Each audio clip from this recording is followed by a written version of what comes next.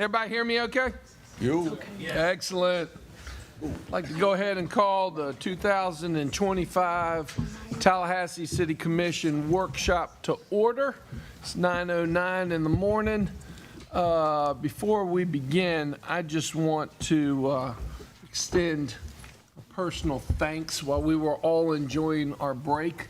I know that Strategic Innovation was working around the clock to put together this incredible workshop today. And I know it's going to be very dynamic. And thank you all very much for your hard work and dedication, along with all of the departments at the City of Tallahassee. I say it all the time. I am so proud of each and every one of you and all of the departments. We truly have the greatest city in the United States, and it shines each and every day. And with that, Mr. Manager, I'll turn it over to you for any welcoming comments. Actually, let me go down the line first. Mayor Pro Tem, any comments to start off with? Good morning. There we go. Good morning. Curtis. Thank you, Mr. Mayor. Good morning and Happy New Year to you all. And I, too, want to express what the mayor has said in terms of us having the greatest team that I can think of anywhere. I've been to several cities over the holidays and couldn't wait to get back to Tallahassee, where we're doing a lot of good things, and look forward to working with you to continue to make good things happen for our residents and visitors here to the City of Tallahassee. So thank you all for what you do, and we look forward to a wonderful year. That's great. Commissioner Porter. Thank you, Mr. Mayor. Good morning, everyone. Happy New Year, and I'm looking forward to 2025. Commissioner Porter, out of all of us, you had the most interesting holiday break. And I will say publicly, as I said over the phone, we are all thankful that you and your roommate are okay. Thank you. And I know that this is an interesting time, transition personally with housing and everything. And hey, we're all here and we're thinking about you. Thank you. It's good to see you. Absolutely. I expect Commissioner Matlow is probably en route and will be here. And so with that, Mr. Manager, let me turn it over to you. Thank you, Mr. Mayor. It's going to be a great day. We're looking forward to it. We've got a full agenda, a number of presentations lined up for you. Today's agenda will be very much focused around your strategic plan. As you know, we are closing the chapter on the first strategic plan that lasted 5 years and proved very productive and fruitful and successful. And we begin the next 5 years. And I think it's worth repeating, you'll hear this in the presentations. That was our first strategic plan. You adopted that 5 years ago, put it in place, and it really was the product of pulling together to the best of our ability 40-plus master plans or plans of that nature that span the organization. Obviously, we do almost everything that you can imagine as a local government might do. We're a full-service municipality. And it was difficult to take that, synthesize it, and put it into a strategic plan that hopefully would provide good guidance and give us good direction to accomplish your priorities. I think that probably exceeded expectations as we closed the chapter on that, and we learned a lot, and I believe this next iteration will be even better. And so today's retreat, kind of focuses on that framework, full agenda to talk about a number of topics. Before I turn it over to begin our presentations, Mr. Mayor, as you recognize the good work of staff, let me recognize a few folks just by name, because all these meetings, when we do these off-site meetings, they go pretty well. Right. But there's a ton of work behind it, as you said, and I appreciate all the work that people do. And there's so many people, I couldn't name them all, but I want to recognize Harold Lane. He's our IT point. Y'all know Harold. You know he takes care of you guys, too. Mm-hmm. He makes it look easy.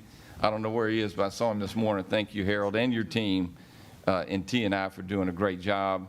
I want to recognize Allison Ferris and Leah Justice and Communications, because I don't know how they do it, right? They set it up and they make it look easy, and it all works good. Thank you guys. And UB Brantley and Spencer Bowens from Facilities, they're going to turn the heat up and then turn the air conditioner on about 3 times a day, whatever keeps us comfortable, and keep it going. And all the facilities folks for lunch and everything. So a lot of folks in it, and I appreciate it, Mr. Mayor, and thank you for recognizing them. And so when you're ready, we're ready to begin the presentation. Well, you forgot one very important thing. Happy birthday, Cynthia Oh. Barber.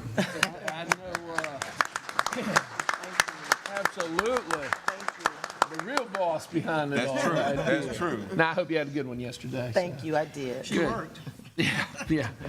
Reese, if you'll just walk us through the agenda, and then we can go from there. Yes, sir. So we've got, the doors are obviously open and welcome has happened, but the first part of the day will begin the strategic plan update. Dr.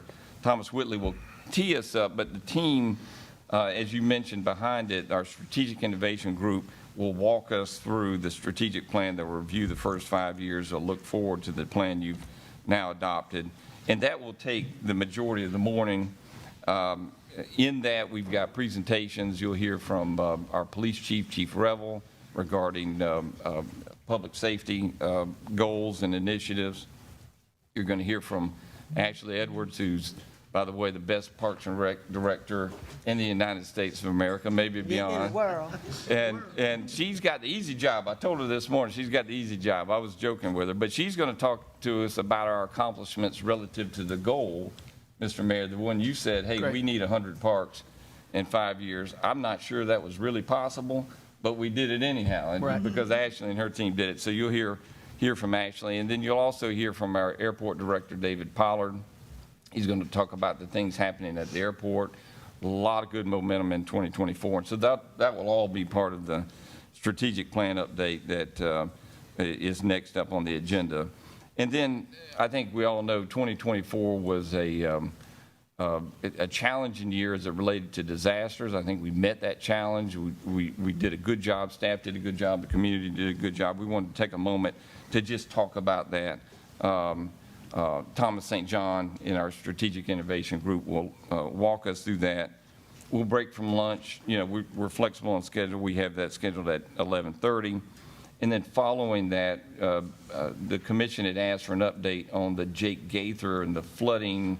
We know we had significant rain event in April of this past year. We're going to talk about that. We've done a lot of engineering work, a lot of expert analysis, and we wanted to give you an update on the things that have happened in the analysis that we have conducted.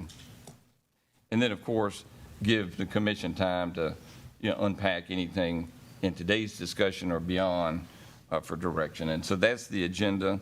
We've got us adjourning at 2 because, of course, you have a commission meeting at 3 today, a full commission meeting. And so it will be a long day. And so we've scheduled a 2 p.m. end time. And so that's the agenda. Again, a full agenda. I think you will like it. I think it certainly will probably encourage a lot of input and discussion. Excellent. And of course, we will spend as much time to make sure we address all issues under commission discussion that anybody wants to bring to the table as well. This is the appropriate forum to do so. But we do have a commission meeting at 3 o'clock, so we'll go as far as we can before breaking and to relocate over there. Let me remind my colleagues also, traditionally, we do not take public comment at the retreat. This is just the opportunity for us to talk. Obviously, any decisions made here would need to be ratified at a full city commission meeting where we would take public comment as well. Any other questions or comments or anything before we get started? Yes, ma'am. Mayor Pro Tem. Thank you, Mr. Mayor. Not Happy a question. Founder's Day. Thank you. Not a question, but I want to make a couple of introductions, if I could. Sure. I have 2 young people who are shadowing me today. What a And, day to shadow. It's a full day, and I want them to understand. We have Mr. Chief Bates from the Bethel Christian Boys Academy, right up front here. He's a 6th grader there. And we also have Ms. Kasdan Harrison from Ricketts High School. And Kasdan, you're 11th grade or 12th grade? What grade? She's an 11th grader at Ricketts High School. So thank you for being here with us. If y'all see her, say hello and continue to be the good public servants that we are so that these folks will come and want to take our place one day. Thank you. There we go. Wonderful and welcome. Okay, with that, let's turn over to Dr. Whitley. Thank you, Mr. Mayor, commissioners, appointed officials, everybody in the public. Good to see you today. As the manager said, we expect this to be a good day. We're looking forward to the discussion. Obviously, hearing about the success of your strategic plan, your first 5-year plan, and kicking off your second 5-year plan. As you know, the Strategic Innovation Team has been working on this for a very long time. Wrapping up this plan, tracking it, and developing, with your direction and guidance, a new 5-year strategic plan. So you don't want to hear much from me. You want to hear from those who've done the bulk of the work on it, working directly with our departments and their subject matter experts for months now, putting this plan together, taking your direction, and giving a product that we believe captures the vision that you've set as a commission, and set some pretty bold goals. So as the manager said, we'll have a couple kind of mini presentations related to the airport, public safety, parks, just to highlight a few areas in the plan. But with that, I'm going to turn it over to Javante Swinton, who is kind of been the point, one of the leads on tracking the plan and helping develop this new 5-year plan. And he'll walk us through the success that we've had, that we've seen with your direction, and where we're going moving forward. Right. Javante, good morning. Good morning, Mr. Mayor.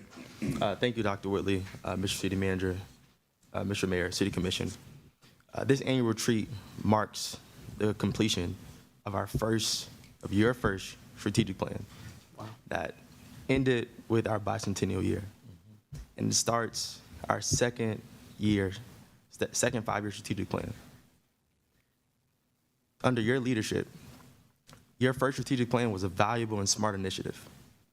It allowed city resources and city departments to align under 7 priority areas. As Dr. Whitley mentioned, I'll walk through your first 5-year strategic plan.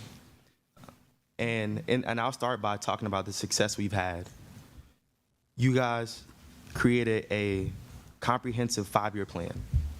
It had a lot of information, a lot of metrics, 27 objectives, 134 targets.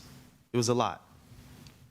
And I'm going to walk you through the development and give you some background of how we got there.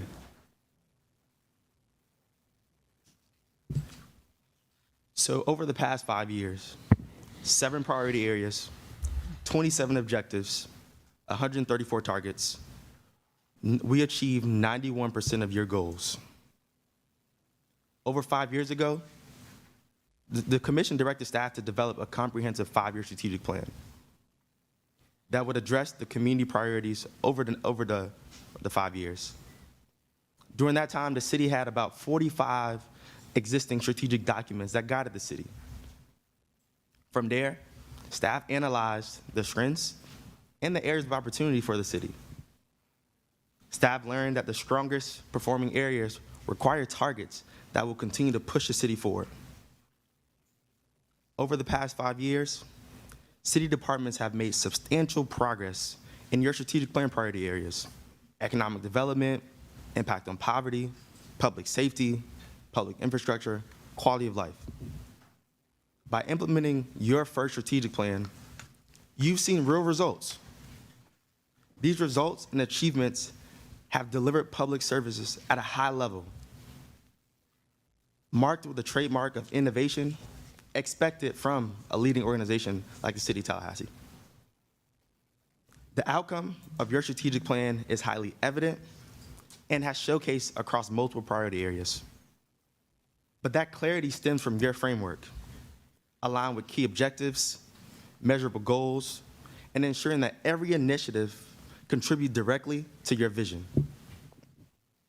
Through constant evaluation, reporting, again, your results are visible, offering the community a clear picture of what progress and success look like. Your framework served as a guiding structure, turning strategies into actionable steps and producing outcomes that are both meaningful and easy to observe. For example, city departments made strides in leveraging the Tallahassee Airport as a regional economic catalyst. We continue to attract more affordable housing development and enhance the quality of life by further expanding our parks and green spaces. Through your investment in city infrastructure, housing, public safety, you help foster economic growth here in Tallahassee, which allowed us to be named the strongest economy in the U.S. Another highlight in the strategic plan is the % increase of annual grants awards. Over the past 5 years, the city has brought home $350 million in grants, surpassing our annual 5% target. That $350 million in grants we brought is more money than tax revenue we generated over the past 5 years. Just in these past 2 weeks, we've received $34.7 million, $28 million to our electric and gas department for electric grid resiliency, and $6.7 to the airport for their taxiway infrastructure. These successes and accomplishments are a reflection of your direction, the commitment to excellence, and to continue to set the city as a national leader in delivery of public services. By setting clear objectives, a unified vision, your first strategic plan delivered. Your framework not only guided key initiatives, but also set the stage for future planning efforts, providing that it benefit and it was a catalyst for that data-driven and impactful decision-making. Next, so I just took some time and I went through that development process. I talked about the successes. But with those successes, I want to highlight some of the things we've learned through your first strategic plan development and how we use those lessons to push us forward. Because these lessons, these successes, and this development has set the foundation for your next 5-year strategic plan. And so when I talk about lessons learned, your first strategic plan brought a lot of success and advancement, but also provided valuable lessons and highlighted areas for improvement. One being external factors impacting targets, whether that's technology advancement or even a pandemic. But as we develop your next 5-year strategic plan, we took all these things into account to ensure that an organization remained resilient and focused on its objectives. Another lesson learned is fiscally responsible consideration. An example of that in our strategic plan is the CAPRA accreditation. As mentioned, Ashley is one of the best director in the world. We've seen that, and we've seen that. Ashley departments continue to do more with less, spending more where it matters, like increasing quality of life and access to parks and open spaces. Ashley and her department has been recognized on every level, and they're an award-winning department. Another lesson learned is ambitious goals. And one of those is % of residents living within a 10-minute walk to a park and open space. That was a very ambitious goal. It was a stretch goal, but we're currently at 92%. And that's one of those challenges that we're not going to shy away from. So we carry that over to our next 5-year strategic plan because that's a goal that we plan to accomplish. While we have stretch goals throughout the plan, they're very important. Over the past 5 years under your direction, with the help of our city departments, we've identified emerging opportunities that just previously wasn't available. The insights have informed us to better understand the challenges we will face now and in the future, and open the door to innovative strategies and solutions for achieving even greater outcome in your next 5-year strategic plan. So I laid down a foundation. I gave you the development, the successes, some of the lessons we learned, which all leads us to the road of the framework.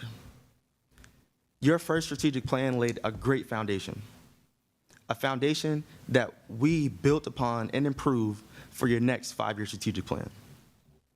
And I'm going to walk you through that. The framework. This strategic plan framework achieved 91% of all targets and initiatives in your first 5-year strategic plan. Your first plan success and value helped guide the development process for your new five-year plan.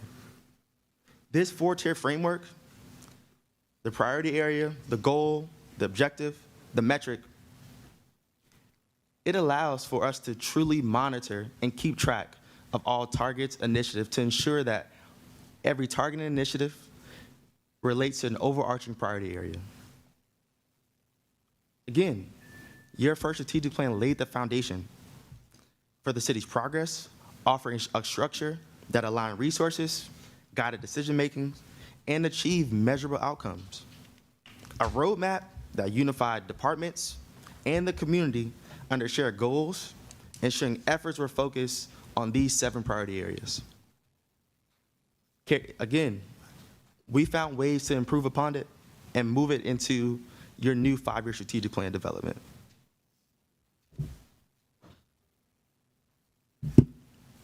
Priority areas. These are the 7 priority areas that you approved. They stayed intact from your first strategic plan. Throughout your first plan, we learned that even though departments and programs have changed, all organizational activity are captured under these 7 priority areas.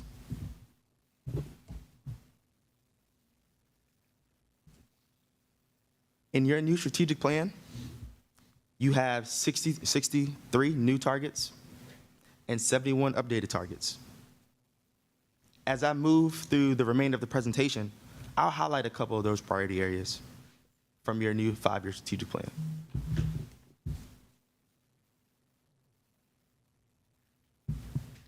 The first one, economic development.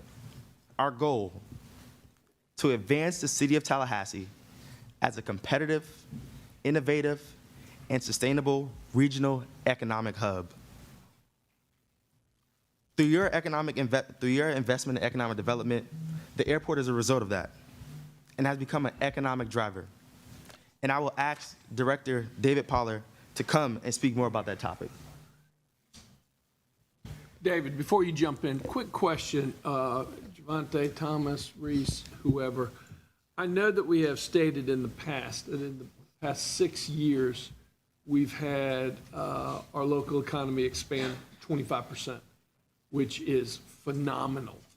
My question is, have we ever done an analysis to other municipalities our size, not only in the state of Florida, but across the country, to see if anybody has matched that rate? And if not, maybe it's worth taking a look at. It is unprecedented to have a local economy expand by 25% in 6 years. I mean, that is absolutely phenomenal. I'm just wondering how we compare against other local governments and local economies across the country. It's a great question, Mr. Mayor. We haven't done that exact comparison, but we do have comparisons, as you know, where we benchmark ourselves against other communities. And one of the targets that's in the strategic plan focuses on household income, right? And the rate that grows compared to the statewide average. And so we understand that we want to have success here that's meaningful in Tallahassee, but that we want to have success compared to our peer communities and to the state as well. So we can certainly look at an analysis like that in particular. Mr. Mayor, let me add to that, and I think that's a great idea. What Javante mentioned it, we know that we were measured. We weren't designated or ranked. We were measured as the strongest economy in the United States. And some even said, well, I don't know how to do that, right? It's kind of complicated. We know that one of the fundamental pieces to measure an economy is GDP. And that's what's in your strategic plan, that growth in GDP, and that's what you're referring to, gross domestic product, along with other key metrics. And so that was news to us, in fact. So we had this independent party that does these evaluations. I think that's a great idea. We can compare GDP, and there are other factors that are indicative of growth of economies. And they may not be so apparent because it takes into account so many things. We know in the case of our universities, which are key institutions and key economic engines in our community, they're expanding and investing and adding. That matters to our economy. And so while it may not seem like you have the new business, the institutions matter. And so I think it's a great point. How do we compare? And it matters because when people are looking to invest in Tallahassee that are outside of Tallahassee, they want to know, they need to know that your economy is strong and growing. So it's certainly worth the effort. Well, and it would be interesting, at least I think it would be interesting to know what is the difference between the Tallahassee local economy versus the MSA data. To really highlight what's going on in our backyard versus on the MSA regional level. So, yeah. Javante, great job with the intro. David, welcome. Thank you, Mayor, Commissioners, appointed officials, and to the public. Certainly appreciate the opportunity to come before you today. We've certainly been working very hard over these past 5 years with this latest early strategic plan and the next strategic plan. We understand the importance of the airport to the community and the importance that the airport serves in developing economic opportunity and jobs. We've been working very hard behind the scenes. I'll give you a quick snapshot and run through here today on some of the things that we've been working on. But again, certainly like to take pause and recognize the hard work and efforts of our very talented staff that we have out at the airport. I always like to recognize them because they're working hard for us every single day. I'd like to also recognize city leadership for the great support, the challenges and opportunities that pop up occasionally. And I've got to seek guidance. I've got to ask. I've got to, benchmark and all these other things. And the support of our city leadership has been top notch, and certainly really appreciate that from the top down. So, and with that, also the support of this commission. I've brought you a lot over the past 5 years. I know that, right? And we've worked through various opportunities and challenges. But again, realize that we're working very, very hard. The changes that we're making are generational and transformational out there at the airport. You see it when you're driving by, and that's what we're going for. And we're going to continue to do that as we amp up our capital improvement plan and as we continue to set the stage for these next 5 years. So with that, just a reminder of our previous strategic goals that we have outlined here. I won't read them to you, but this is what we've been focused on.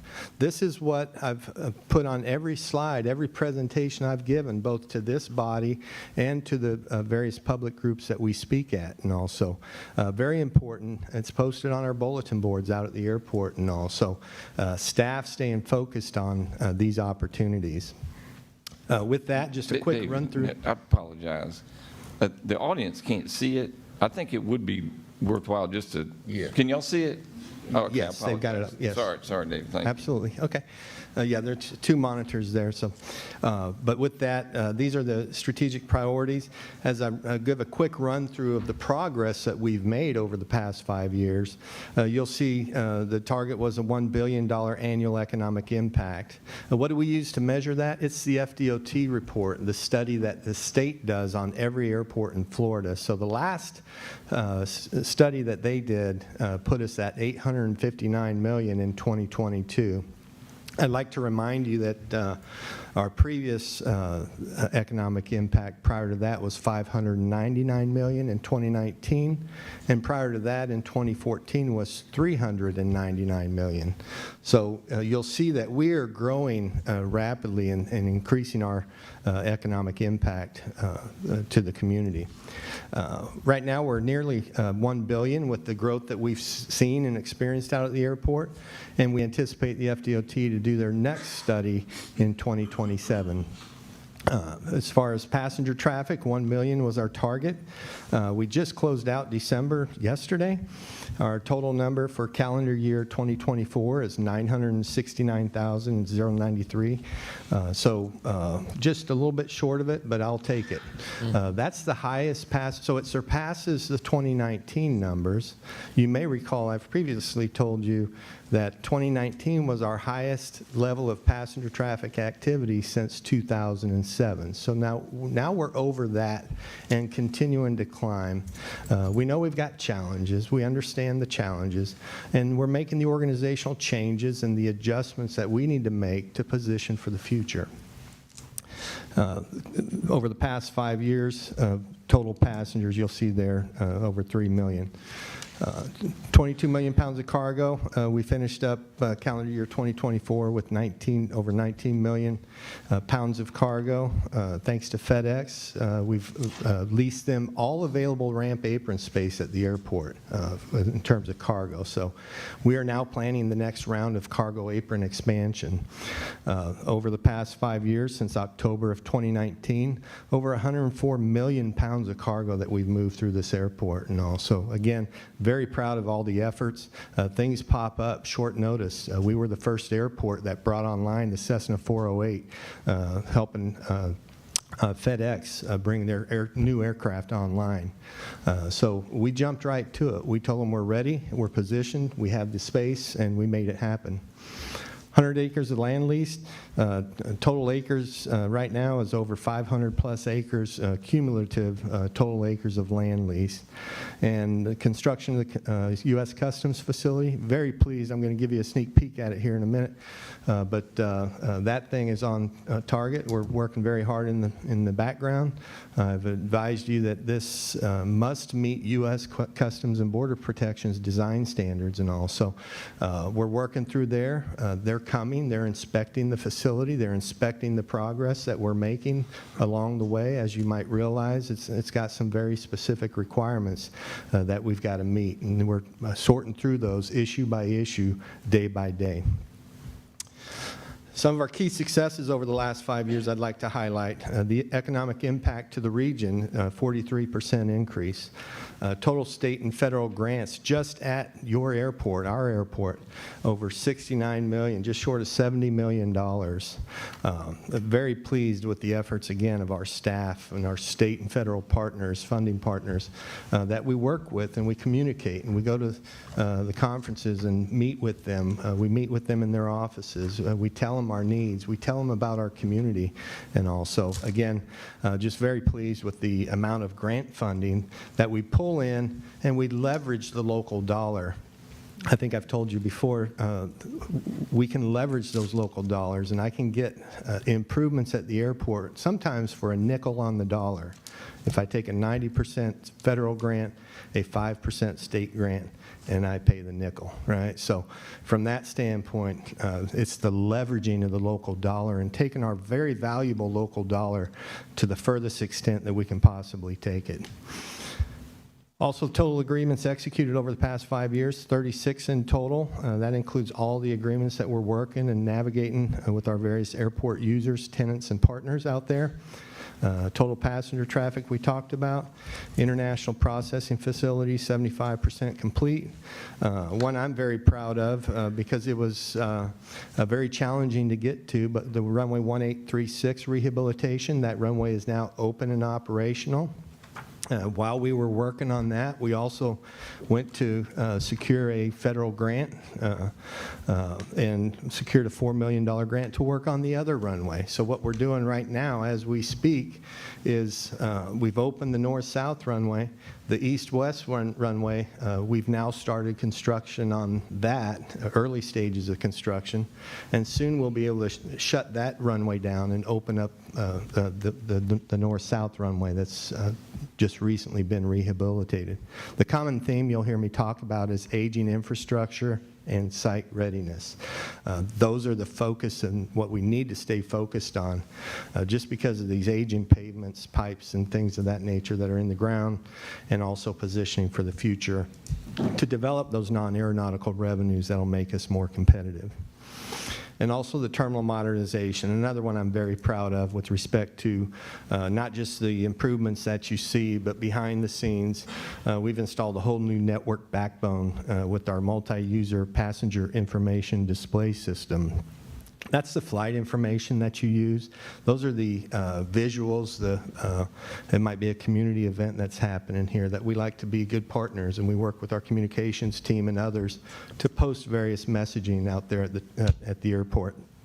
And lastly, Wi-Fi improvements. We went from just 8 wireless access points out there at the airport. Through this project, we bumped up to over 30 access points because of the needs of our travelers and the need to be productive and stream and work and sometimes have 2 or 3 devices that we see them using out there and also. So here's just a quick visual of our runway 1836 project. Our terminal modernization project, you might recall that we also added the Duncan there, very popular. And so we worked through that, got our food and beverage concession to become the franchisee there. You'll see a picture of the Wi-Fi access point there. And we're getting a lot of great comments on our ring lights that we put in out there and on the air side. In addition, we worked with our airline partners to upgrade their gate facilities. I wanted a better look, and so we partnered with them. We worked with the corporate in Atlanta, and we worked with the corporate in Dallas with American and Delta Airlines and their IT people, and just got to a great solution. We took the lead here, and we developed a whole new look to the gate areas out there that's much more user-friendly to the actual agents that are working the positions. But also, you'll notice on the far right, lower right, you'll see we added an information screen for the standby list and some of those other things that people commonly like to look at there. So. We developed a new airport access and roadway realignment, creating a much nicer entrance coming off of the Lake Bradford intersection, and also sets the stage for our QTA, our rental car quick turnaround service facility, and also the cargo apron expansion. So now we have a new roadway network, entirely new roadway network on the east end of the airline terminal. As we look to the future, we're positioning ourselves with, in this case, it's a Beta electric aircraft charger. We've added that. We're one of a few airports in Florida that have this infrastructure now. It's ready and available, and you're going to see and hear a lot as we move into 2025 here and also 2026. Get ready, because this is coming. It's not if, it's when, and it's coming very soon, and much sooner than you might think. So we're working very hard in the background to develop the relationships and the infrastructure as we continue to press ahead in this arena. International Processing Facility. If you'll direct your attention to the lower right screen, this is a 40,000 square foot addition to our main airline terminal. So it's presented some issues, you know, when you're trying to add on to an existing facility and all, but we're sorting through those, and I'd like to give you a quick 20-second visual of the construction since we met and did the groundbreaking in May of 2022.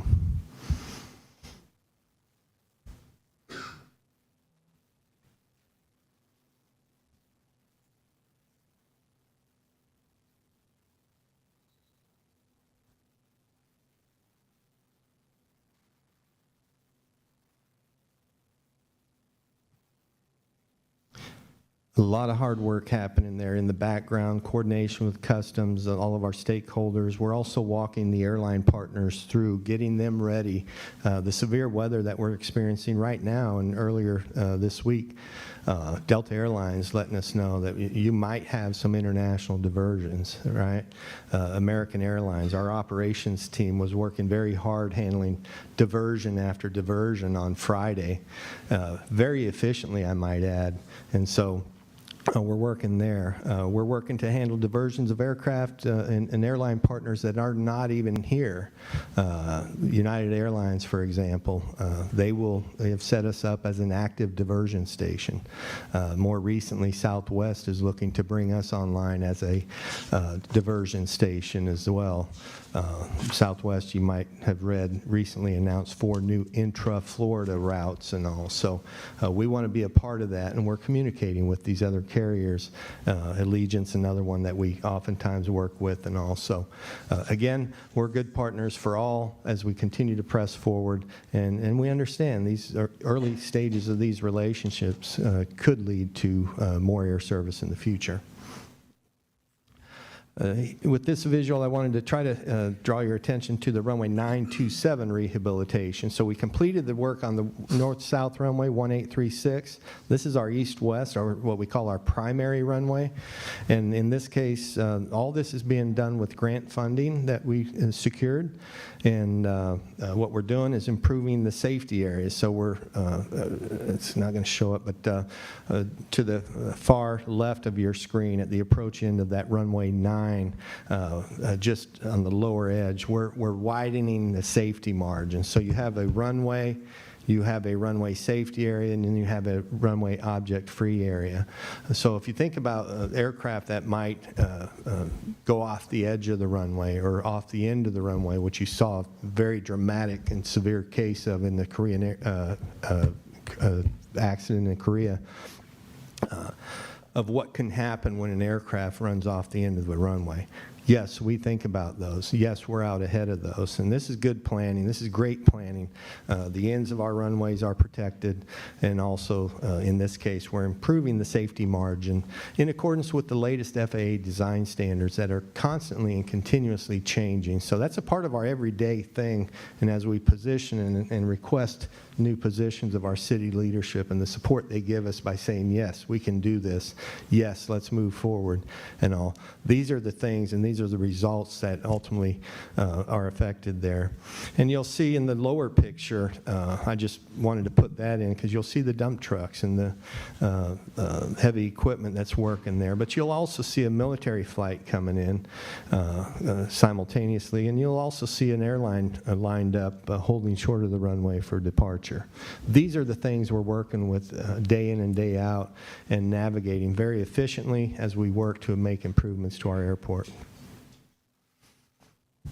As we look ahead, strategic priorities in this next strategic plan as we look to the future, we're setting strategic, visionary, and bold goals as we press ahead. And again, with your support and leadership, we're going to continue to keep stretching ourselves and working towards a better airport.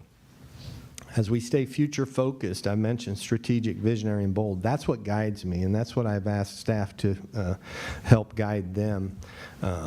Be strategic, be visionary, and be bold. So we think about aging infrastructure. We think about site readiness and activation, air service development, cargo, freight, logistics, safety, security, capacity. With the emphasis on capacity, I like to continuously remind this group of the importance of us staying out ahead of our next chapter. And from that standpoint, I've mentioned the changing FAA design standards and guidelines.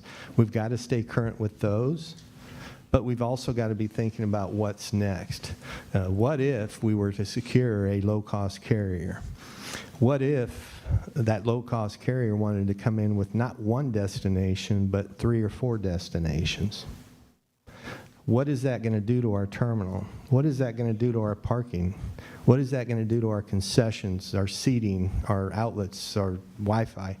All these things that we're thinking about that we need to continuously stay ahead of as we position ourselves for the future.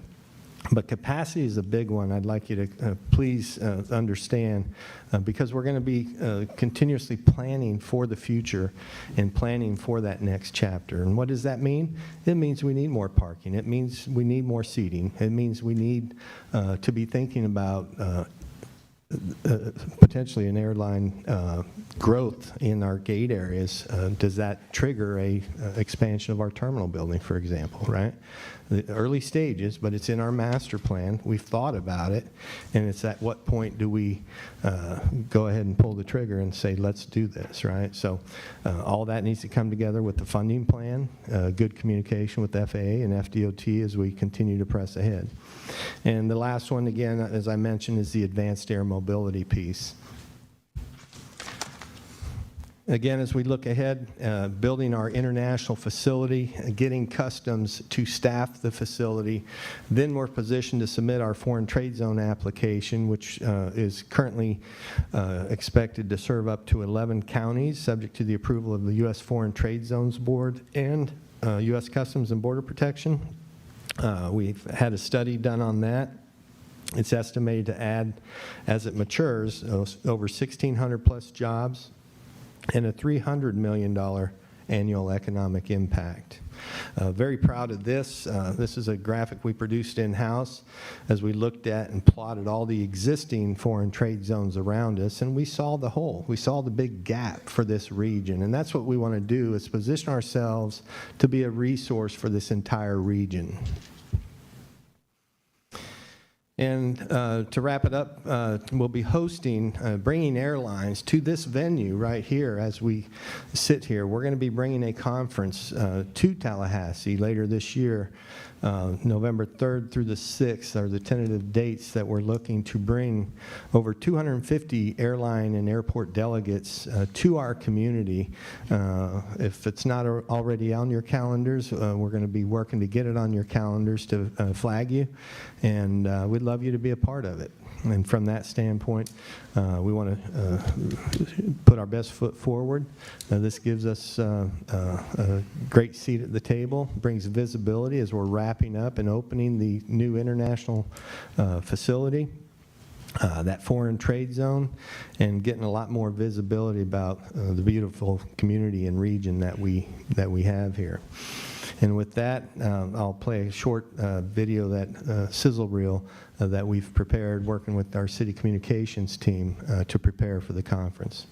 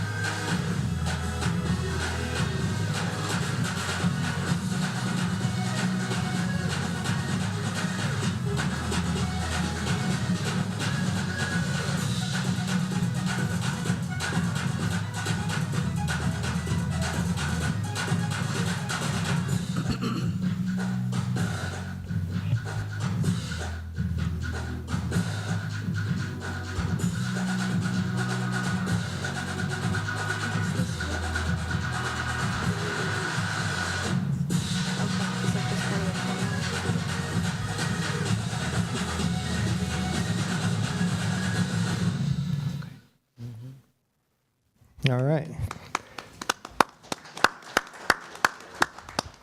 And with that, Mr. Mayor, I'm happy to answer any questions you all may have. Excellent. Colleagues, any questions? Commissioner Richardson. Thank you. And David, you certainly addressed this and addressed it adequately, but we've heard a lot about complaints about the lack of air service, out of our airport, and the cost. We heard that made an issue.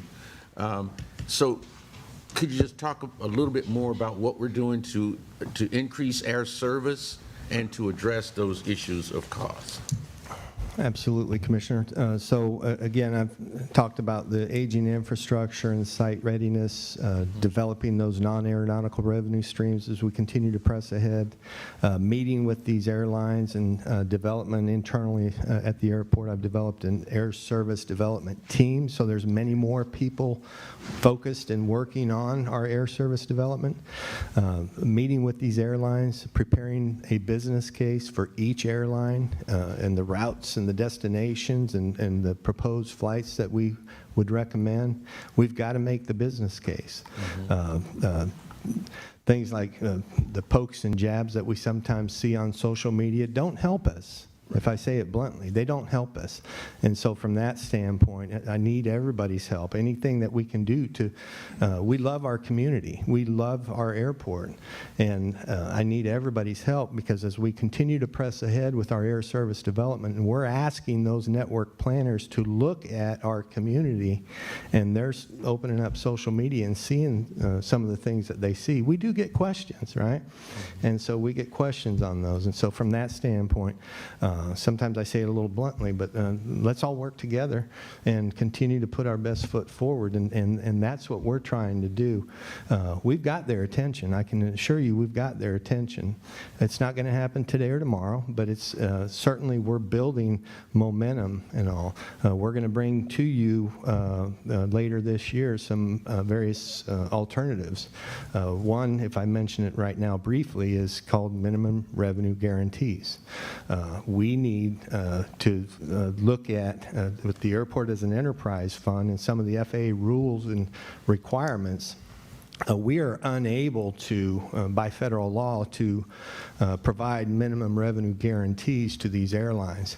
But that's what's making the deal with these other airports, right? And so working with our partners at OEV and Blueprint and this body, our leadership and others, I just now ask for your support as we're going to bring some new things to you over the course of this next year.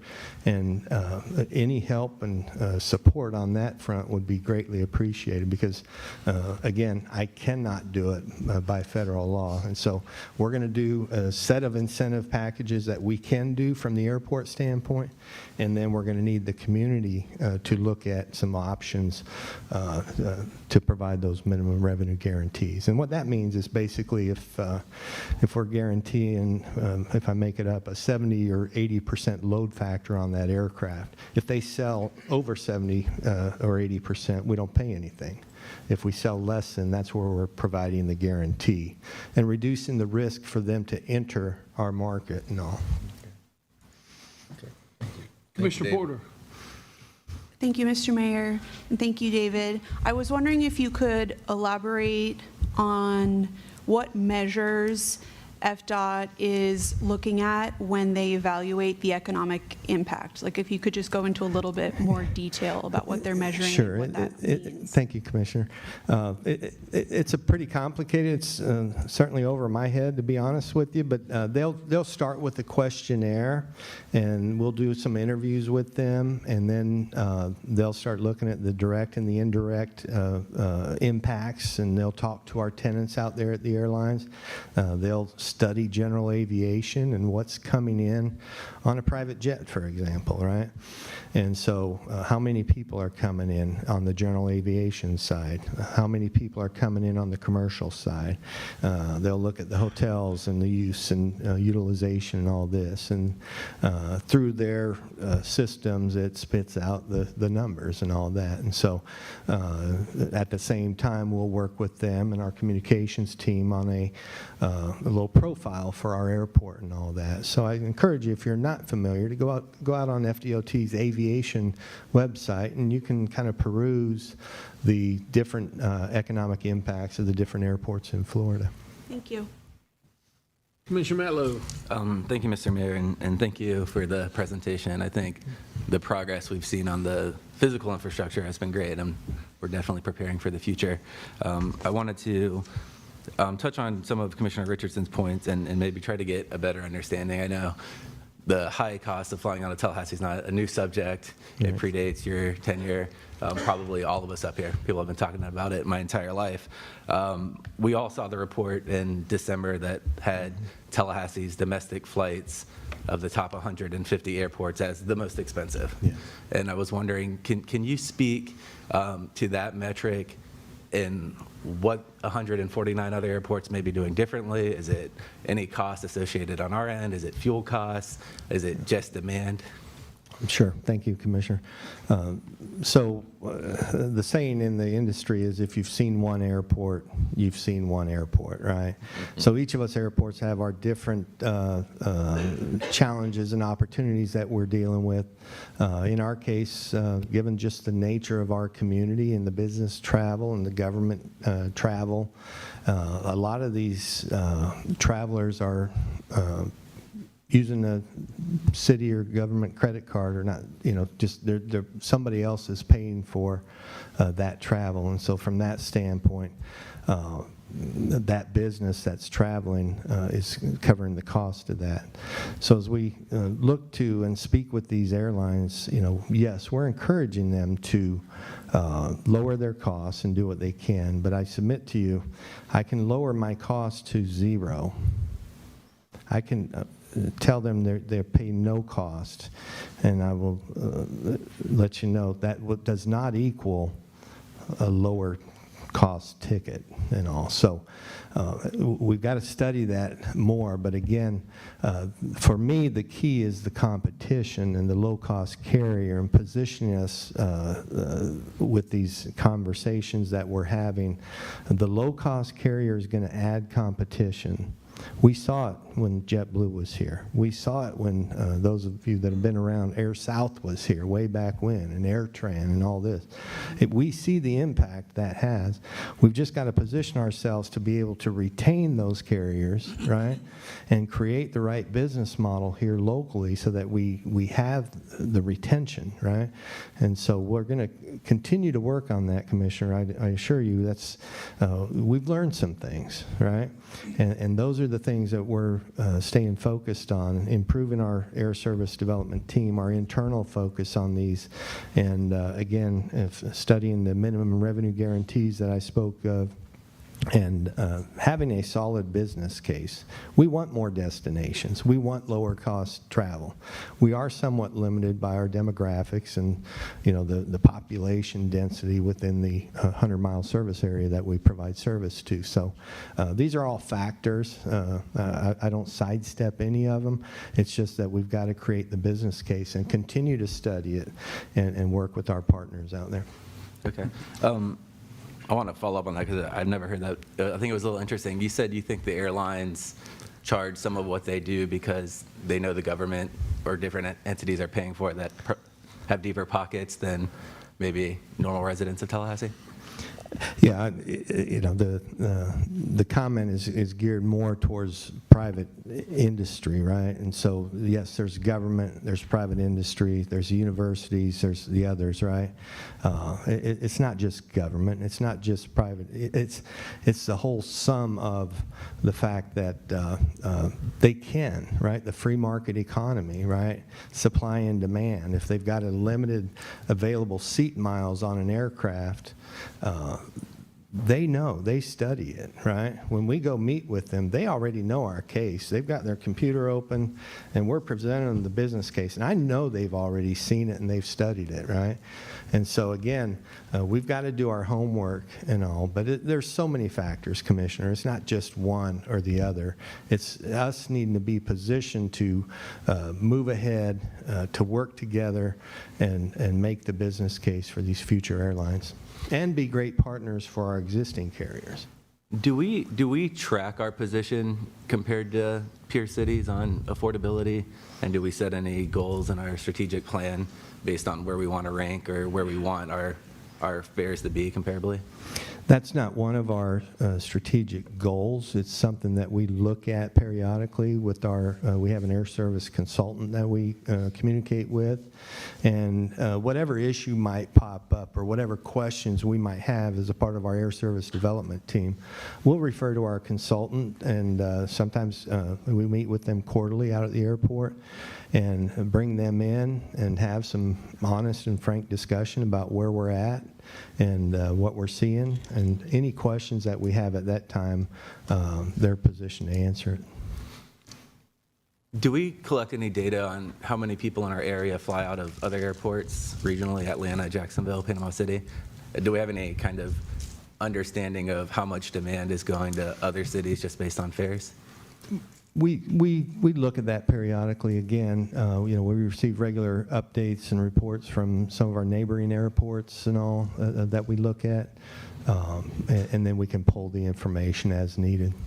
Okay. Two more questions. Sorry, I'm not grilling you. I just want to. It's okay. It's been piling up since the last time we spoke.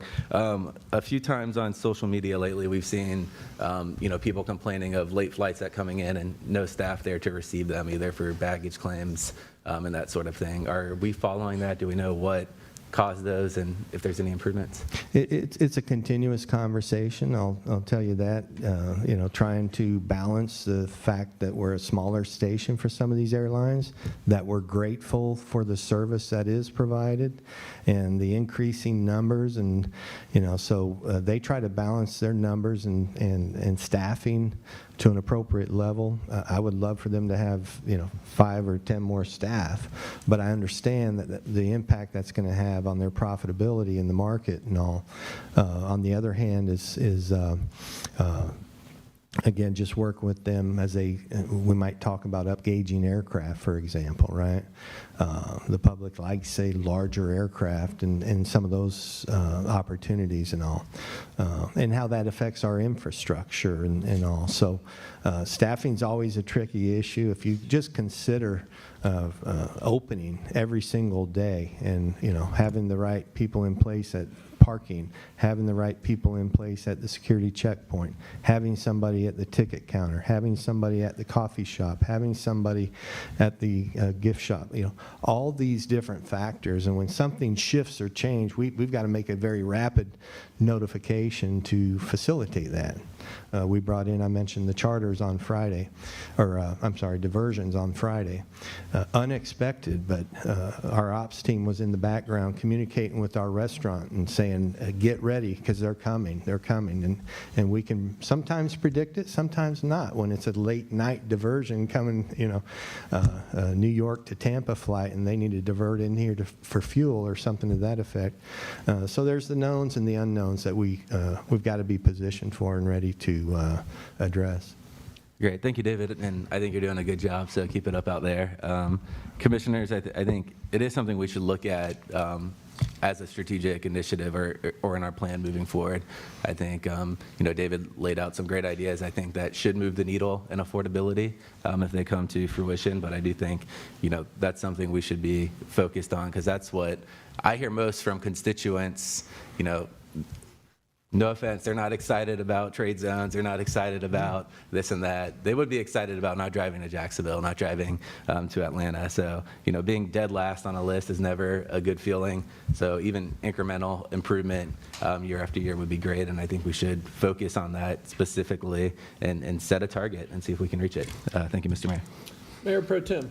Thank you, Mr. Mayor. Thank you, David, for a very comprehensive report. And, I'm on social media a lot too, so I see it, and I agree with you. We're not going to get where we're going if we're going to continuously tear our own selves down, because people look at what you think about your city, and if you don't think highly of your city, then why would they? Right. And so thank you for the job that you're doing, regardless of what is being said. Just a couple of questions, because when I see this, I think about this. Who sets the fares for the airlines? It's the airlines themselves. Okay, I was going to say, you don't set those, do you? We don't set The that. airport The has city's not doing that. has no say in the rates that are being set. Okay, and who staffed the airlines, for the late nights and whatever? We're not staffing that. That too is the airlines. And I think that it's important for the public to understand that it is not the Tallahassee airport that is the cause of that, but it is that, these folks are like, they're renting a booth more or less, and they're having to staff it. So based on whatever's going on, they're responsible for those things themselves. And I think too that we also should be very careful of reports that come from places where we can't identify a good source. And know how because I'm real big on data, and you can make data say what you want it to say if you know where you're trying to get to. And when I was first approached about Tallahassee having the highest fares in the country, or wherever, however they said it, how do you compare that? I mean, what do you use? What are the data points to make that determination? Whether you drive to Jacksonville, Orlando, wherever, people are going to make decisions based on their pocketbooks. And the fact that you're able to, you can afford to fly, period, is a good thing. But there are those of us in our community who will never be able to fly, or nor do not want to fly, and so they travel other ways. And so I think that we just need to be very cautious about accepting what others tell us about us without looking under the hood and understanding how they came to that determination. Because I know what data can do. What's the answer? What's 1 + 1? What do you want it to be? That's the answer. So you have to be very careful. So I'm very skeptical many times when I see others talking about us in a negative way, and it takes the day for the media. And I encourage the media to help us in this endeavor. Look under the hood too. Look deep before you leap. and put a headline out there that we can't explain or can't describe, because what that does is it takes time away from you and your staff of hitting our strategic goals and plans to try to deal with this fire that has been set by someone else, while you're just trying to do what you need to do and trying to meet our goals. So I want to applaud you and your staff out there for what you're doing. I've flown in and out of the airport. I love the improvements. I don't want our airport to become an Orlando or airport. I don't want our airport to become one of those big major airports where you're having to run around to all these gates. They're airports that I used to love. I hate them now because I can't get to where I'm trying to get to almost without a wheelchair. So Yeah. I like the fact that we can get to our gates. And I was traveling recently to Southwest. I flew into Southwest, the airport there, and it felt like our airport. So it felt good. Yes. And I'd like for our airport to continue to feel good. Yes, and that's a great point, Commissioner. You know, I talked earlier about generational and transformational, but also the atmosphere of the airport and the way it feels, right? That's important to me. You know, we see people dancing in the terminal sometimes, right? It might be our music, and they're standing there, and you know, and all. And so, atmosphere is very important to me, and just the overall customer experience and all. So, while these are not, you know, we don't set rates and we don't provide airline staffing, be assured we are a part of that, right? Just the other day we had one of the pieces of TSA equipment go down. Very unfortunate, but things are going to break. And all the things that we deal with day in and day out, in this case it was a piece of TSA equipment, but we were able to communicate with them and make sure that we got somebody coming, a service tech, and through various conversations the response time has gone way down, and that equipment was right back up and operational. So those are the type of examples that we are doing behind the scenes, even though we don't directly control it. That's a great point. You're part of the team, but you're not the leader. You're not the one who's making those decisions for these airlines. So I think that sometimes we miss that. So thank you again for the work that you're doing. Thank you, Commissioner. Keep going. Keep going. Excellent. David, a couple of questions. First of all, love the team. You and the team are fantastic. I think y'all do a great job. I think the quality of life experience at the airport is second to none. And yes, we do have people that drive to Jacksonville or Atlanta. Time is money, you know, and that needs to be factored into the overall picture of personal economic impact when flying. But when you can park in our parking lot and get to the gate with an electronic ticket in less than 15, 20 minutes, that's phenomenal. And the same with landing. Several questions. A lot has come. I've been thinking about both with my colleagues' questions, but also how you've presented. So, number one, you say that we're 75% complete with the Customs International facility. When can we expect the ribbon cutting? When do you think we're going to be up and fully operational? Yeah. Thank you, Mayor. So a little bit of a moving target there with respect to the contractor's progress, the required inspections that we need to schedule with Customs, and the different sides of Customs. So you've got the facility side of Customs, you've got our area port director out of Jacksonville and her team that we're communicating with. So facility and construction and the more operational aspects of what we're doing. So I will say, in general terms, we're looking at third quarter of this year. Okay. And so from that standpoint, with the qualifier of the progress of the construction and the contractor, the formal approval, you may recall we have now executed our user fee agreement that establishes the Customs and Border Protection staffing, and that's been executed on the city side.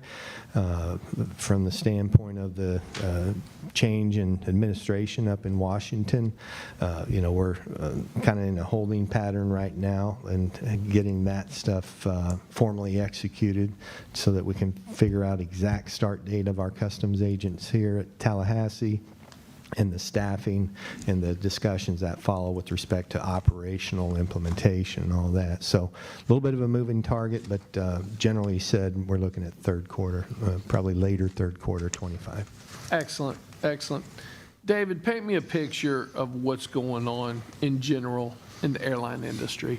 2024 was interesting to say the least. One of our carriers, Silver, declared bankruptcy. Okay, pulled out. JetBlue, complete corporate restructure internationally, pulled out of many airports.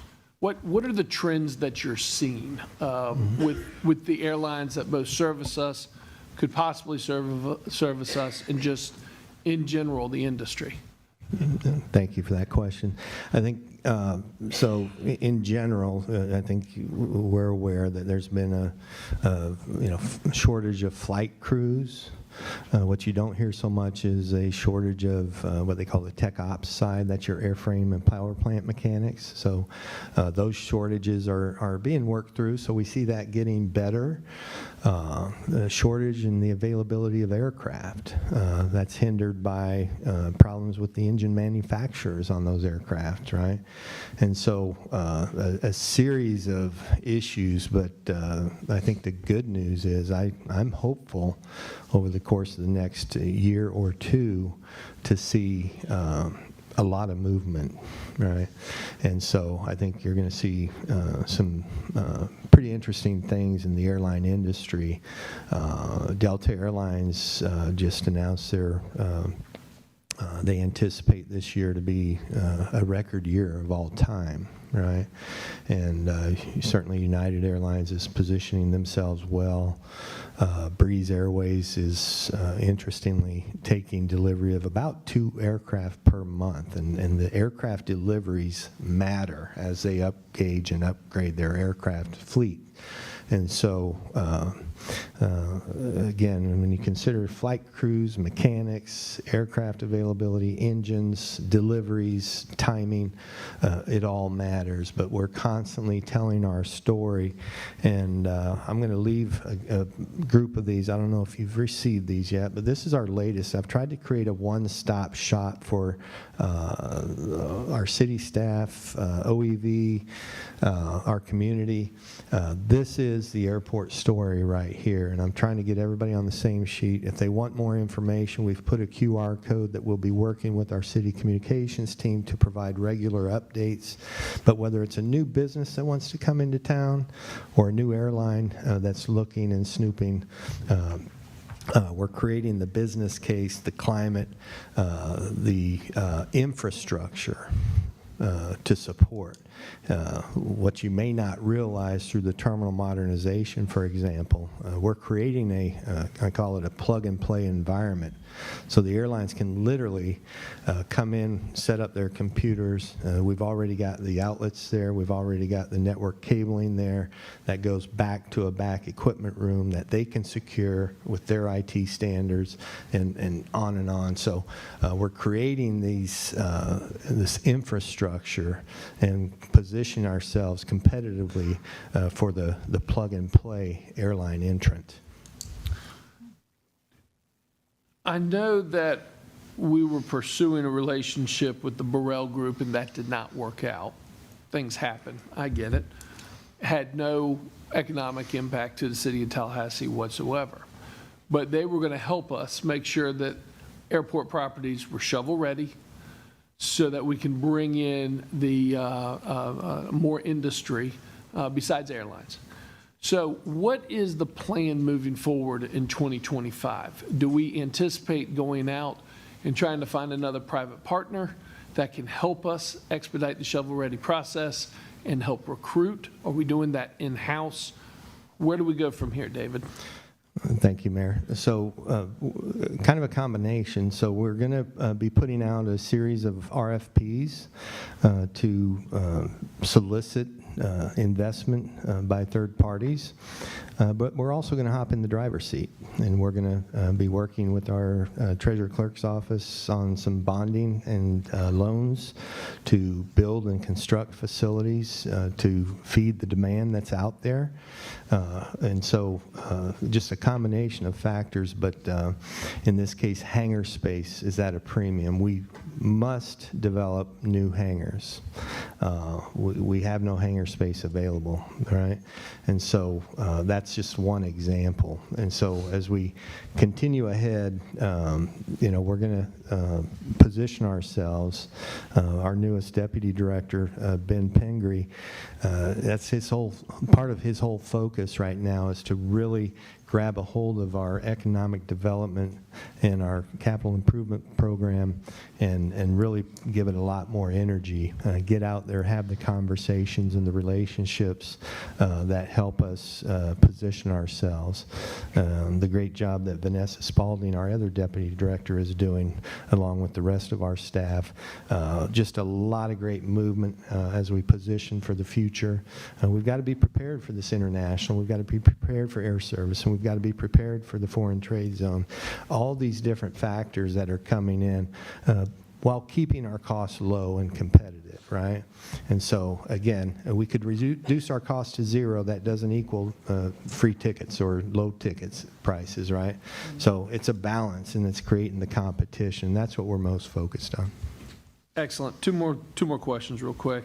I'm really excited about the VTOL technology, the vertical takeoff and landing technology, and I'm glad that we have the infrastructure in. When can we anticipate, and you might not know the answer to this, I get it, but when can we anticipate the FAA giving the all clear for this to become true commercial flights in the near future? So that's happening pretty much as we speak, Mayor. Actually, tomorrow I have a meeting. I've got 3 manufacturers in vertiport manufacturer and also end user equipment coming in to have a meeting with both us, and also after we complete our meeting, they're going to right across the street here to the DOT building to meet with the secretary there. So it's you're going to see a lot of education awareness campaign coming out of the state level on this. So we need people to understand what this means. It's if you want to kind of envision quiet helicopters flying around.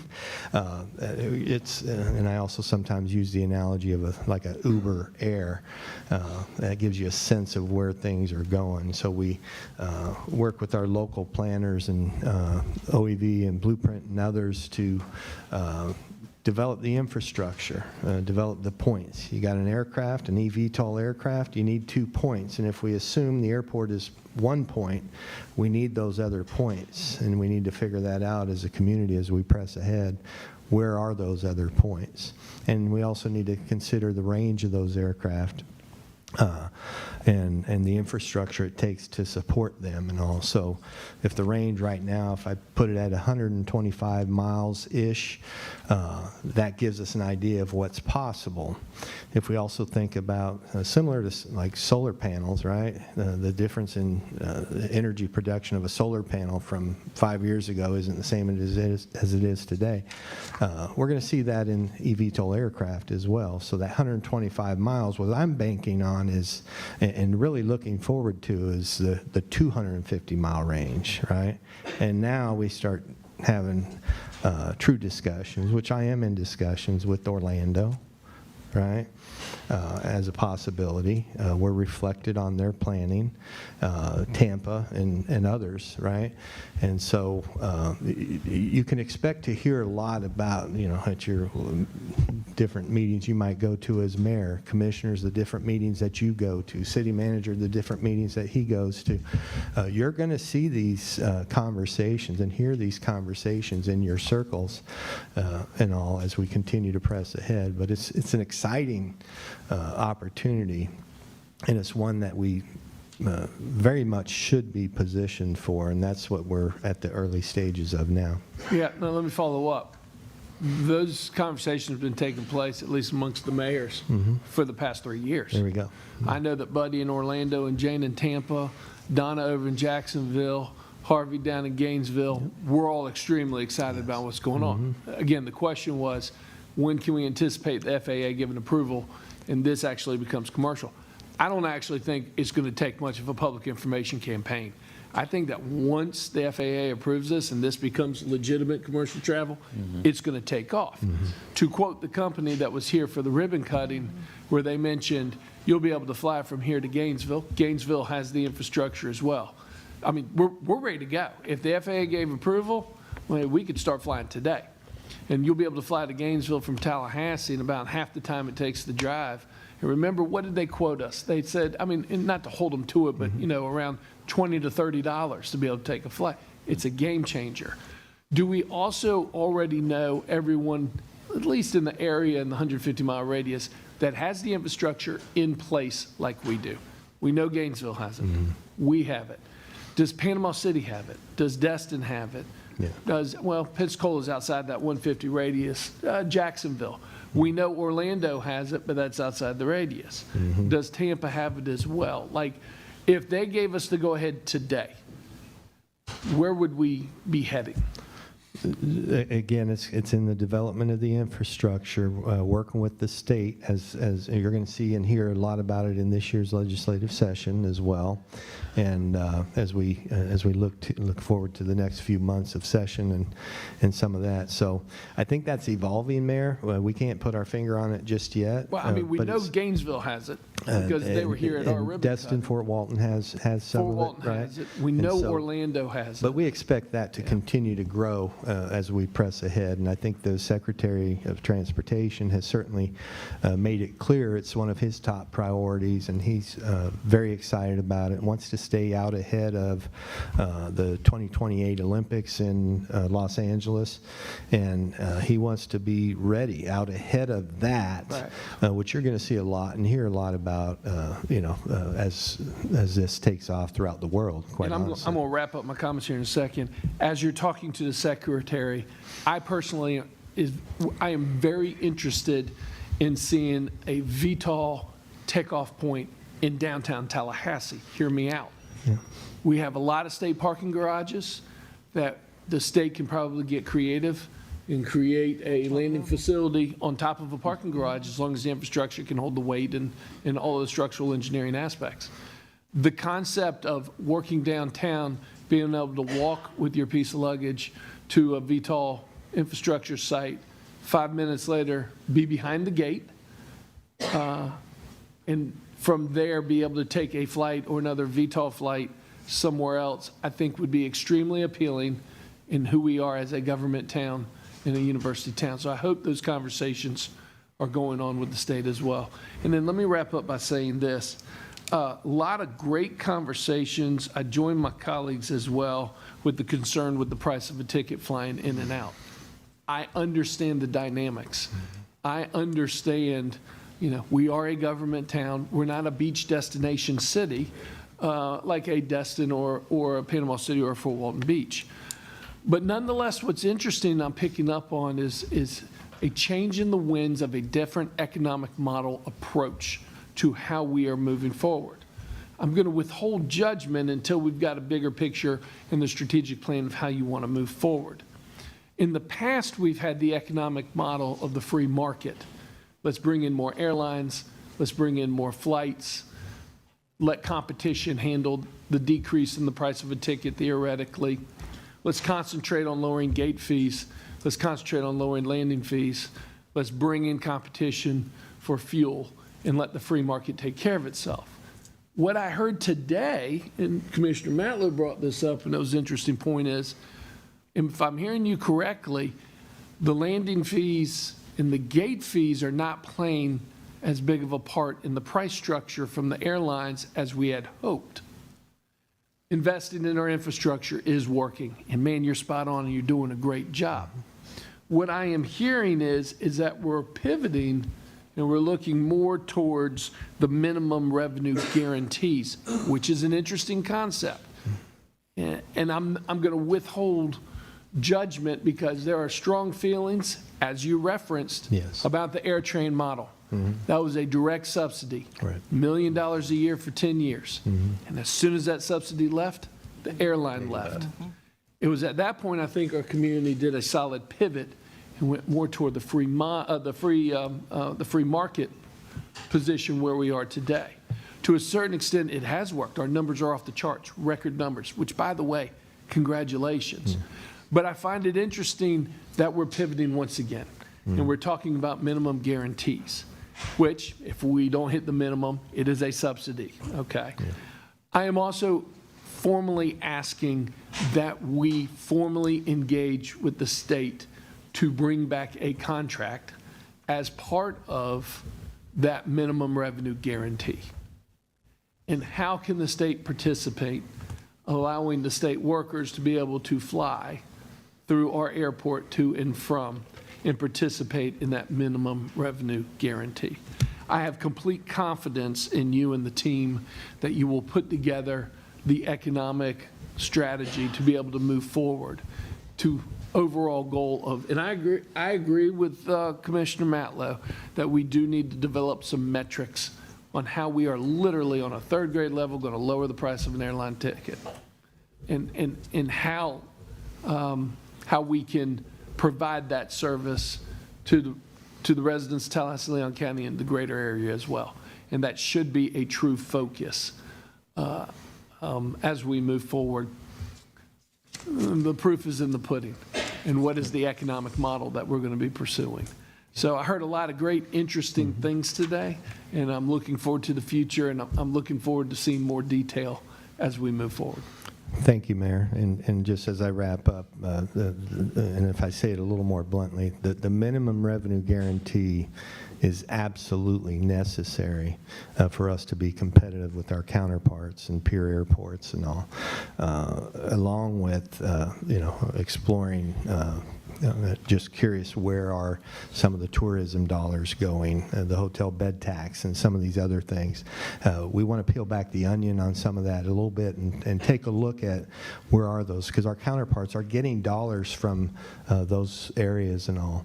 We're not getting any, and those are some opportunities that I'd like to further explore. I'm going to ask Ben and our team to really take the lead in putting together a great model that we can bring forward some recommendations to our city leadership and to you all to kick around and see what can do it. But absolutely, competition is what gets us lower airfares, and creating that right economic model and creating the right competition with an ultra low cost or low cost carrier or another airline partner there. And yes, as far as the state contract, we have been engaging DMS on that, Mayor. We are studying that. I would like to get in before he leaves office with CFO Petronas, who oversees all that. And as we continue to press ahead, I've had some preliminary conversation with them, but I'd like to take that next level and talk about how we can be a technical resource for them. We understand the state travel policy may be a little outdated and all that, so we want to assist as we can and get to exactly what you recommended. Well, and I hope that we have proven that we are willing and able to be great government partners with the state of Florida with the recent expansion and relationship with the State Air Guard. And I'm extremely excited about what that's going to bring forward.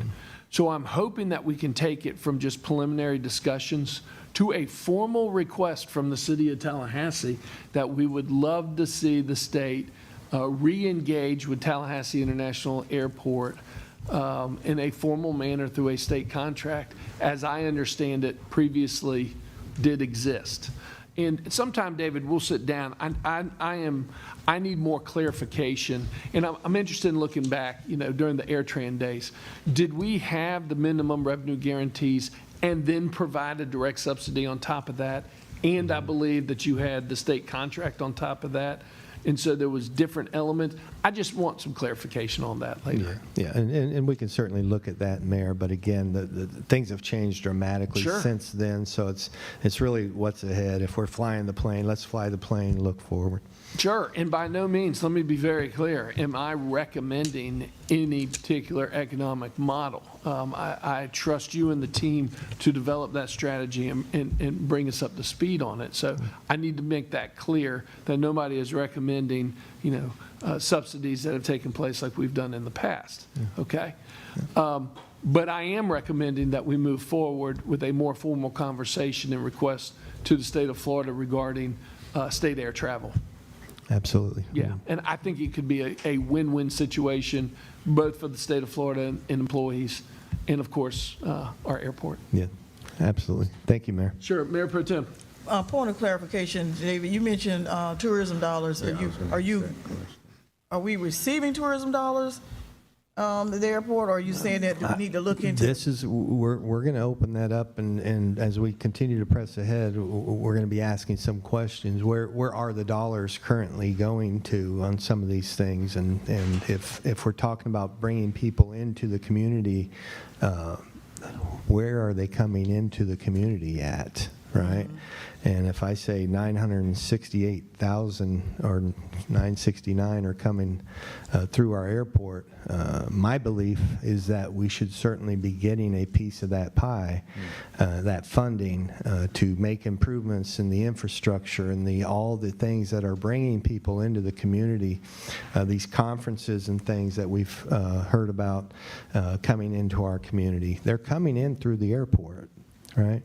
And so for us to keep pace with the aging infrastructure and to remain competitive with these airlines and create that competition, we've got to continue to look ahead, but we're going to need to do some things different.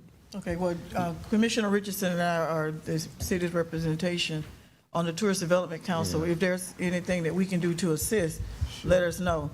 I'm sure Carrie Post, she's fabulous. I'm sure she's watching and she's listening. So, Carrie, coming to you. Yeah. Yeah, and I've asked Carrie, we're going to set up a meeting to catch Okay. up. So, yeah. Okay. Mr. Mayor? Sure, Commissioner Just real Richardson. quickly. So David, did you say that there are other airports that are receiving those tourism dollars, or? Yes. Mhm. Okay. Yeah, And that's a common practice at other airports. So, again, we'll have to gather more information, talking to some of my counterparts, it's a simple question: are you getting this? And the common answer I'm getting back is absolutely, and it's a big part of their air service recruitment. Okay. Well, and to be honest with you, it's unfair to put you in a position, for instance, let's look at Fort Walton Beach, Pensacola, and Panama City. I have no idea, but I can only assume that the Triumph Fund from the oil spill money is playing a very positive Very role big part, in the right. economic impact of those airports. We don't have access to the Triumph Fund. Our community was not impacted by the Gulf oil spill. So that right there would put Tallahassee at a disadvantage trying to compete apples for apples against some of the airports over in the Panhandle. However, y'all bring up a very interesting point about other possible revenue streams that can help support. Hey, in closing too, I do want to recognize the Biden administration and the federal government for all of the incredible work that they have done to provide federal funding for our airport infrastructure. And in the spirit of bipartisanship, I also want to recognize Congressman Neil Dunn, who has done an incredible job representing our area, specifically on our airport issues as well, working with the Biden administration, Department of Transportation, and the FAA. All of them deserve a thank you from the City of Tallahassee for what they've done up to this point. Okay. Thank you, you. Mayor. Appreciate it. And Mr. Mayor, the saying trains, planes, and automobiles. Well, thank you for handling the planes. We've got to do something about the trains. We've got to do something about the trains. We'll talk in our discussion about that. Sure, absolutely. Okay, turn it back over to Javante. Thank you, Director Pollard. Next priority area, impact on poverty. Our goal, to be a leading community partner that actively connects residents to resources that remove economic and social barriers. Our next priority area, which in public infrastructure, in your new strategic plan, there is broken out into two different goals. So the first goal is to be the leading publicly owned utility that supports a growing and progressive community. And then the next one, to be a city with an efficient public transit network supported by well-connected roads, sidewalk, transit amenities, and public transportation. Public safety. To be a safe, resilient, and inclusive community. I know Chief of Police, Chief Revel, and his command staff is here, and they'll come up and give more discussion. Welcome, Chief. Thank you. Welcome, Chief of Staff. Any other chiefs? Deputy Chiefs, Good morning, everyone. good morning. Thank you. I appreciate the opportunity to come and speak before you. 2024 was an outstanding year for the city and for the Tallahassee Police Department. We saw a dramatic reduction in violent crime due to your investment in public safety in this community, and the 20 new officers, the investment in technology, the highly effective recruitment and retention strategies that we've implemented over the last year have all had a dramatic impact for the positive for our city. We continue to build very strong community relationships, and our collaboration with our state, local, and federal partners is stronger than probably it's ever been.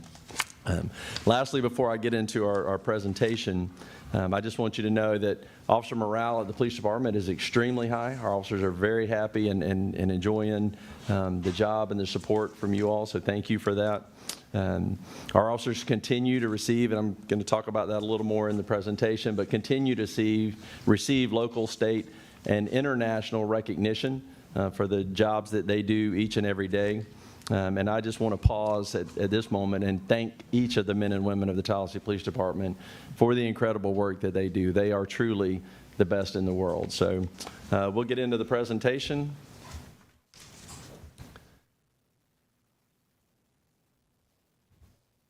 So this year I talked a little bit about recruitment and retention. You can see the numbers there. We have 513 allocated full-time positions. 395 of those are sworn, and currently we have 386 of those positions filled, which means we currently have 9 sworn vacancies, and that's including the 20 positions which you gave us. So on top, we filled all of the vacancies we had the previous year, and we've filled 11 of the 20 additional ones that you gave us, with the anticipation of filling those remaining 9 here in the next couple of months. We have 13 recruits attending the academy, and we have 14 recruits in the FTO program currently. So you can see how that hiring cycle has really taken off over the last year, and especially the last quarter. You see the numbers there for applications, but really the thing I wanted to point out on this slide was we hired, with our efforts reaching out into other states. Last year we were able to hire 6 officers from out of state, from other agencies. This year so far in the first quarter we've already hired 4. So we're way ahead of that, and the impact of what you're doing to support your law enforcement and law enforcement in general wanting to come to Florida to work truly is having an impact and for a positive for us to be able to recruit not only in the state and in our area, but in our surrounding states and really across the nation. Talked about the decrease in violent crimes. You can see the crimes listed there at the bottom, but we had a 15.5% decrease in violent crimes this last year, and that is substantial. We are very excited about that. Our homicide unit, which several years ago was recognized as the best homicide unit in the world, continues to perform at an incredibly high rate, with almost a 95% clearance rate for last year. And just to put that into perspective for you, the national clearance rate for homicides for probably the last 10 to 15 years has been 57.8%. Oh, wow. So that gives you an idea of how well our homicide unit does. Yeah. You commit a homicide in Tallahassee, we're going to find you, we're going to put you in jail. So we're just again touting the amazing work that they do year after year. We continue to build very strong, positive relationships within our community. Our community relation unit does about 600 different events a year with all the stuff they do. Some of those are listed there with Honor Flight, Wreaths Across America. You see those there. Our Police Athletic League is one of the premier things that happens in Tallahassee every single year. That league is filled with kids from our community, and our officers coach those kids in basketball leagues and others to just create that positive environment between our community and the police department. Our partnerships continue to expand. The partnership with the Urban League and lock your car. We keep talking about weapons that are left in vehicles and left unlocked. It continues to be an issue in our community, but through the Urban League and Deputy Chief Maurice Holmes leads that for us, has just done an outstanding job, and that has now partnered with Ford Motor Company and to take that across the United States. So modeled it here first, started in Tallahassee, and now they're starting to take that across the entire nation. Chief, So- let me put a pin in that real quick.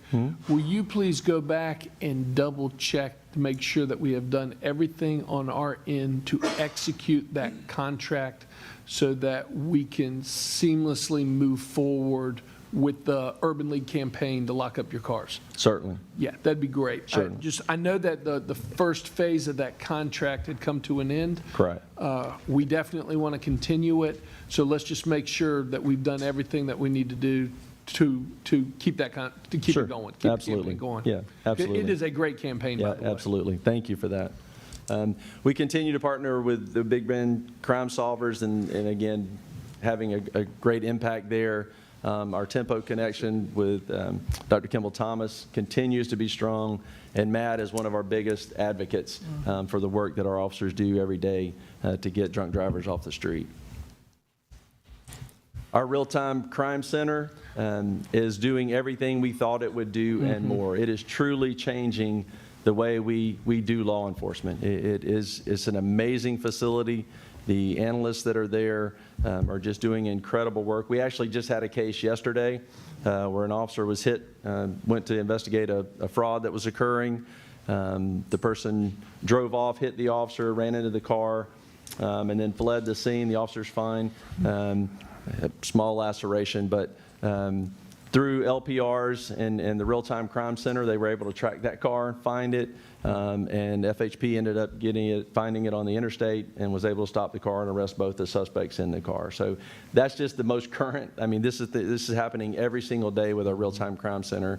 You can see the statistics there. They've queried almost 20,000 suspects and over 22,000 vehicles. They've assisted in the recovering of over 150 vehicles, and the analytical work that they do every day, again, just helps our officers to be safer when they get to the scene, and it helps our investigators solve those crimes much more efficiently after the crime has occurred. So, again, just incredible work that's being done there with the Real-Time Crime Center. And just a note, we are finalizing, looks like we're finally going to be able to bring FAMU on board. They have a new chief. We're really excited about fantastic. that. Yep. And so they haven't had the resources allocated to be able to really do that and come on board with the Real-Time Crime Center, but those talks are really starting to pick up and progress, so we're really excited about them coming on board to that as well. Mr. Mayor? Oh, may I sure, ask a Commissioner question? Porter. Thank you, Mr. Mayor. Could you explain what does it mean that you queried over 19,500 subjects? So when we go onto a scene, right, we'll just one example might be, we go to a scene and in the CAD notes it says John Doe is the suspect in the case. So the analyst will then start going into our systems, all of our systems, and looking up John Doe and to see what they can find on John Doe. So that's a query. It's something the officers do every single day when they go to a scene. It's just the analysts at the Real-Time Crime Center allow us to do that ahead of time. They allow us to do that before the officer ever gets to the scene. So we may find that John Doe actually has a warrant before we ever get to the scene. So we know when we get to the scene, we have additional authority on the scene to deal with that case. It may be that suspect is John Doe and they have a picture of John Doe, and the analysts are able to query that and find, hey, that's not John Doe. It's actually somebody else. So it doesn't always mean that it leads to arrest. It may mean that it actually clears people and makes people safer in those type of issues. So that's what a query is. It just means they go into all of our law enforcement systems and look through the databases to see what information they can find based on the call that it's doing. They're not randomly sitting there, looking up, Mike Selesky or Lawrence Revel. There's a reason they're looking for that subject, just like the officers would if they responded to the scene. So we were doing this before, but we just have a greater Capability to do it, more people now. doing it right. And the officers have so much to do. They have to drive, they have to get to the scene, they're listening to the call on the radio, they're processing a lot of information. We don't want them typing on the computer as they're Right. trying to drive to the scene. So the analyst in the real-time crime center can do that while the officer's en route to the scene and find out a lot of that information before they ever get there. Thank you. And on a previous slide, you talked about the decrease in our violent crime rate this past year. I was wondering if you could speak to, we know that a lot of the violent crime is concentrated in a couple of neighborhoods and zip codes, and if you could speak to the reduction in those areas, like if we're tracking that, or if it's just sort of more generalized, or if we can say, the areas where we know are the hot spots, they're decreasing as well. I don't have those stats in front of me, Commissioner, Okay. but we do track those, and we certainly can get those. We track them by, what's it called, ComStat area, our zones, basically. There's 22 zones that we track. So yeah, we would be able to pull those up and tell you in each of those areas whether crime is up or down in that particular area. Okay. I don't have those stats in front of me today. But Okay, thank you. Yeah, I think that would be important for us to know. Sure. Because it's great to hear that. Right. And I assume that means, and I hope that means kind of across the board. But since we know that a lot of it is concentrated, I think we should pay special attention to that. Sure. In our CompStat model, that's where our staff gets together and looks at each of those areas, and then we allocate resources to those areas based on what those statistics and crimes are showing. Thank you. All right. Excellent. Okay. Go ahead, Chief. All right.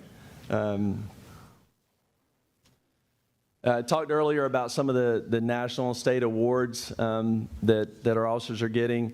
It is truly amazing when you think about the scale of the international awards. The International Association of Chiefs of Police represents 139 countries, right, across the world, right? And so Lieutenant Felton received this year the 40 under 40 award for them, which means that she is one of the upcoming leaders that they recognize as being one of the 40 best in the world.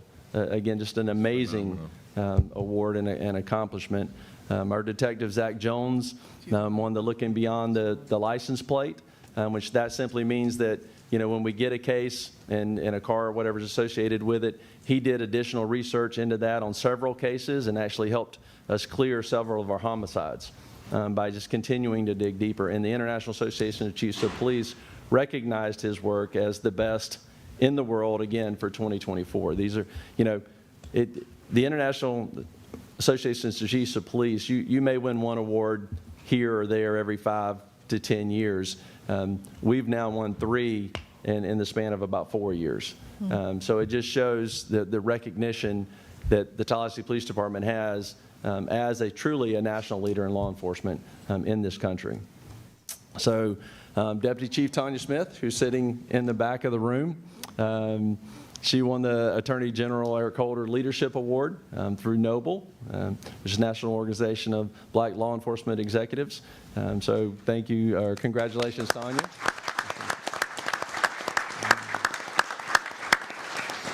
I just talked about the Real-Time Crime Center, and in 2024, the Real-Time Crime Center won the Crime Center of the Year for the National Real-Time Crime Center Association. So again, our crime center was recognized as the best, in the country for that, and that truly has to do a lot with our collaboration with the FSU School of Criminology. And that research component that we've added that really is just cutting-edge ideas that are starting to pick up across the nation, that nobody else has done that research component yet. So everything we do at the Real-Time Crime Center, the School of Criminology is looking at that, analyzing that, and determining best practices as we continue to move forward with that. Detective Autumn Moore won the 2024 Law Enforcement Officer of the Year for the Florida Retail Federation. So it's not just homicides and violence crimes, it's all of our detectives continue to do amazing work. And then our TAC team finished third in, again, an international competition where there were, I think there were 50 teams competing internationally in a SWAT competition, and our team finished third in that competition. Just shows the level of training and expertise that we bring to the table with our men and women. Hey, Chief, Yes. before you go to the next slide, a little detour, but it makes me think about this. Sergeant Ryan was injured in December. Correct. Somebody near and dear to us, somebody that takes good care of us, and we see her at these events. Right. Could you just give us a quick update on her status? Absolutely. I'm going to let Deputy Chief Selesky do it because he just talked to her like That's 2 great. days ago. Thank you. She's doing well. Obviously, she got hit by the car. She had went under one surgery, had a plate put in her leg with some screws. She was recently told she has some more tears in her knee that's probably going to require some more surgery. So she'll be no weight bearing 4 to 6 weeks until the surgeon decides what they're going to do next. So she took a pretty good hit. So. Thanks for the update. We know and we've experienced it from time to time so often, the men and women of TPD and TFD and so many first responders. You're out there and you're in danger, and I know she's watching. She can't help herself today. Right. But we're thinking about her. Thanks for that update. Thank you for asking. I know very she much. is very upset that she will not be able to join us for the meeting tonight. She will. I'm sure. We'll call her and I make sure know she knows that it's just gonna she's tear her missed. up. Tell her she can join us virtually if she That's can. right. Tell her that the mayor personally said We hi. certainly will. Thank you for that. And at this point, I'll take whatever questions you have about anything. But we are very excited about the future of the department. We're excited about our new generation of officers and leaders that are coming up within the department, the development of them as leaders within the department. And we look forward to continuing to serve this community at the level in which the Tallahassee Police Department is accustomed to doing. Commissioner Richardson. Thank you, Mr. Mayor. Just as a follow-up to Commissioner Porter's question about how we're looking at crimes where we know that they're occurring, particularly the violent crimes, I can tell you in the area where I live, there have been a number of things that have done. We've had cameras installed. I don't know if this was a part of the police department's plan or not to address that issue, but lighting has been approved. In many of those areas, there have been relationships with the homeowners associations in those areas, building those kinds of relationships through the Crime Watch, setting up Crime Watch mechanisms in those neighborhoods. So a lot of things have been happening in that regard that I can attest to personally. Yes, sir. Because they've happened in or around the neighborhoods where I live. But I wanted to ask, Chief, what are we doing to partner with those that are addressing the issue of human trafficking in our community? I know we've heard that that is becoming a more increasing issue in the Tallahassee, and I guess probably in this region. But what are Sure. we doing to partner with Robin Hassler and people like that who are specifically working in that area? Yes, sir. Our detectives are part of 2 different task forces that deal specifically with human trafficking. We've been a part of those task forces for the last probably 8 years. So one is a state task force and one is a local task force. But in both of those, we look to educate our officers. So part of our check-on trainings and in-house training periodically will cover what officers need to look for when they're responding to scenes. And then our task force works specifically to identify that pipeline, basically from Orlando, Miami to Atlanta is a big part of that human trafficking pipeline. We've known that for years. And many of those do stop off, with I-10 running through here. They will come through here and they will stop at our hotels. And we've actually recovered more than a handful of young ladies that have been involved in this and been able to pull them out of that lifestyle. So our officers are trained on what to look for. Our task force is working with them to see, if we know any trends, and we continue to know that is something that's occurring, and it does affect our community, and we're very concerned about that. Okay. And it just as a follow-up, Chief, what are you all doing? And I know you're doing a lot, but could you talk about some of the things that you're doing to improve community relations between the police department and communities throughout our city? Yes, sir. We do, like I say, we're in the community about 600 different times throughout any given year. We try to take a multi-generational approach. In other words, we look at things like PAL, our LEADS program, which is kind of the new DARE.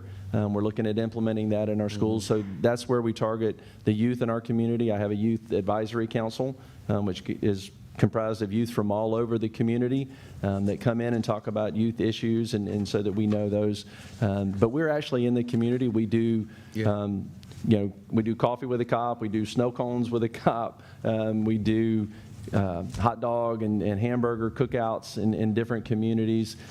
Anytime and every time we can get into the community, and just, share time with the community, share food, share fellowship, and just build those positive relationships when they see police officers that are not there to deal with a crime or to deal with a call for service. So we make that a priority. We have hundreds and hundreds of neighborhood service meetings every single year, where we're talking specifically with each neighborhood. And I think last year we brought on 10 additional neighborhood groups. So we certainly partnered with your neighborhood and with others with our public safety camera initiative, and that's kind of what you're talking about with the lighting and the cameras. And that's when neighborhoods come to us. We don't go seek them out. They come to us and say, hey, we want these cameras in our neighborhood, and then we work with them to make that happen. So really excited about continuing to expand that program. But any and every chance we get, we are in the community, trying to again, our officers, our men and women, are part of this community. They live here, they are here, their kids go to school here, and we just try to make that known to everybody. One thing I wanted to bring up, Chief, and I don't know if you all have considered this or if it's something that you can consider. I know I was talking to, I think it might have been Lieutenant St. Charles recently, and they've got a firefighting training program that they've started at Leon, I believe it is. Have you all considered anything similar to that for maybe increasing students' interest in law enforcement? Yes, sir. We have a cadet program that's very strong, and it's been going for years. They do a phenomenal job. They do competitions throughout the state where they go and compete with other cadets. But yeah, that cadet program has been very strong and has actually provided several police officers that have come through that program and continued on. So yes, sir, that is one way we do and work with the schools of that. And Mr. Mayor, just as to end close out, I want to commend Chief Revel and his staff and the men and women of the Tallahassee Police Department. I mean, I'm out and about quite a bit, and there are very few community events that I attend where there isn't presence from our police department in a positive respect, not to look to arrest people, but just to be a part of the community and to establish those kinds of relationships. And Chief, I want to commend you for that effort. Thank you, sir. Great. Thank Other you, Mr. Mayor. questions? Commissioner Porter, then Commissioner Matlow. Thank you, Mr. Mayor. And first, I wanted to ask where we are with the agenda, because I know it's 11. We are still on the strategic plan update. But I mean, are we going to go through the other initiatives too? Because we skipped a few. I'm just. Sure. Mr. Manager. Mr. Mayor, so we're trending probably for 11:30 completion on the strategic plan update as we had programmed it. So we had these breakout discussions with the chief. We've heard from Director Pollard. We've got one more from Ashley Edwards in our parks we'll illuminate the goals. So those are the 7 goal areas. We'll note those, and then the breakout session, I think we're on track for 11:30. Okay. That puts us about 30 minutes behind schedule. I think we could quickly do the disaster response and recovery after lunch. If you would like, Mr. Mayor, we could Yep. do it before that, and we Right probably could after. shorten that to 10 or 15 minutes if that's acceptable. Sure. Sure. Okay. Thank you. I just have a few questions. For the team unit, two questions. One, how are we measuring the impact? Like, if you could talk a little bit about what you're seeing, the benefit it's providing, and how we're measuring that impact. And then, as a second part to that, I don't know if you would like to answer this, but we're aiming to reach 2,500 team responses annually, I guess, for the next couple of years. And I'm wondering kind of where that number came from, and if it should be, because it seems almost a little bit low to me. Right. And it's one of those things too, right, where it's like, sometimes the higher the number is, the better, even though it may Right. seem counterintuitive that it Sure. is that way, either that more people are using it or more people are reporting certain crimes that should be reported. So the first, just if you could speak generally to the impacts, and then how we go from there to expand it, increase its effectiveness, and measuring it for the future. Okay, so the first part of that is the teams unit went through some struggles last year with our connection with our counselors. I think we've gotten most of that done. Assistant City Manager Abena Ojatayo did a really good job kind of leading that with Lieutenant Felton, and they've gotten through that. So we have a contract now where they are showing up and working, and it is working more like we originally intended it to do. So that's taken some time, and that certainly affected the number of calls which they were responding to. But again, since we've gotten that going, they are up and running again. As far as the numbers and the benefit, we track the number of officer hours that it saves, and it's in the tens of thousands of dollars that it saves the city for an officer being there, and those diverted calls. I don't know as far as calls for service. I don't have that stat in front of me as far as how many we went to this last year. We certainly track those numbers and have them. I just don't have it in front of me, so I can certainly get those for you. And then comparative to last year. I think another metric that I don't know off the top of my head either, and Chief probably doesn't, but he could provide it. I think you will be very pleased with the metric of those individuals that had a direct interaction with team that were diverted for mental health services instead of being arrested and placed in Right. Leon County Yeah. Jail. Yeah. That is a significant number that I think we can all take great pride in. Sure. That we're actually helping people Right. and getting them in the right direction instead of just arresting them. And the officers love the team unit. They love, the teams unit being able to go, not because they don't, but just because they're more prepared and more qualified to handle those situations. We're also utilizing amazing technology and cutting-edge technology with some of our companies in what we're doing with our body-worn cameras and a two-way interaction with the counselors, so that, before the counselors were having to text the officer, and the officer's trying to deal with the person who may not, be cooperative, and that's distracting to the officer. So working with Axon and the Tallahassee Police Department as a pilot, they've set up two-way communications now through the body cameras where the counselors can talk directly to the officer, while the officer's talking to the subject, and say, hey, ask them this, tell them this, and hear the responses from the subject themselves. So, the future at looking at that is we may get to a point where the counselor doesn't even have to be on scene. The counselor could be in an office and remote into the officer's camera and see that interaction. So that's future technology that we're moving to and things that you invested in for us. Thank you. Commissioner Matlow. Thank you, Mr. Mayor. First off, congratulations on the statistics presented earlier. That's Thank great you. news. I had a couple questions on the kind of financial crimes aspects. I know TPD does a great job on social media. I mean, we see the utility scams a lot. I saw a recent one. I think it was Pine Straw and people demanding more money after Right. work. Is there a recommendation for, I think, people who get conned by these are probably the most vulnerable people. Is the recommendation to not accept that type of work, or do they have recourse to call TPD if somebody's demanding more money after an event like that? Yeah, they can always call us. Absolutely, they can call us. Officers will go out. And a lot of times, you know, we go to calls all the time where we're just simply there to help kind of mediate what's happening.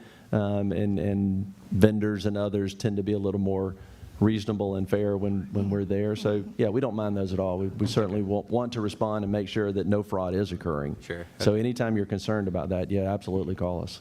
Okay, great. Yeah, I know it's kind of a gray area, whether it's Yeah. civil in nature or criminal, based on But the understanding of what happened. But absolutely. Call us, let us come. We'll figure that out on scene and work with them. okay. Yeah.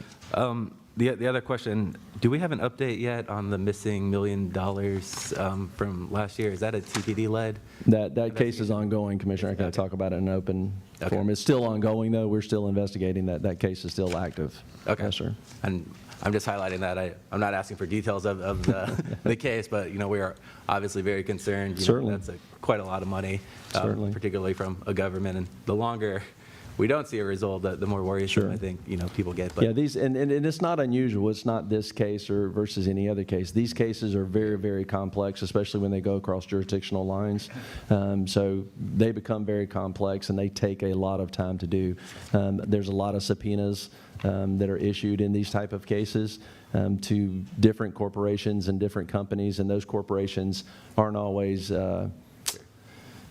as timely as we would like them to be, and sometimes those delays take action, you know, to force their hand in some of those kinds. I'm not saying that's particularly what's happening in this case, but these cases don't resolve themselves quickly in just about any of them. So it's not unusual that this one has taken as long as it is. understood. Okay. Thank you, Mr. Mayor. Thank you. Mayor Pro Tem. Chief, thank you all for doing, you and your staff, all of you, for doing a great job. My question is related to the program that we sanctioned or agreed to last year regarding Ring doorbells or residents being Right. able to tap into. Right. But police being able to tap into those. How is that going? Is that, you know, picking up or?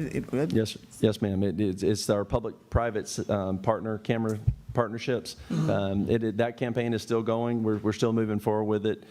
Jason Lowe with T&I has done a phenomenal job in getting that kind of where it needs to be. So you're going to start seeing the advertisements for those and those partnerships coming on board probably in the next 2 to 3 months. Okay. So that program is, we're still very excited about it. It's taken a little longer than we thought to kind of get it off the ground initially, but there's just a lot of background that needed to go into place with their technology and how it integrates with our technology. Great, and will there be like a educational campaign with Yes, ma'am. with the community? Because I remember when body cameras first came out, there were meetings held to help people understand what and how they operate, because we don't want people thinking that you can just automatically tap into their alarm Correct. systems, but that they can volunteer and know Right.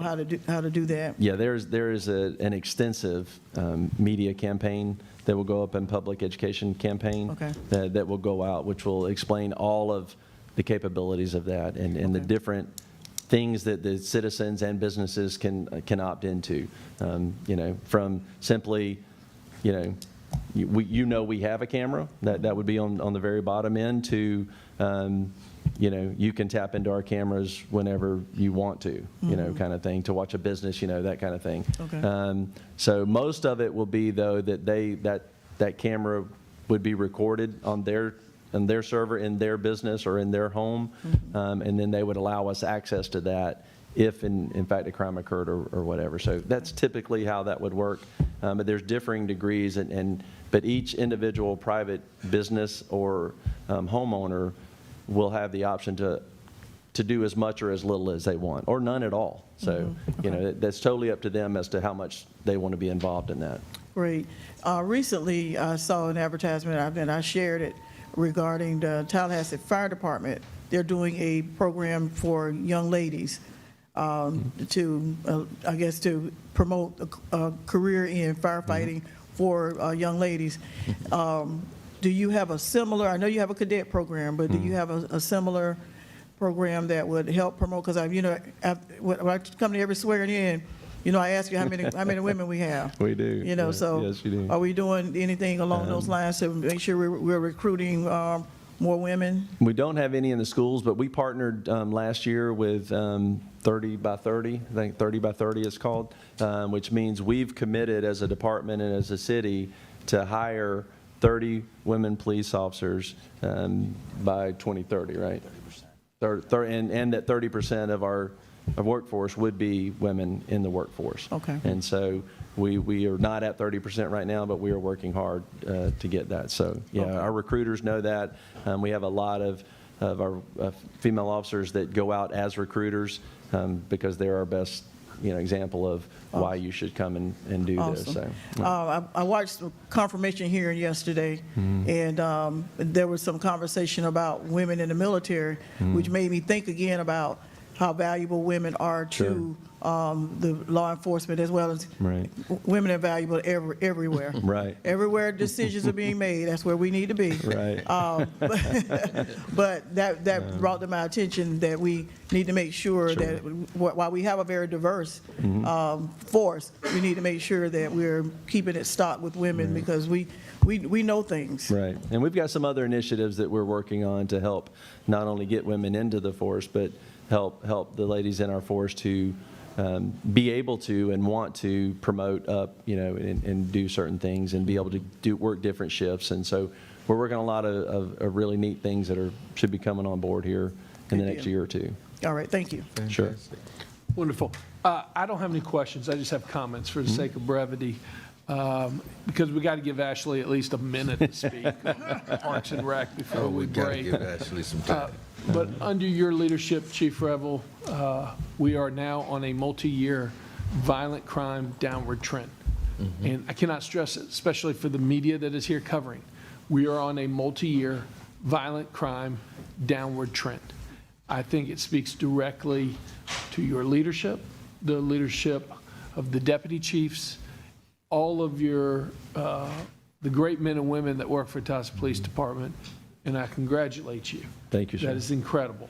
Thank you. Under your leadership, there is no question whatsoever that we will be reaccredited as well, and I know you just went through that process. We did. And to be the longest continuous accredited police department in the United States of America is something that we should be very proud of. Yes, sir. And I know you all work behind the scenes. This is the non-sexy stuff, right?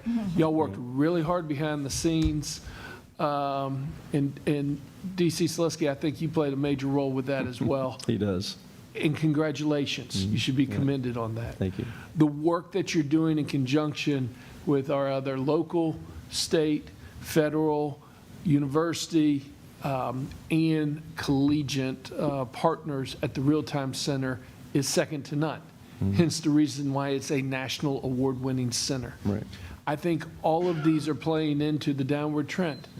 The community connections, the strong bonds that you have built. One example, the Urban League with the Lock Your Guns Up campaign has had a direct impact. I want to look at my colleagues and say, I am very proud. We took a very hard political decision 2 years ago to increase the millage rate to directly invest in hiring more officers.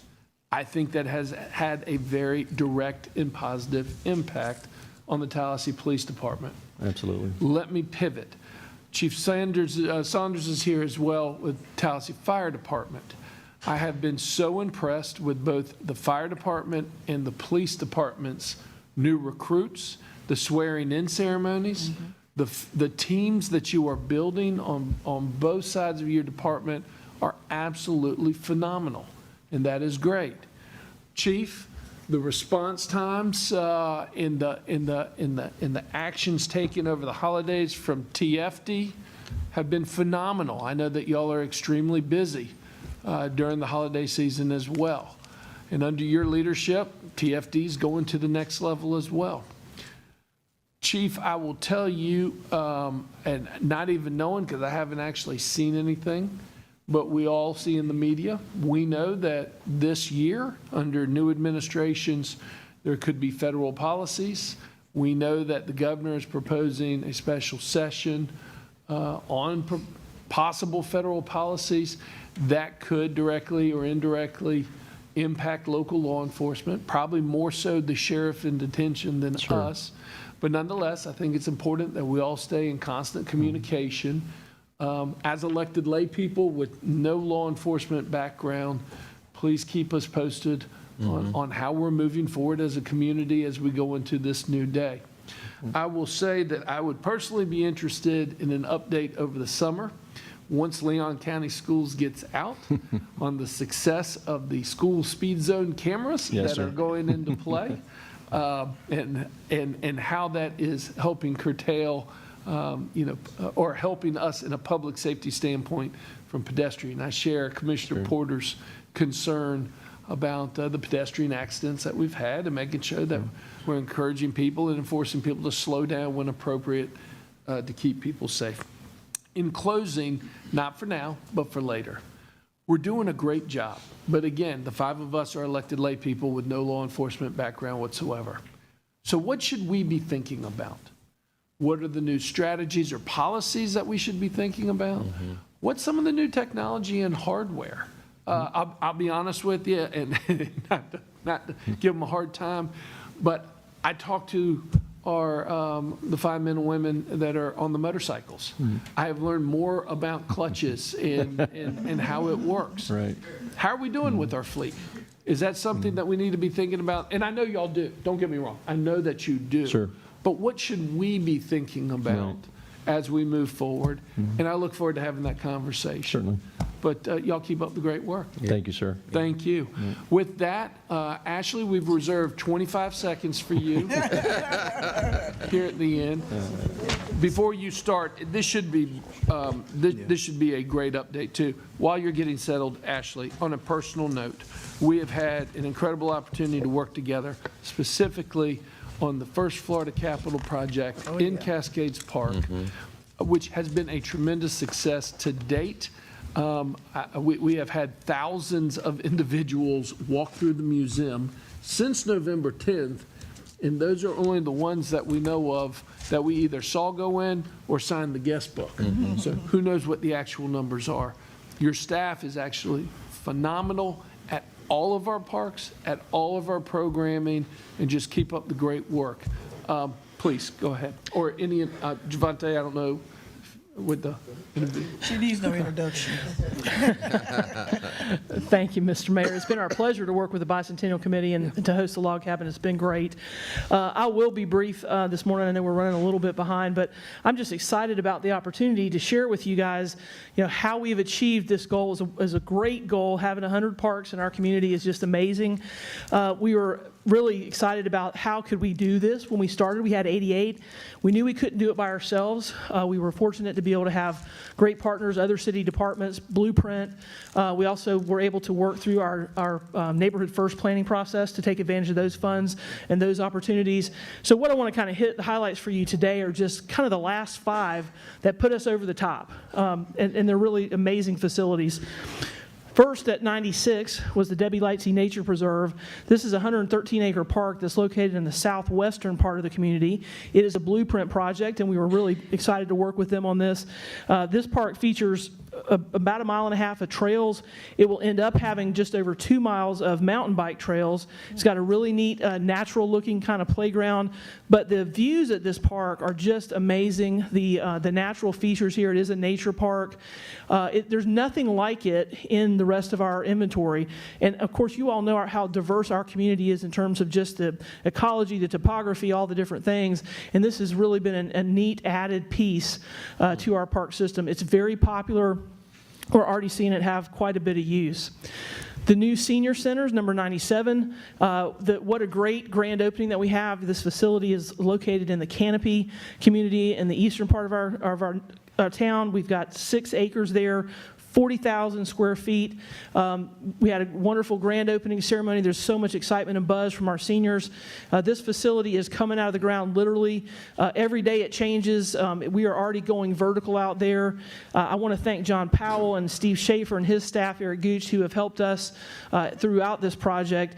This facility is going to feature a lifelong learning center, an arts and crafts center, wellness center, fitness center, a big multi-purpose gym that, yes, will have pickleball court capabilities. It will be able to host 6 pickleball courts, and we're all very excited about that.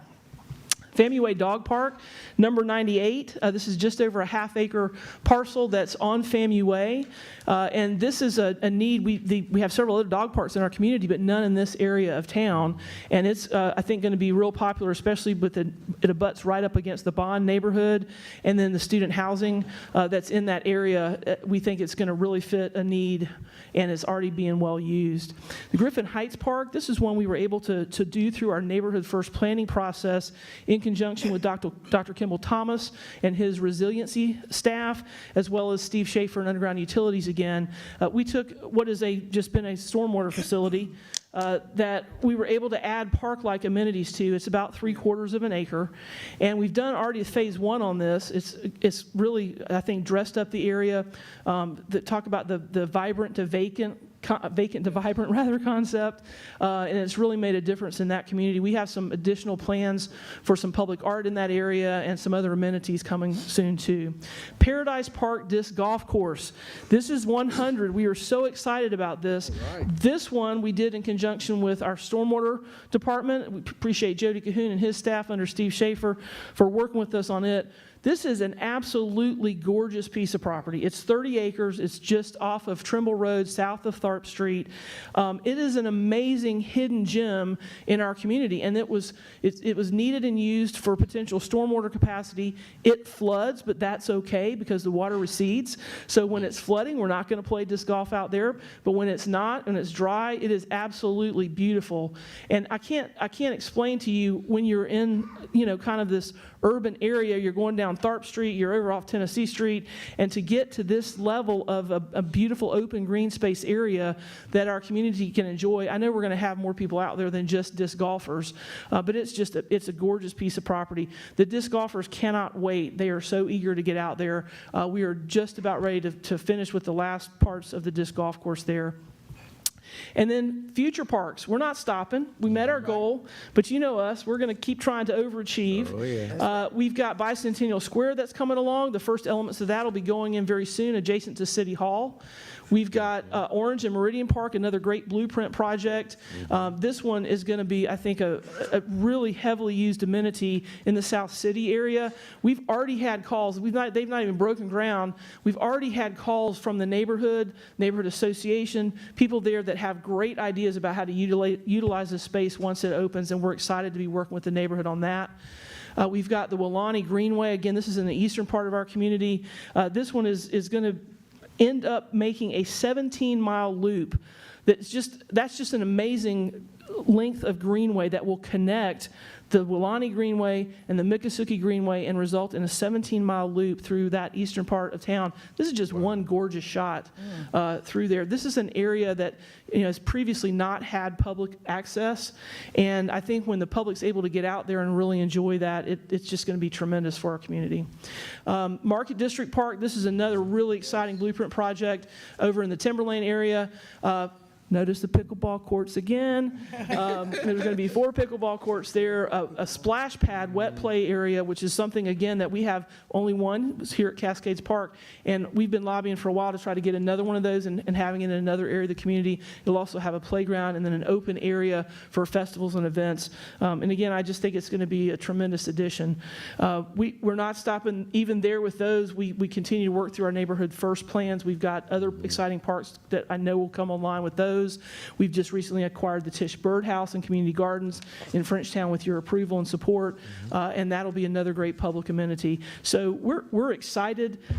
We have a great team in Parks and Recreation. I just have to take a minute. While I certainly appreciate the accolades that I receive from you all, and I absolutely appreciate the support, it's the team. And we have the employees that we have at the Parks and Recreation Department are phenomenal. The work that they do every day to maintain close to 4,000 acres of parkland, over 70 miles of trails, 73 buildings and structures. They're a tremendous team, and we appreciate very much your support as well as yours, Mr. Manager. Excellent. Yes, ma'am, Mayor Pro Tem. Thank you. Ashley, phenomenal. 2 quick questions. Northeast Park, I know that it's in the county, but is that considered one of ours as well, or? No, ma'am, that's the county, Leon County Division of Leon County Parks and Recreation Park that they will manage, operate, and maintain. Okay, so. Love how you answer. Sounds like you, That would be very clear, right? sounds like you had a little practice with that. And I say that for clarification for me and for those who may be listening, because it wasn't listed. So we have 100 parks within the city of Tallahassee. Yes, ma'am. Not to include the unincorporated area, Leon County. So there are other parks That's correct. in the area. And where might we go to find a comprehensive list of all these parks, and that would give us a location where we can find these parks? Our communications team maintains a wonderful list for us on our website at talgov.com. It's has all the different amenities listed at the parks as well. So if you say, I want to go somewhere with a playground, you can look on the chart that we have and find where the playgrounds are near you. Thank you. And Mr. Mayor, if I might ask, Yes, sir. actually, if you would address some of the state, regional, and national recognition that our park system has received. Well, the one we're the most excited about, we call it, it's the Oscars of Parks and Recreation. We are the national gold medal winning, recognized as a national gold medal winner from the National Recreation and Park Association. We've won a number of awards throughout the years in a variety of different ways through our state association, the Florida Recreation and Park Association. And I think the thing that is, obviously most important to us is the success that we see. We counted as awards the number of people that continue to come to our programs and through our facilities. Great. Thank you, actually. Other I just wanted to questions, make sure comments? we recognize that, as others have talked about the kind of recognition they've gotten. I wanted to make sure people understand the caliber of Parks and Rec that we have here in Tallahassee, and that is recognized by others. Thank you, Commissioner. Thank you, Ashley. Other questions? Yes, sir, Commissioner Matlow. Just really quick, I think I've been to every park and walked every trail, but when is the disc golf park opening? We are literally putting the finishing touches on. I think it should be within the next 2 weeks. Okay, awesome. Yes. I look forward to it. Thank you. Now, you're going to get water out there, and there's still going to be somebody trying to play disc golf. Absolutely. out there flooding. They're going to come up with a new game. It's going to be floating disc golf or something. That's right. Yeah. That's right. Commissioner Porter. Thank you, Mr. Mayor. And fantastic work.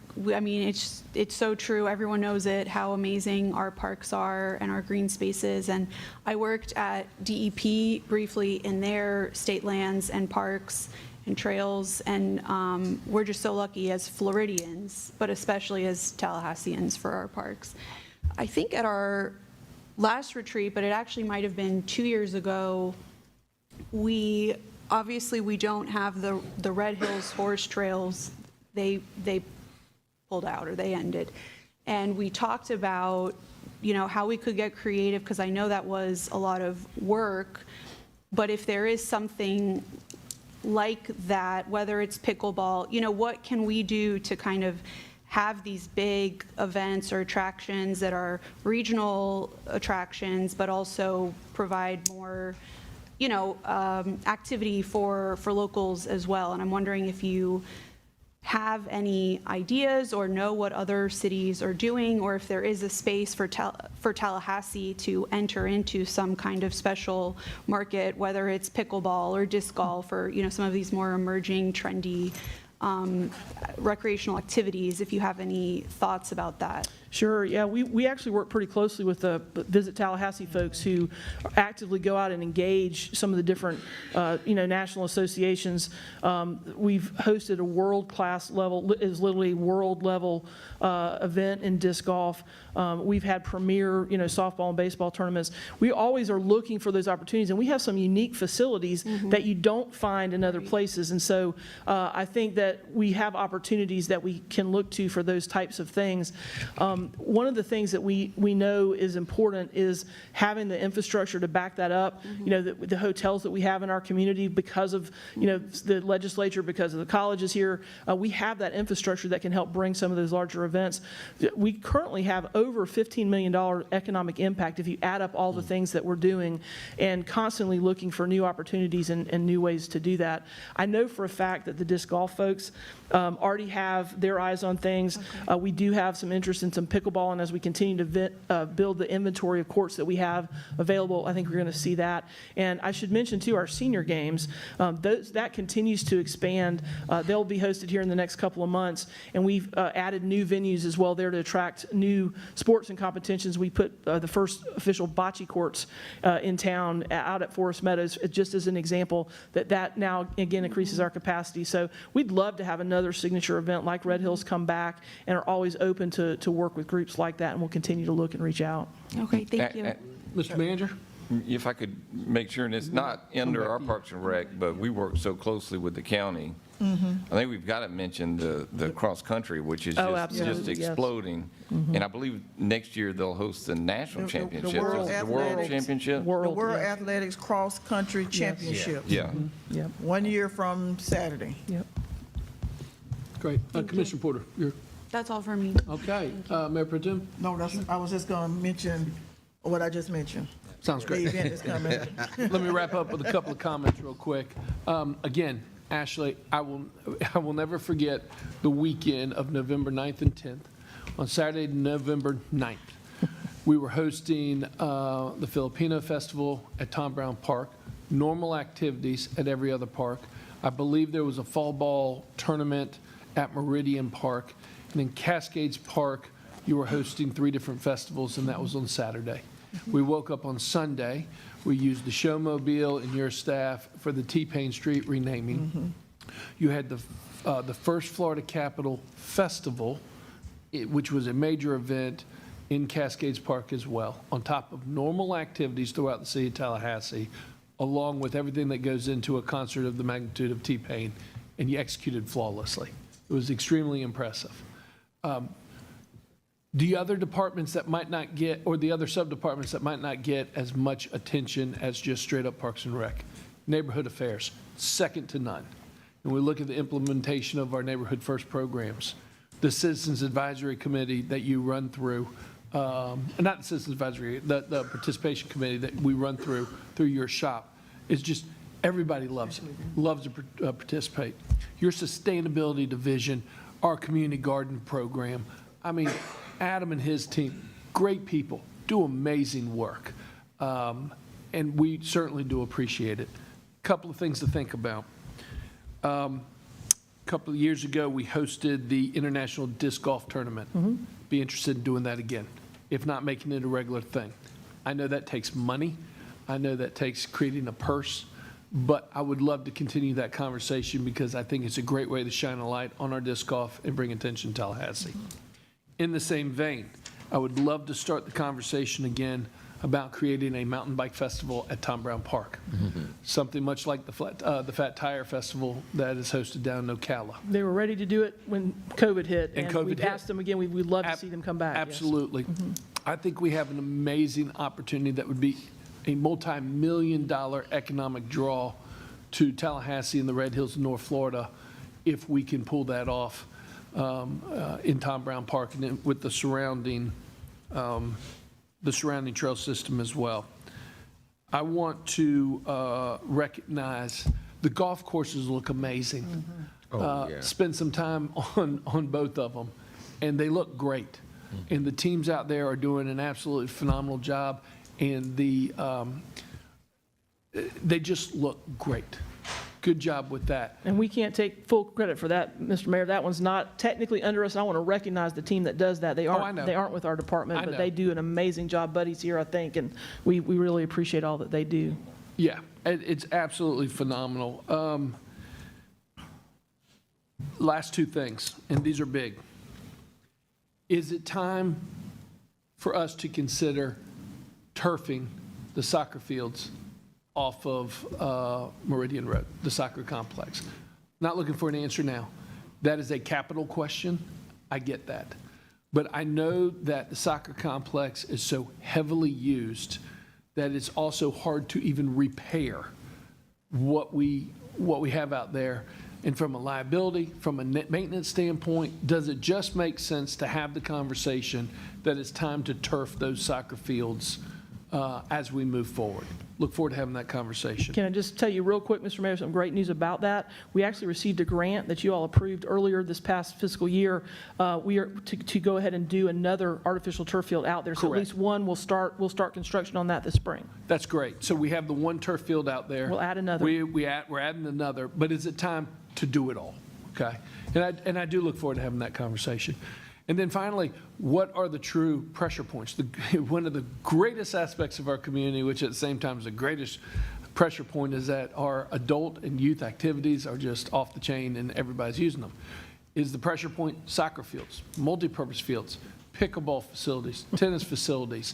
And is it time for the commission to put in a 5-year plan for a new massive Tom Brown Park type sports complex, say in the southwest side of Tallahassee, so that we can expand? Is it time? I'm sorry?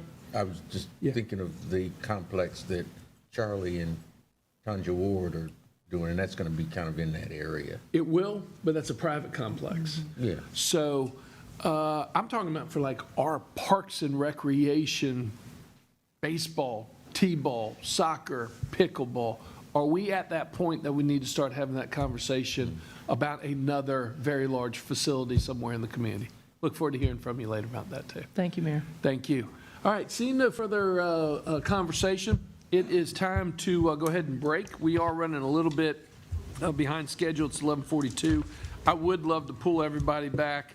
Let's say, in about 30 minutes, commissioners, if we can 12:15. grab a bite, 12:15, get back together.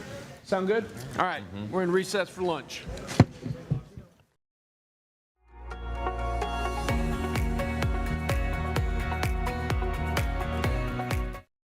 It's like, it's more disruptive to them, but yeah, thank you. All right, it's 12:15. Let me go ahead and turn it back over to the city manager to continue on. Thank you, Mr. Mayor.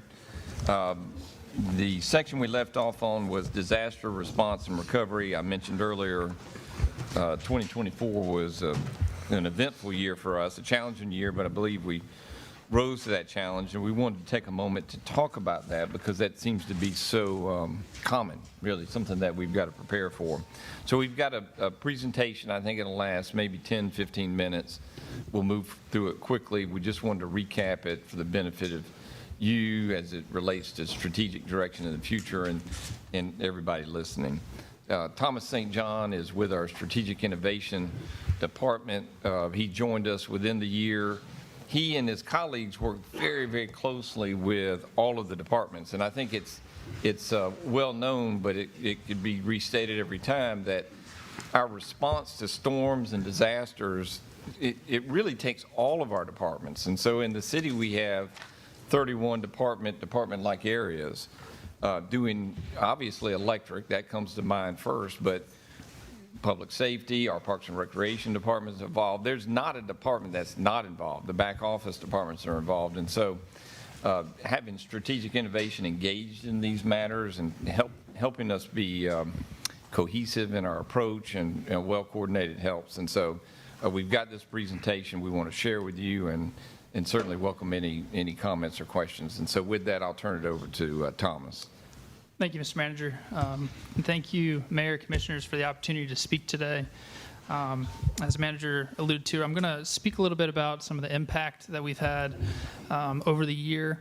I'm also going to dive into our preparedness efforts, our response efforts, and recovery efforts, and just a brief overview of our financial impacts that the storms that we saw this past year. So to kick it off, our storm preparation is truly the backbone of our response, recovery, and restoration efforts. It's the preparations that allow us a swift and efficient restoration, a swift and efficient restoration that we've become accustomed to. These preparations mainly lie in the 4 boxes there on the screen: our infrastructure readiness, our logistics and support, our communication and coordination, and our community preparations. I'd like to touch on a few examples in each of those sections. The first one, infrastructure readiness. When we think of infrastructure readiness, we're thinking about how can we harden the system?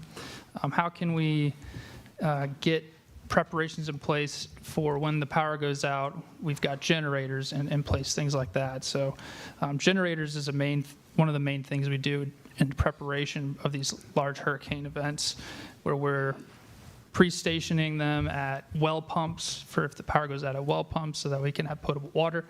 We're pre-stationing them at sewer lift stations, at tier 1 and tier 2 traffic signals to make sure that traffic signals are still working. So that's a big thing. Along with generators comes mobile refueling trucks. So you've got to continually maintain those generators. Another thing under infrastructure readiness is surveying our stormwater drainage system and making sure that they're cleared out for proper drainage flow when the rains inevitably come.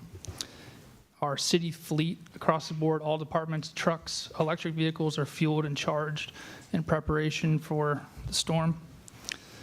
And those are just a few things, but we'll jump to the logistics and support. One of the things there is reaching out to our mutual aid crews. They're instrumental in restoration, helping our crews with the large power outage issues that come with these storms. We're also working on debris removal strategies, coordinating with the private sector when needed for debris disposal. Along with logistics, we have staffing and standby responsibilities, getting the manpower ready for different shifts, A shifts and B shifts. I'll jump now to the communication and coordination portion, where we have the Emergency Operations Center. Brian Bradshaw does a phenomenal job of working through it with National Weather Service, with the city, Leon County, public schools, getting everyone on the same page. In those updates, we will get ideas of the severity of storms. We'll get ideas of the track of the storms and where the impacts may happen. So that's part of the communication and coordination leading up to these storms. That's very vital. Our communications department does a great job with intermittent news releases, general updates to the public, storm prep messaging. They're on multiple media sites, on TalGov website, social media, getting the message out for preparations. And then along with that, our customer ops team is preparing for the onslaught of calls, digitally tickets, getting ready. They've got generators as well, just ready if they lose power that they can continue to operate and be in touch with the public during that time.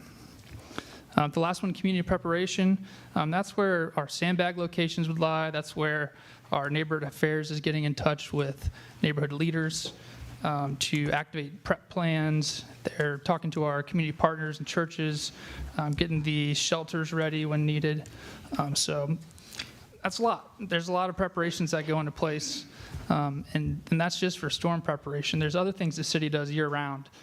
We've got things we're doing year-round to kind of harden our system overall, things like our emergency preparedness hours. These are things that lie in the strategic plan. Our disaster prep events that we hold annually. Last year, we had 1,509 attendance. I mentioned neighborhood prep plans. We've got about 20 neighborhoods signed up right now. Obviously, room to grow, but those are instrumental in helping those neighborhoods restore and getting ready for storm events. So I mentioned all those things just to highlight just the overall breadth of what the organization is doing during just the preparation phase of storm prep. So talk about preparation. We'll now look at some of the impacts we saw last year. Starting first with the May 10th tornadoes. I think something when you're looking at this graph to keep in mind, I talked about all that preparation. The May 10th tornadoes, that was a very fast moving storm. It's not, we didn't have the privilege of a long lead time like the hurricanes provide, where we're tracking where it's going to impact us, how severe it may be. That's something where we had to just jump into action. I think that's where our annual trainings, some of the storm events we've had over the years, just experience in operating in this realm has really helped us to jump into action and restore. So keep that in mind when you're looking at this. So the May 10th tornadoes were rated EF2 tornadoes. It knocked out 64% of the grid. About 80,000 customers were affected. Even with that, we were able to restore 90% of the grid in less than 48 hours with the help of 5 mutual aid crews. We had over 500 broken power poles. That's a huge undertaking to replace power poles, put the transformers back on the pole, put lines back on the pole. It's basically a complete reset right there. We had over 300 road clearance, 301. We had 301 road clearances. Something that's not up there with the road clearances, I think, is something. It adds perspective. The sheer volume of debris with that storm was 800,000 cubic yards.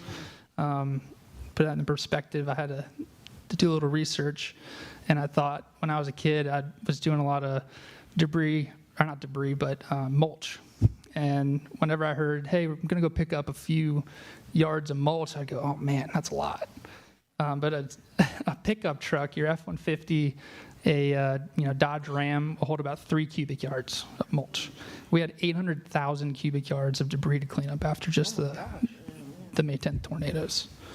It is.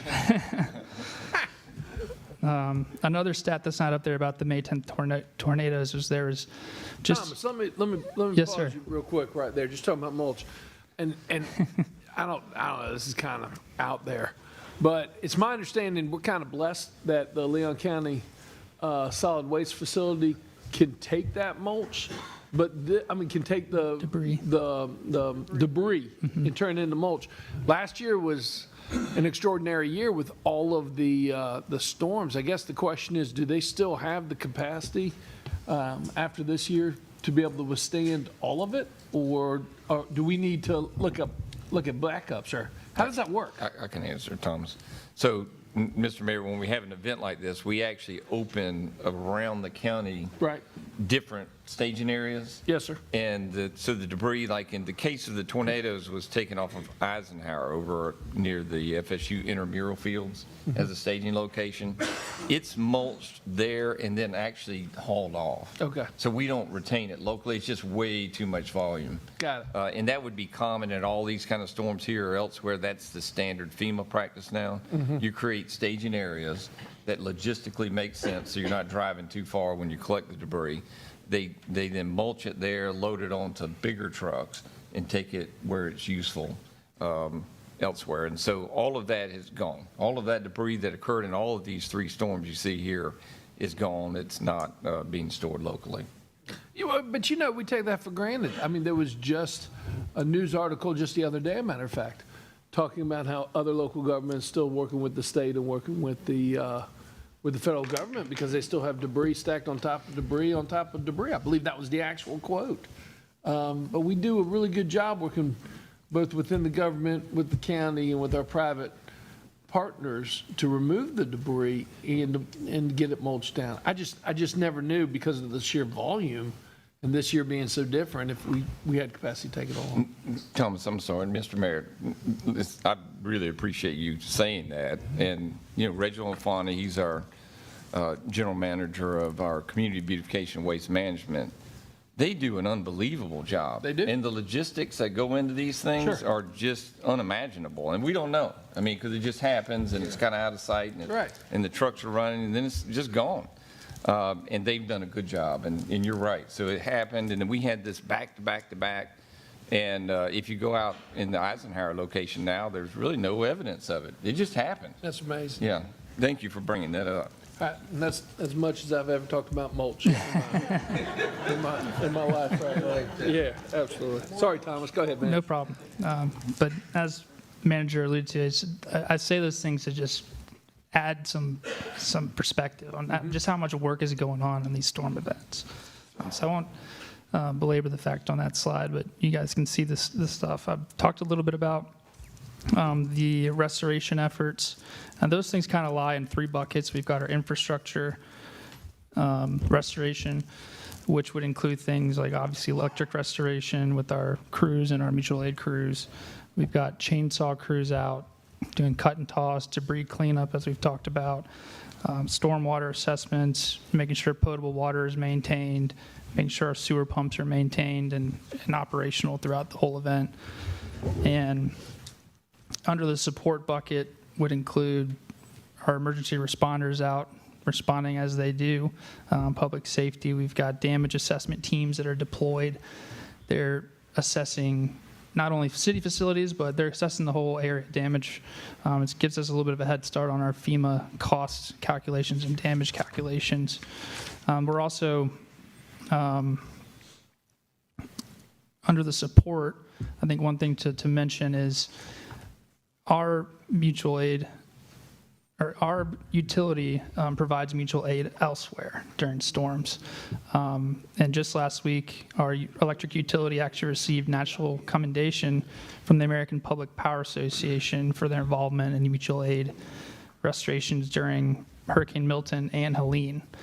And Helene hit us, we know that, and they had to restore ours, and they finished us up so quick they were able to move out and help other communities restore, which is very commendable.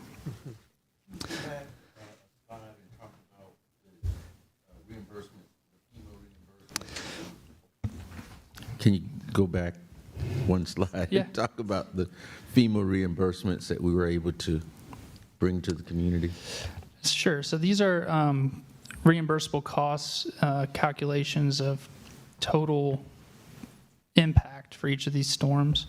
FEMA process is a very long process.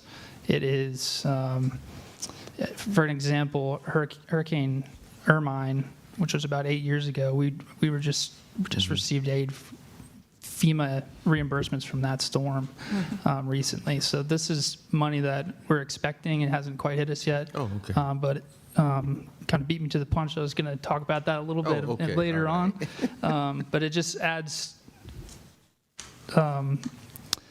it highlights the necessity of our, deficiency fund. It highlights the necessity of our deficiency fund, and why is that so key in helping us with these restoration efforts? Because it's very expensive, it's a ton of work, and we've got to be able to pay for it somehow. Yeah, because, what came to mind was, these are funds that we have to expend up front and get reimbursed. That's correct. And like you said, we would have to have that money in our deficiencies fund, so it needs to be kept replenished, if you will, if that's a word. So that's what I was getting at. Yes, sir. Yeah. And to that point, those are FEMA reimbursables. They don't reimburse for everything. That's So right. there are still things that we may not get reimbursed for that we had to pay for. That's right. Okay. So this slide here kind of talks about our FEMA reimbursements that are of the last 8 years. Let me talk about this for just a second. Absolutely. Sorry. No, go to that, because that's the point, and I think you'll make this point, but I don't want to lose this point. What the commissioners are asking is, so we spend the money, so Right. we have to have the money. Right. And as you know, so we had 3 storms. There never was any question of our ability to financially respond. And that's a tribute to Robert Wiggin. and That speaks to the financial health of this institution. Yes, and sir. government. Right. And that is incredible management, and to the team, give you full credit for that. Well, we appreciate the credit, sir. Thank you. but it's really the commitment of the city commission too, and the long-standing commitment to make sure we have good policies and good reserves. Any given day, we'll have hundreds of millions of dollars in reserve, depending upon the fund it is, right? So we're very complicated from an accounting point of view. But so we have to spend the money. We've not reached a point where we said, hey, we don't have enough money. Right. You could be there quickly and having to get a line of credit or some form of credit to deal with these. That's expensive. We've done that, and I think we're eyes wide open. And I do think that's where you put an asterisk next to your future financial funding. Do we need more? I mean, because these perils seem to be more frequent, more common. I think that's something we have to be mindful of. I would not be prepared to say we need to change right at the moment, but I really believe we've got to watch that. But at the end of the day, Commissioner Williams-Cox, we're not going to recover everything we spend. Right. We do our very best, and Robert and his team are magicians because they'll get better than 75% sometimes. You do certain things, you approach it in a certain way. We've got outside professional consultants that help us, and from time to time, maybe that's 87%. And so they're really turning a tough thing into, some magic, and we're blessed to be able to get some recovery, but it's complicated. So it's not just the folks that are out there putting us back together, it's the Right. people, Mr. Mayor, the people in our accounting and budget and finance that are making that work as well. Sorry, you may have wanted to say all that, but there you go, right? But it also suggests the importance of us maintaining that deficiencies fund. We sometimes talk about it, but don't realize the significance of what that means to the city and our taxpayers. Commissioner Porter? Thank you. And I'm just wondering, just as a point of clarification, are we allowed to just jump in, or do I need to wait to be recognized? No, please, just jump in, because Okay. I'm having a hard time seeing Okay. up and down the line. Just jump in. Thank you. Just one quick question on this topic. Have we had any problems with deobligation of funds from FEMA as we've gone through this process in the, past 8 years, like when we're talking about recovering some of these costs? Commissioner, I think we have not. With Helene, I think it's well-known, reported nationally, that basically FEMA had run out of dollars. What we see, the consequence of that right now is time. So we know it takes, in this case, it'll take years to get recovery. We've not, felt that where it's reimbursable. They said they were going to reimburse it, and it just simply didn't happen. But given the devastation last year nationally, we saw FEMA run out of money in the summer. I don't think that's harmed us yet, just on a natural cycle of time, but it's something we're mindful of. Could that happen? I don't know, but not so far. Okay, thank you. So to kind of close out my presentation today, I just wanted to highlight a few key takeaways. One thing is every storm is different. We saw that this year. We're used to the hurricanes. Those tornadoes were a little different, but we were able to respond appropriately and effectively. And that's testament to our ability to adapt, our proactive planning and preparation, and interdepartmental communication and coordination, and our investments in resilience. And with that, I'll conclude. So thank you again for the time today. Excellent questions. Yeah, great job. Commissioner Porter? Thank you, Mr. Mayor. I just have a few questions. So I know that we have, and we all maybe got a lot of emails with these kinds of questions about, the cost reimbursement for people whose trees have fallen down. I know that we have storm damage mitigation programs where we have grant assistance for those who are income eligible. I was wondering, are people availing themselves of that? Have we ever had a loan program for people? And to be clear, what I'm talking about is people who know that there are trees that are compromised on their properties that need to be removed, but it's an expense for them to have them removed. And we have grants for this, but I'm wondering if there's more that we can do, because I got a lot of questions about this during this year with all the storms. I think you bring up a very good question. I'm not aware of anything right now. I'll definitely look into it. Okay. And can reapproach. Okay, and then in October, was in the Mabry Manor neighborhood, and I sent an email to the city manager about this, and there were homes, this was October, that were affected by the tornadoes several months before, and FEMA had been there, and there were homes that had been repaired, but there were, almost every third or fourth house was abandoned. It was a safety hazard, and I know people need to be responsible for their properties, and I don't know, I guess if someone could speak to what we're doing as far as follow-up with code enforcement. I imagine some of those properties, they were either people from out of town who had tenants, the tenants moved out when the properties were compromised, and then they didn't really do much to fix it because there wasn't an incentive for them. I don't know the details of every case, obviously, but it had been many months and we hadn't done any, it was a safety concern, especially for the people who were living in the neighborhood who had fixed up their homes. They're living next to homes that are just completely abandoned, and it was pretty striking. And so how are we monitoring that or tracking that? whether it's code enforcement or resilience officers, if someone could speak to that. Commissioner, I think Dr. Thomas and Adam can address this in terms of, what we've done, kind of the approach on that. Good afternoon, thank you. Yeah, typically we've received plenty of calls in response to the storms. Our initial step is to reach out with the property owners. Sometimes that can be a little more challenging than not, but we have pretty good success with getting a hold of the property owners. We're usually looking to get voluntary compliance, so we're working with them. In many instances, we just want to get the property safe and secure, and sometimes that can mean board and seal on a property, not necessarily moving toward demolition or something, but that's also options. So we actively work with the property owners to get it addressed. I'll take a deeper dive. I'm familiar with Mabry, but I don't have the numbers in front of them. I can in front of me, but I can take a deeper dive on that. Okay, thank you. And then this is not a question necessarily. I guess I was wondering if someone could remind me where we landed on the conversation about long-term assessing or planning for having the conversation about undergrounding utilities.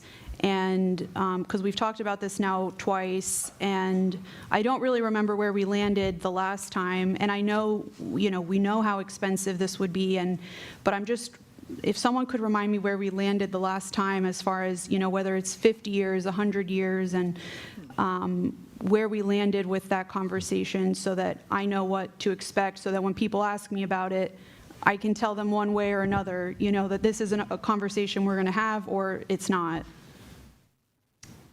Mr. Mayor, Commissioner, I can probably give you a good enough answer for this. The experts are here as well. And so oftentimes we'll be asked, can we underground the system? It's good to know that half of our distribution lines are underground today. I mean, that probably is surprising because we only see the ones above ground. And so for decades, we've been placing new developments underground. So that's happening. That's part of our strategy. We've also, and you guys have taken action on this a number of times, we, to the best of our ability, strategically put lines underground where there's construction or disruption of roads and things of this nature. So we're doing that as well. In addition, this is our strategy. It's a multi-pronged strategy. We look for other opportunities to upgrade. It may not be undergrounding because undergrounding may be, frankly, just too disruptive to an area. We talked a little bit earlier about the grant that the electric department was able to get for the Griffin Heights area, which is one of our oldest neighborhoods. It's served by Substation 2. Those substations are numbered in chronological order, so it tells you the age of infrastructure. As opposed to undergrounding, though, our best bet is to strengthen the grid that exists. That's bigger poles, stronger wires, make it more intelligent with distribution automation, all of which serves that overarching goal, generally when we're talking about undergrounding, of improving reliability and shortening restoration times in the event that you have an outage. And so we may do that as well. In addition, we do very targeted tree trimming because trees tend to be the predominant cause of our outages, whether it's just, it may sound insignificant, but a squirrel from a tree to a wire, if you can get proper clearance, that helps with your reliability. And so that's our current approach. When we look at the big question of if we were to underground the half of the system, distribution system, that's currently overhead, I think our best estimate is it would take us 50 years to do that. I think everybody would know as soon as I say 50 years, that's pretty much a guess, right? So that's a long time, multiple generations of time, lots of technology change. And so that's the best guess that we have. And that would be multiple billions of dollars. I think to put a precise number on it, again, I don't think you can do it. We do know it would be multiple billions. We're very confident in that. It wouldn't be less than $1 billion. It probably would be more than several billion. But it would take decades of time. Estimating cost gets difficult. And so the strategy that we've really been employing is a multi-pronged strategy. New stuff goes underground. where we have opportunities to underground, we take advantage of it. We incentivize that as well. One of the only utilities in the state doing that, and sometimes people take advantage of it. And then look to strengthen and automate the overhead, the aerial infrastructure that we have. What we found in that approach is our reliability is improving, so it's measurable. How often do you have outages? What's the duration of outages, response time, extent of outages, these kind of things. And so that's generally our approach. And we do know there are grants, maybe more plentiful today than ever, infrastructure-related grants. And so we're pursuing those. As we can pull those dollars in, that helps us financially because clearly there's a financial element to that as well. So that's a real long, winding answer, but it's not as simple as we're going to underground. Sure. We have 221 square miles of territory, so that's a really Herculean effort. And there are no examples around, there's no examples where a system of our size, remotely our size, could accomplish that. So you want to do it in a more logical, progressive, more immediate strategy. So that's what we're doing today. And how aggressive do you feel like we're being with the multi-pronged strategy as far as the reinforcement, the reinforcements and the newer technology? Is that something, I guess, what does the time frame look like for that? Like, are there areas that are scheduled for those improvements, or we just they're reinforced when we have to replace them when they've been broken? Like, what does that look like? I think it's ongoing. You don't ever get to the finish line on that. Ideally, technology and techniques improve over time.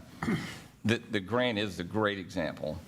Included, so all of the things we will be doing, save the utility scale battery, that's a different thing. That's awesome, by the way. That's future technology.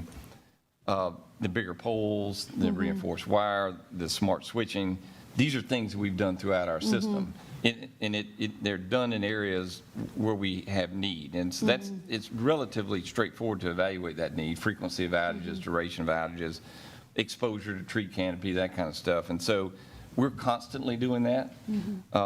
And we know those techniques. The smart switching is really amazing technology where a fault can be sensed and it'll close itself, kind of self-healing and shrink. There's an outage somewhere because there's a fault. That means there's damage to the system. But the fewer customers that are impacted, the better. And so I think we probably all have experienced it where the lights, they go out and you're like, oh, shoot, an outage. And then they come back on. And that may happen a few times, by the way. And that's a good thing. If that's ever happening, you're probably in good shape because the system is trying to heal itself. That's what's happening.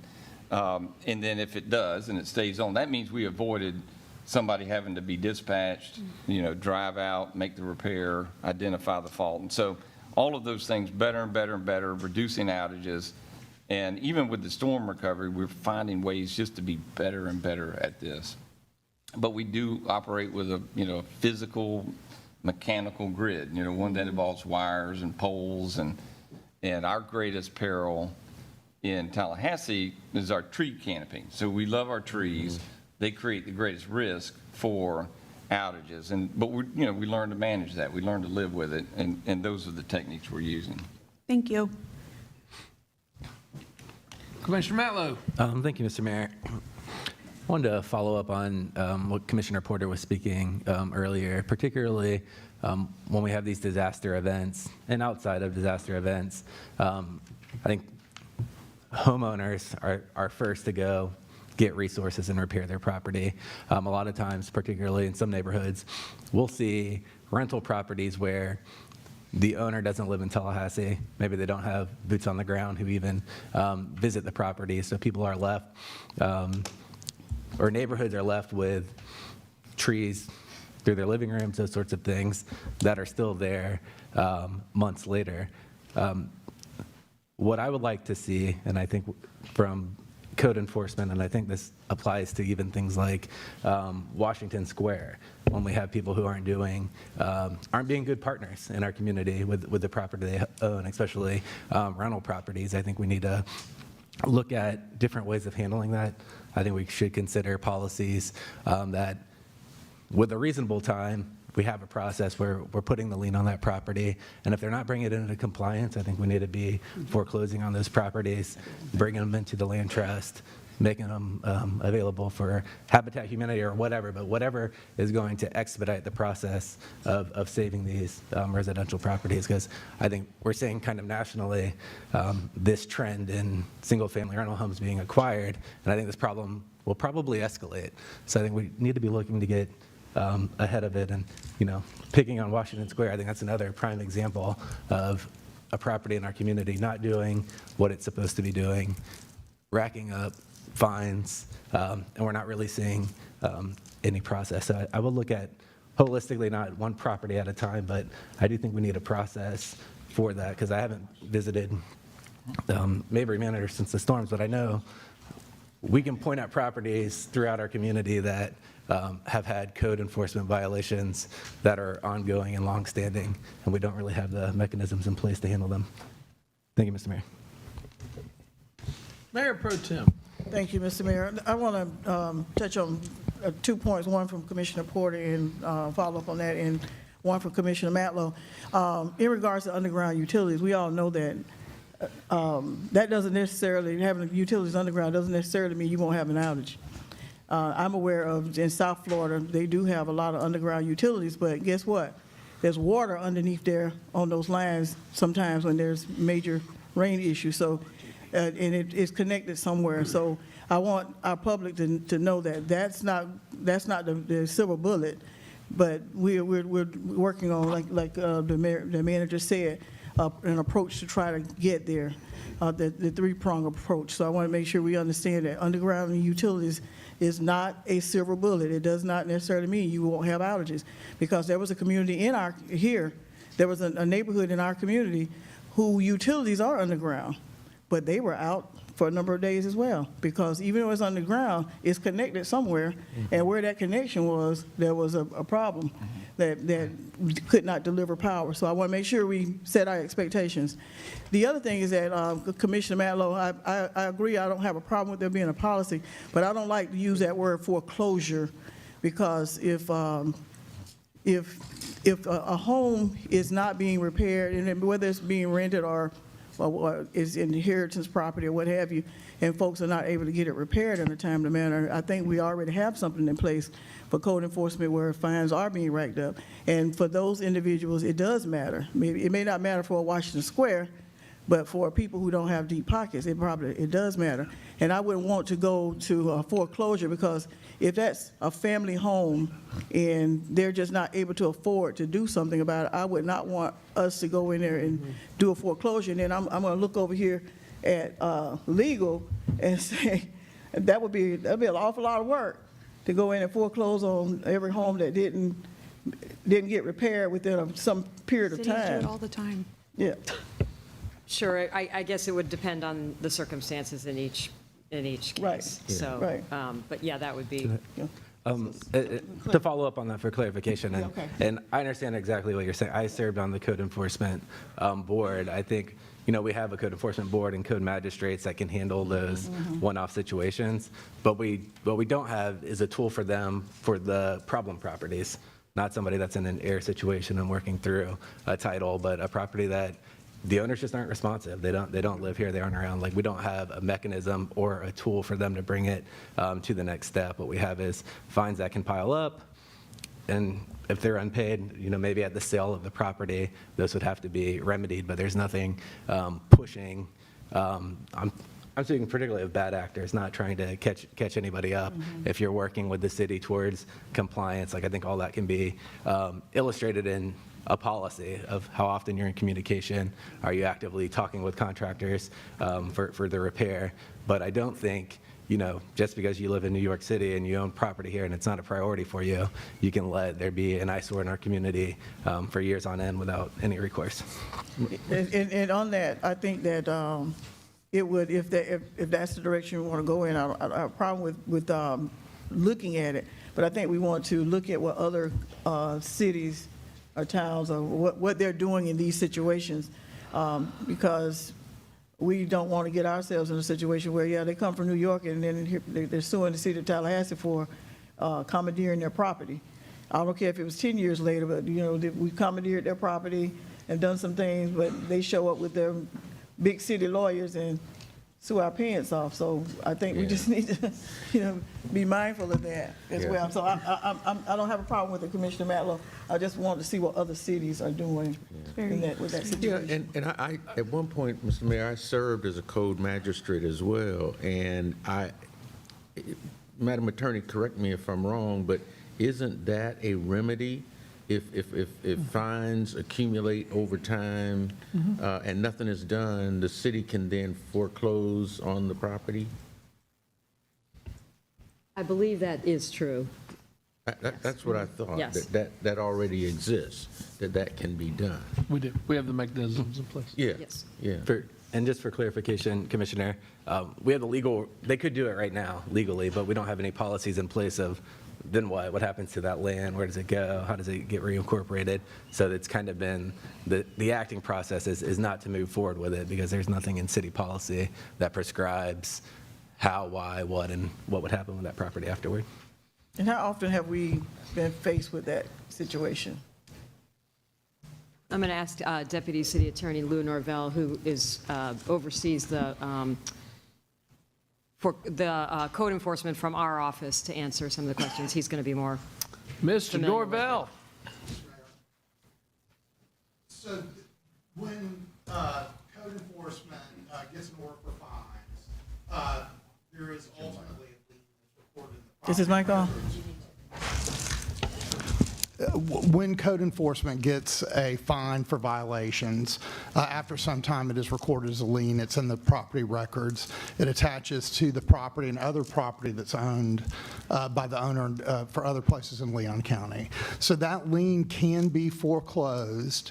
That is a sparingly approach that we've looked at sparingly over the last 15 years. We have foreclosed some liens. It's an individual evaluation with the city attorney and also with management to make sure it's the right property. Also to look at and make sure that we don't have some situation where there's a family problem that could be rectified, or we have somebody that's on military service, and also that there's a need for the property. So it has been done. It's been done very sparingly.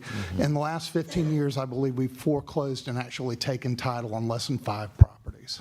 All right. Yeah. Thank you. Makes sense. I do want to move us along. We still need to get to the flooding and flood mitigation efforts, Jake Gaither neighborhood. Thomas, great job with your presentation. I'd love to have a follow-up, more detailed conversation on the Reese Goad squirrel to tree branch, the line theory. If you could detail that later, that'd be great. You piqued my interest with that one, Reese, and whatnot. But why don't we keep moving along? Mr. Mayor, let me bridge this. Karen Jumonville, Assistant City Manager, will come forward. She's going to introduce this. We'll give an abridged version. I think it will be equally as effective. I mentioned at the onset of today's meeting, and as you know, and I know some of you have been intimately involved in this, in the neighborhood, talking to neighborhood leaders. Historically, we know that the area in and around the Jake Gaither neighborhood has flooded. There's been extensive efforts for now multiple decades to mitigate that with good effect. And so we have that information. We wanted to cover that just a little bit. And Karen, forgive me, I may be doing your introduction here. And we've also done a lot of engineering analysis to see what else could be done. And so we have Jody Cahoon. He's on staff. He's an expert, maybe the expert, to be honest with you. He's done a lot of analysis. We've also hired outside engineer who's joined us today to do some analysis. We wanted to share that with you, and then also share the things that we are able to move forward with in the Jake Gaither neighborhood. And so Karen, if you can introduce who's going to present today and and we'll move forward. Yes, thank you, Mr. Manager. We have Steve Schaefer, our General Manager of Underground Utilities and Public Infrastructure. We have Jody Cahoon, our Stormwater Manager, who is our resident expert on all things stormwater. He has over 32 years of experience with stormwater issues in this community, so we're very fortunate to have his expertise as we tackle some of these challenges. And then we also have Brett Cunningham with Jones Edmonds Consulting Firm, who we've enlisted the help of to help us come up with options for, in addition to the things that we've done in the neighborhood already, things that we can do moving forward to make even greater impact in the community. So with that, I'll turn it over to Jody to start the presentation. Thank you, Karen, City Manager, Commissioners, Mayor. Y'all chose the wrong guy to do an Ashley Edwards impression with my dialect and my southern, rush it along. Yeah, wrong speaker, but I'll do my best here and we'll try to shorten it. Unfortunately, it's a very technical topic, so I'm gonna breeze through things pretty quickly. So please, at the end, ask some questions because we've got the information we'd love to share with you.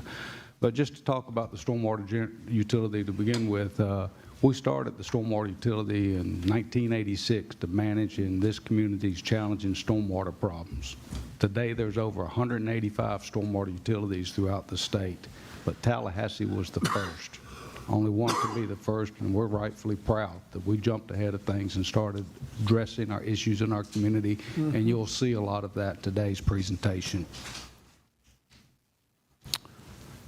This is a slide to list a few of our stormwater utility services. The first floor relating to flooding. I won't go into detail right now. I will mention that the loan program is unique to any community. If you've got some questions on it, be glad to talk about it. It's quite special. And then we also have a very robust surface water quality program. We fund street sweeping, and with the help of our communications department, everybody's heard of TAP in this community. Think about personal pollution. Everybody loves a little rubber duck. So we go a long ways to not just managing flooding, but we provide a lot of services in the community. But this is about flooding. We've got four major components that we use to address flooding. One of them is regulation. This prevents the creation of new flood problems and makes sure that existing flood problems are not made worse. Probably our biggest thing is an underground, and that's done by the Growth Management Department. One of the biggest things that we're known for is our large stormwater improvement projects. This is made possible through underground utilities and public infrastructure. We also help support flood proofing and assistance.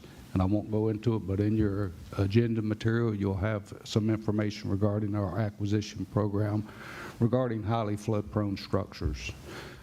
Another key component, and the metrics are listed in your agenda item, is we maintain a significant portion of this community's drainage system, significant. I like to give the example, if you stretch the miles of storm drain pipe from here to west, it'd go out to New Orleans, okay? Over 400 miles of storm drain pipes we have to operate. That's key because we want to make sure that our system is operating at peak efficiency when it's needed most. Now, the other thing about stormwater, it's not a closed system. It's open to everybody. So not everybody, the city does not own all the stormwater systems, and accordingly, we're not responsible for all the flooding. It's things that we simply can't control. The last element on this is flood insurance. And I want to take just a brief second. We've all seen the devastation from the California wildfires. A lot of folks didn't have insurance. That's huge.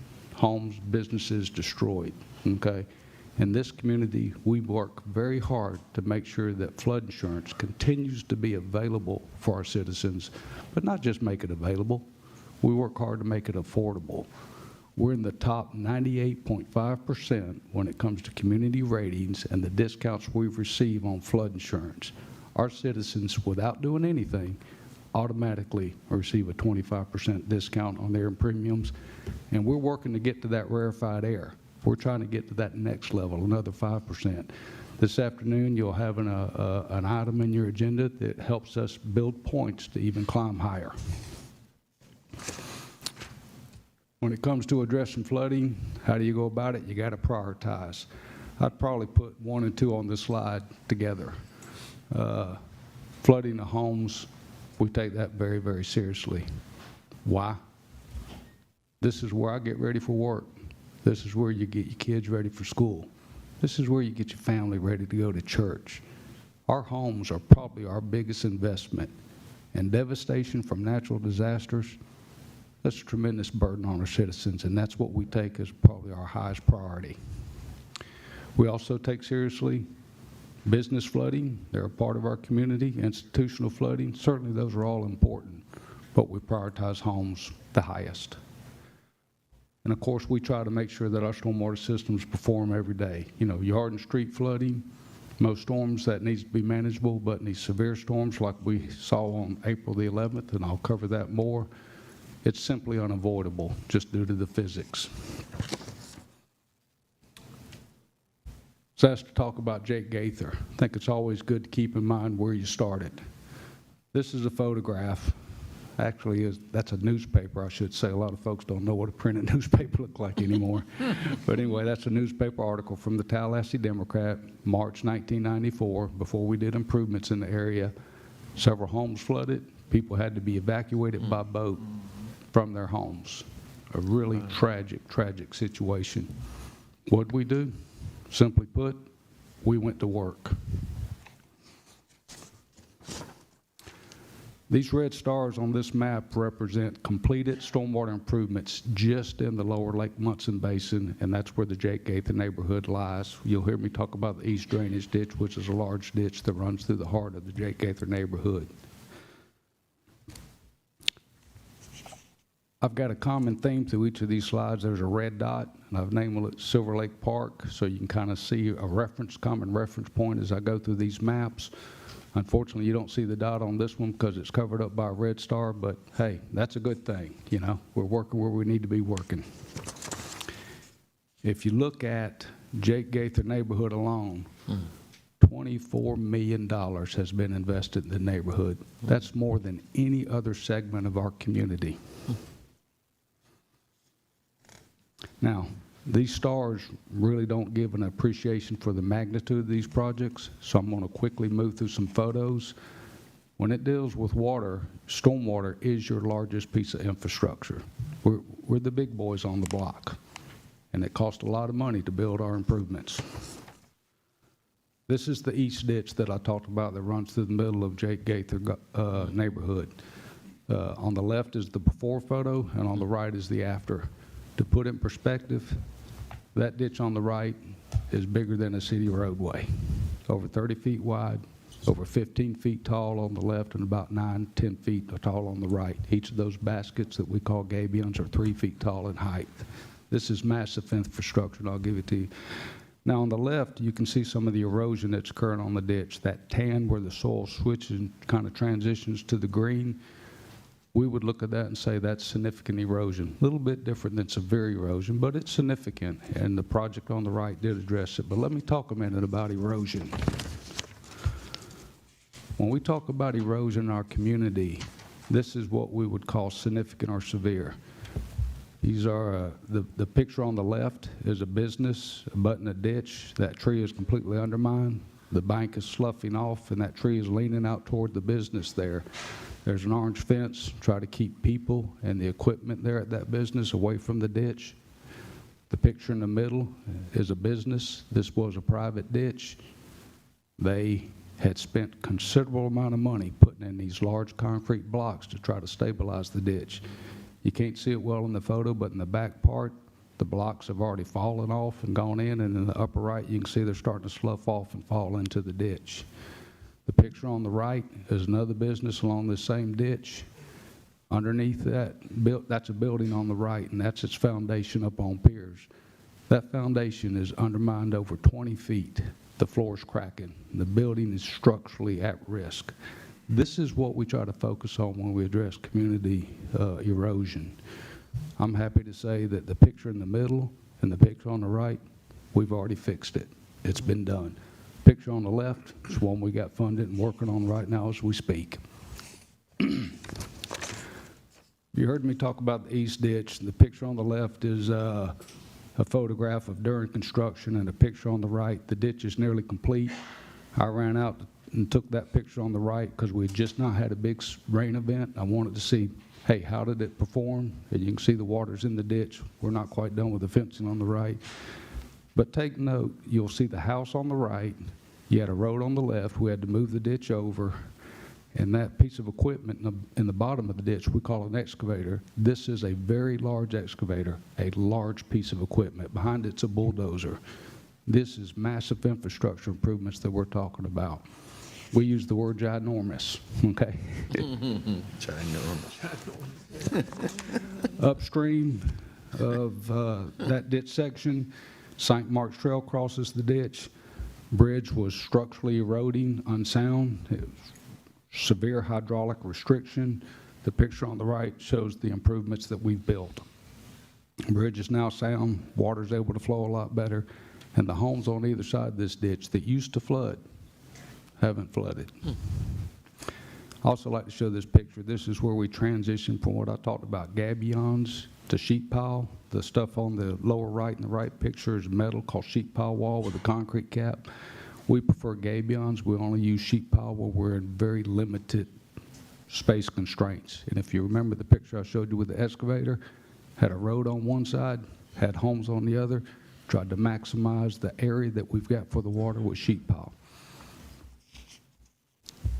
Further downstream is the Bragg Drive Bridge. We call these box culvert bridge. I think it's self-explanatory. Picture on the left is before, picture on the right's after. What you don't see on the right, again, is this is right after a pretty good rain event. That depth of those box culverts, a lot of it's underwater because the water's flowing through there. In Mercury Drive, this is a private pond located in the Jake Gaither neighborhood. On the right is Adams Street. Just to below it is Bragg Drive to the south. The homes on the northwest corner of Bragg Drive came within inches of flooding in 2018. Inches. This is a photograph. The one on the right is the pond. People's backyards are flooded. The one on the left, the water got onto that back porch. This resident had to use a boardwalk to get from the street to the front door, and the water literally was about an inch from going into the house there. Again, I can't emphasize how big and massive these type of infrastructure improvements are. These are two pumps on the left where we're trying to dewater the private pond, and on the right is us putting in the improvements. As a result of this work that we did following the 2018 storms, none of these homes on Mercury Drive flooded during the April event. Now let me talk a little bit about the April event. We've all seen color radar. Where I'm from in North Florida, my kin would say, that ain't good, you know? City had about 7 inches of rainfall across it. The area in white is 9 to 11 inches. Some areas actually reported up to 14 inches of rainfall. This is a severe rain event. Flooding is inevitable. It's going to happen. It's the simplest way I can put it is it's physics, the conservation of mass. When you have that much water fall from the sky, it's got to go somewhere. Every quadrant of our community experienced flooding. This graphic shows the flood extents that occurred during the April 11th event. North, south, east, west, rain fell, you're going to have flooding. The point being is when these natural events happen, you can't eliminate the flooding, but we can focus our efforts on reducing flood damages, and that's one of the key things we take into account. What happened in April 11th? 42 structures flooded in our community. 44 flooded, 42 were homes. One was a commercial business and one was an institutional. By the way, the commercial one, we just recently completed a project where it will no longer flood. But the significant thing is, due to those photographs that I've showed you, zero homes on the south side flooded. Had 42 in other parts of our community. Furthermore, if it had not been, and I just showed you the red stars in this part of the world, had it not been for the red stars in this part and in other parts, over 600 homes in our community would have flooded in that event.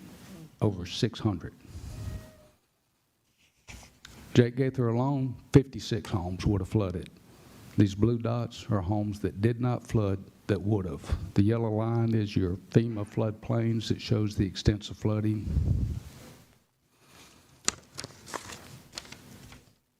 I'm an engineer. This picture's beautiful to me as a drainage engineer. Hey man, it worked. This is a picture of that ditch that I showed you with the excavator at the height of the flow. I mean, it takes a while for the water after the rain to get through the system. This is at the peak of the flow. The ditch is completely full. And what I'm so happy about and proud about, the home on the right, the road on the left, they're high and dry. That's beautiful. I mean, that is a wonderful success story. That is beautiful. And it helps my license. Now, we've met with members of the community, and they said, hey, we're greatly appreciative of what you've done. Yeah. It's beautiful. It's worked well, but can more be done? I've got a few quotes here that I was going to refer to.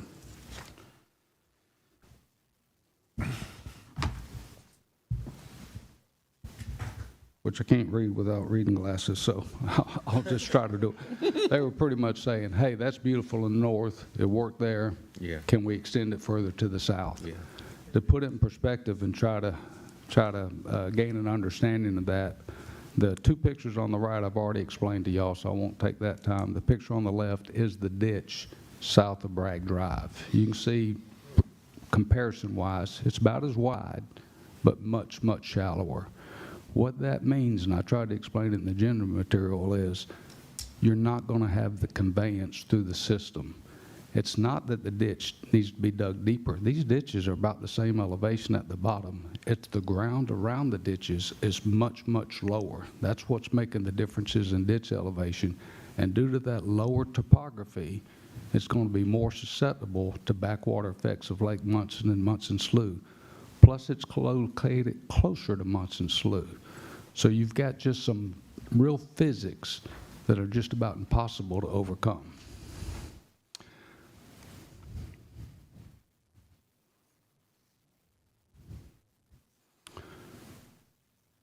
However, we met with the neighbors, we engaged with the neighbors, they had asked us to take a look at it, and so not only had we looked at it, I looked at it hard, my staff looked at it hard, and I've got a wonderful, wonderful staff. These projects that you're seeing are a result of their efforts. We're truly, truly blessed. A lot of folks want to come and work for the City of Tallahassee Stormwater Department. We've got a dadgum good stormwater department. But we reached out and we hired Jones Edmonds. Now, Jones Edmonds Associate is renowned for their water resources engineering, and I've got Brett Cunningham with me here today. He's got a environmental engineering degree, bachelor's and a master's from the University of Florida. But they do have a wonderful, wonderful engineering program, so just keep that in mind, okay? And Brett has spent his nearly 40-year career working specifically on these type of issues. So with that, I'd like to turn it over to Brett Cunningham. All right, Brett. Thank you, Jody. So I'm going to give you a very brief overview of the three projects that the city has performed, all in this Jake Gaither neighborhood area. I'm going to give you the condensed version. I'm going to give you about the 5-minute version for sake of time, which means I'm going to skip a few of these slides. Happy to cover those in detail if there's anything that you have in Q&A. But just to go back and reemphasize what Jody's saying, I'm going to give you a couple macro level points that are important to keep in mind here. So the east drainage ditch is the orange line to the east rather, and that drains about 10% of the watershed. So you have the remaining 90% that's coming and discharging just to the west of that. So that ends up exerting quite a bit of influence on what can come out and at what rate from that area. So that's something important to keep in mind. And then the other important part from a macro level is this is just the east ditch watershed area, and that little blue dot on the western side, that's Silver Lake.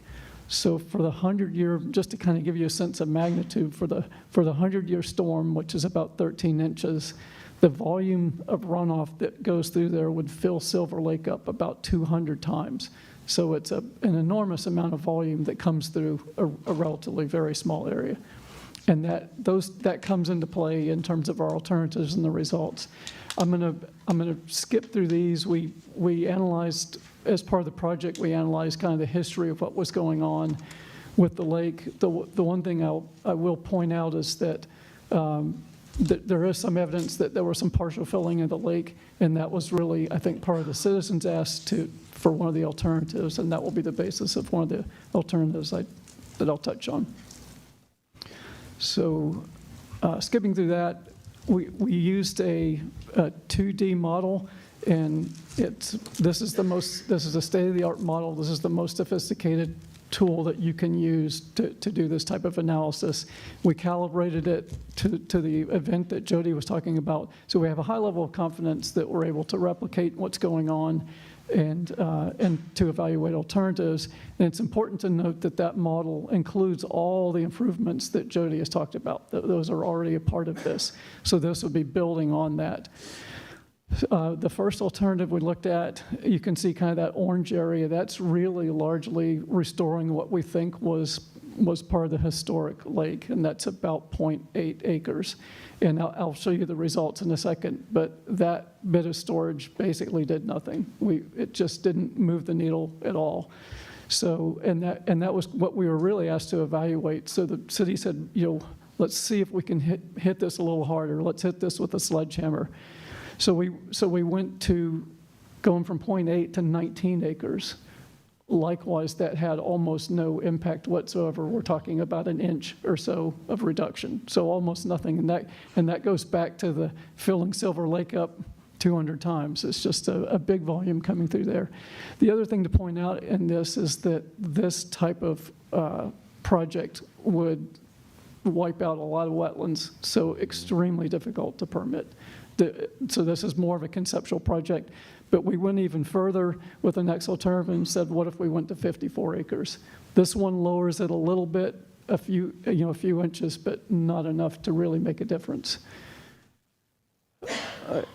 And this is just a summary of those three alternatives. You can see the reductions that we're getting, again, almost nothing for alternatives 1 and 2, a little bit of reduction for alternative 3, very, very expensive.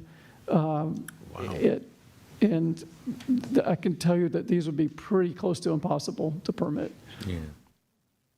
So we could have stopped here, or the city could have stopped here, and they said, well, the storage didn't work.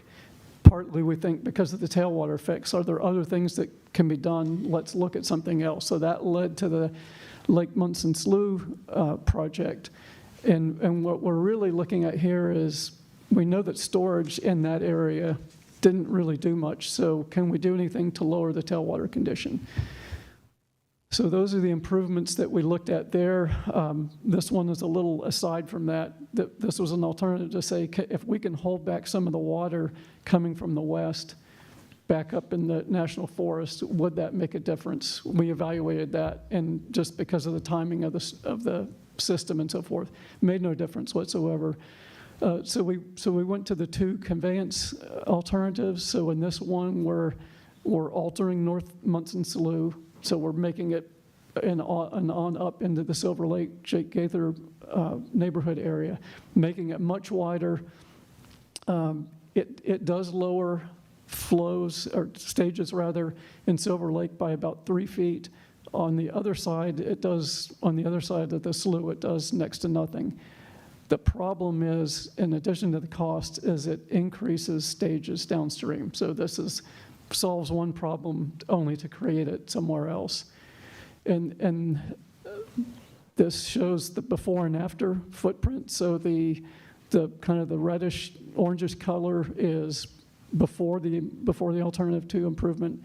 The blue is after. So you can see it does decrease stages, but even the homes that where the flooding footprint is reduced, the flooding that was there still is below the finished floor, so it doesn't change any of the house flooding itself. And then this is downstream where we're actually getting the increases. So in areas like Cypress Lake, it's kind of the opposite. So in this case, the blue is existing and the red is alternatives. And you can see the increases there were, we're flooding properties that weren't flooded before. We don't have the finished floor elevation, so we don't know if we're creating new house flooding problems. But, this would be, again, next to impossible to permit. And then the last alternative is just a kind of a different version, a more natural version of alternative 2, where we're using a large conveyance slough, but with similar results. It's a little less effective, where you get about a 2-foot reduction, not much outside on the other side of the slough, but same problem. We're creating more than a foot increase downstream.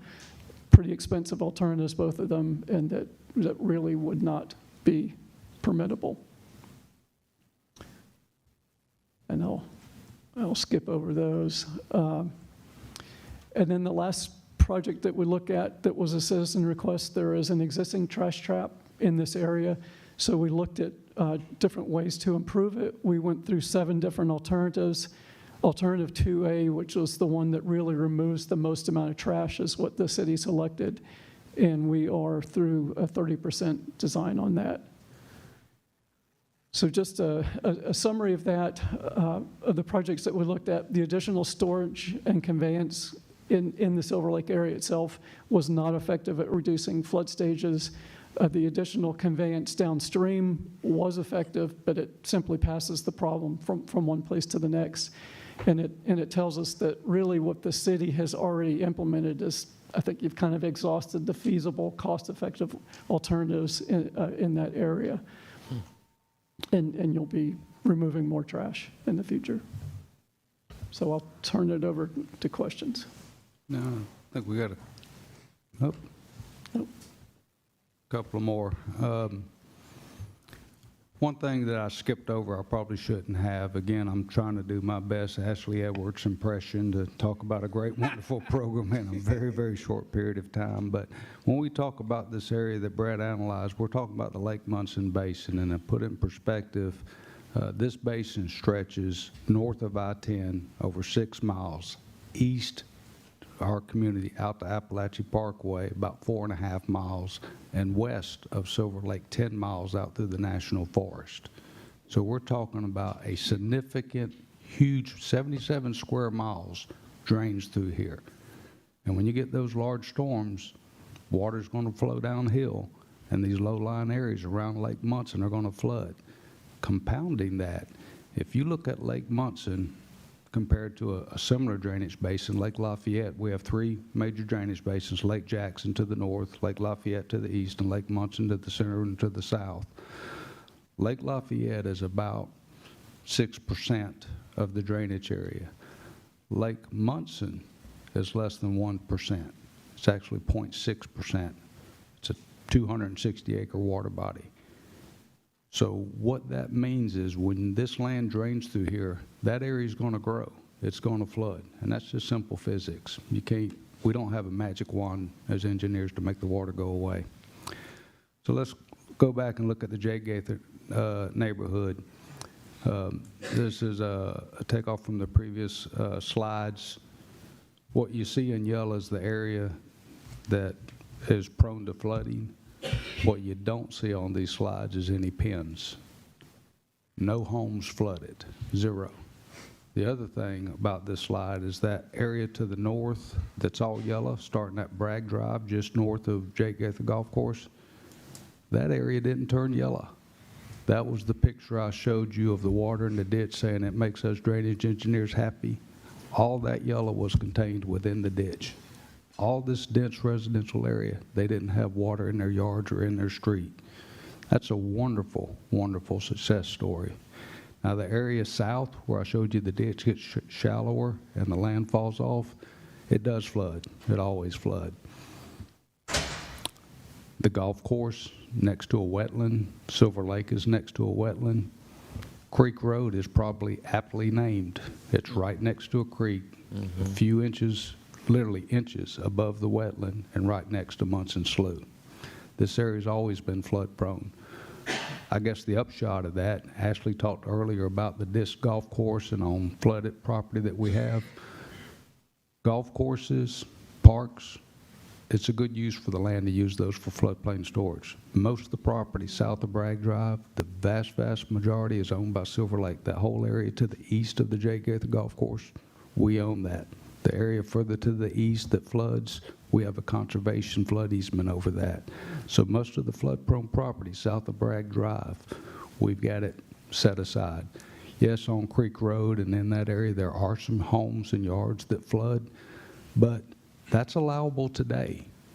People have a right to use their property, and if they own property in a floodplain, they can build in a floodplain.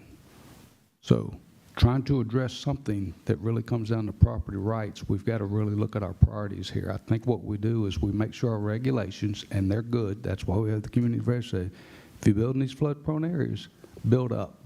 Make it so that your home doesn't flood. And again, the floodplains are established by FEMA. Yes, sir, by the federal government. How often are they altered? One of the things we take a lot of effort on is we submit to FEMA to update these floodplains. So these flood projects that we do, a lot of times we'll reduce the floodplains from what FEMA does. And what that does is some of our residents no longer have to get flood insurance, but if they choose to get flood insurance, they pay a much lower rate because they're no longer in a floodplain. We spend a lot of effort and time of accurately mapping our floodplain. FEMA knows us well. Yep. Let's jump into some questions pretty quick here. We got about 30 minutes left till we're supposed to wrap up, and I want to make sure we got time for discussion as well. Incredible presentation. Really appreciate it. Absolutely. Commissioner Richardson. Yeah, just two things. One, has this been shared with the neighborhood? Second, are there any representatives from the Jake Gaither neighborhood here this afternoon? We have any Jake Gaither neighborhood representatives here? No. Has this been shared with them already, Karen, or? Commissioner, we've shared the results of both studies with the neighborhood prior to this meeting, prior to the agenda being published. We had a meeting with them and shared all the relevant information. Okay. And we met yesterday. And we went yesterday, Karen and Steve and myself, we met with the Neighborhood Association president. Okay. We also had attended a community meeting where Jody made a similar presentation on the first study. Okay. Yes, ma'am. Jody, you mentioned that the east of the golf course, that we own that property. Is that used to be a trailer park that flooded over there? Yes, ma'am, that piece and a piece even east of that, and then the piece east of that, we have a conservation easement on. Okay, all right. I remember how that used to flood, because I had some folks friends who lived back in there. So I'm glad that nobody can live back there anymore, because it's bad. It's bad. Any other questions? Joe, man, thank you. Appreciate it. Thank our friend from Jones Edmond. Thanks for coming out. Tell everybody we said hi. Steve, Karen, appreciate you. All right, colleagues, we got about 30 minutes left according to our agenda. Open it up for some commission discussion. Any items that weren't on the discussion table today that y'all want to put out there? Now's the time. I don't have anything. Now's the time. Sure, Commissioner Porter. Thank you, Mr. Mayor. I guess I have a couple of things. I really appreciate all the presentations, and I know I've said this before, I just think it would really be my preference that we structured this a little bit differently, because to have 30 minutes left, and we didn't really have the opportunity to even go through each pillar of the strategic plan, both the last one and the new one. So it's hard to know kind of even where to start, because I had a lot of questions prepared for other elements that we didn't touch on. But I guess I'll just start by saying I brought this up at our last meeting or a few meetings ago. I really would like to see pedestrian, cyclist, road safety as part of our public safety category of our comprehensive, or of our strategic plan. These kinds of incidents have gone up 77% nationwide in the past 10 years at least, and I know that we've all seen the coverage and we've had conversations before about this, but I think that is a serious public safety issue that I would like to see. You know, we talk about these retreats are such a great opportunity for us to do what we don't usually get to do. It's more conversational, it's more casual and free-flowing. And so I really think that we are doing ourselves a disservice by not giving each category really at least an hour to go through. It just can't happen the way that this is structured. And for this to be, as I've heard it said, kind of the opportunity to do this, for us to have 30 minutes between 5 commissioners, it just doesn't work. So I really hope that'll be, I've brought this up every time we've done this because it happens every time. And I only say that because I really value this opportunity for us to bounce ideas off each other and hear from staff in a way that we don't always have the opportunity in such a forum.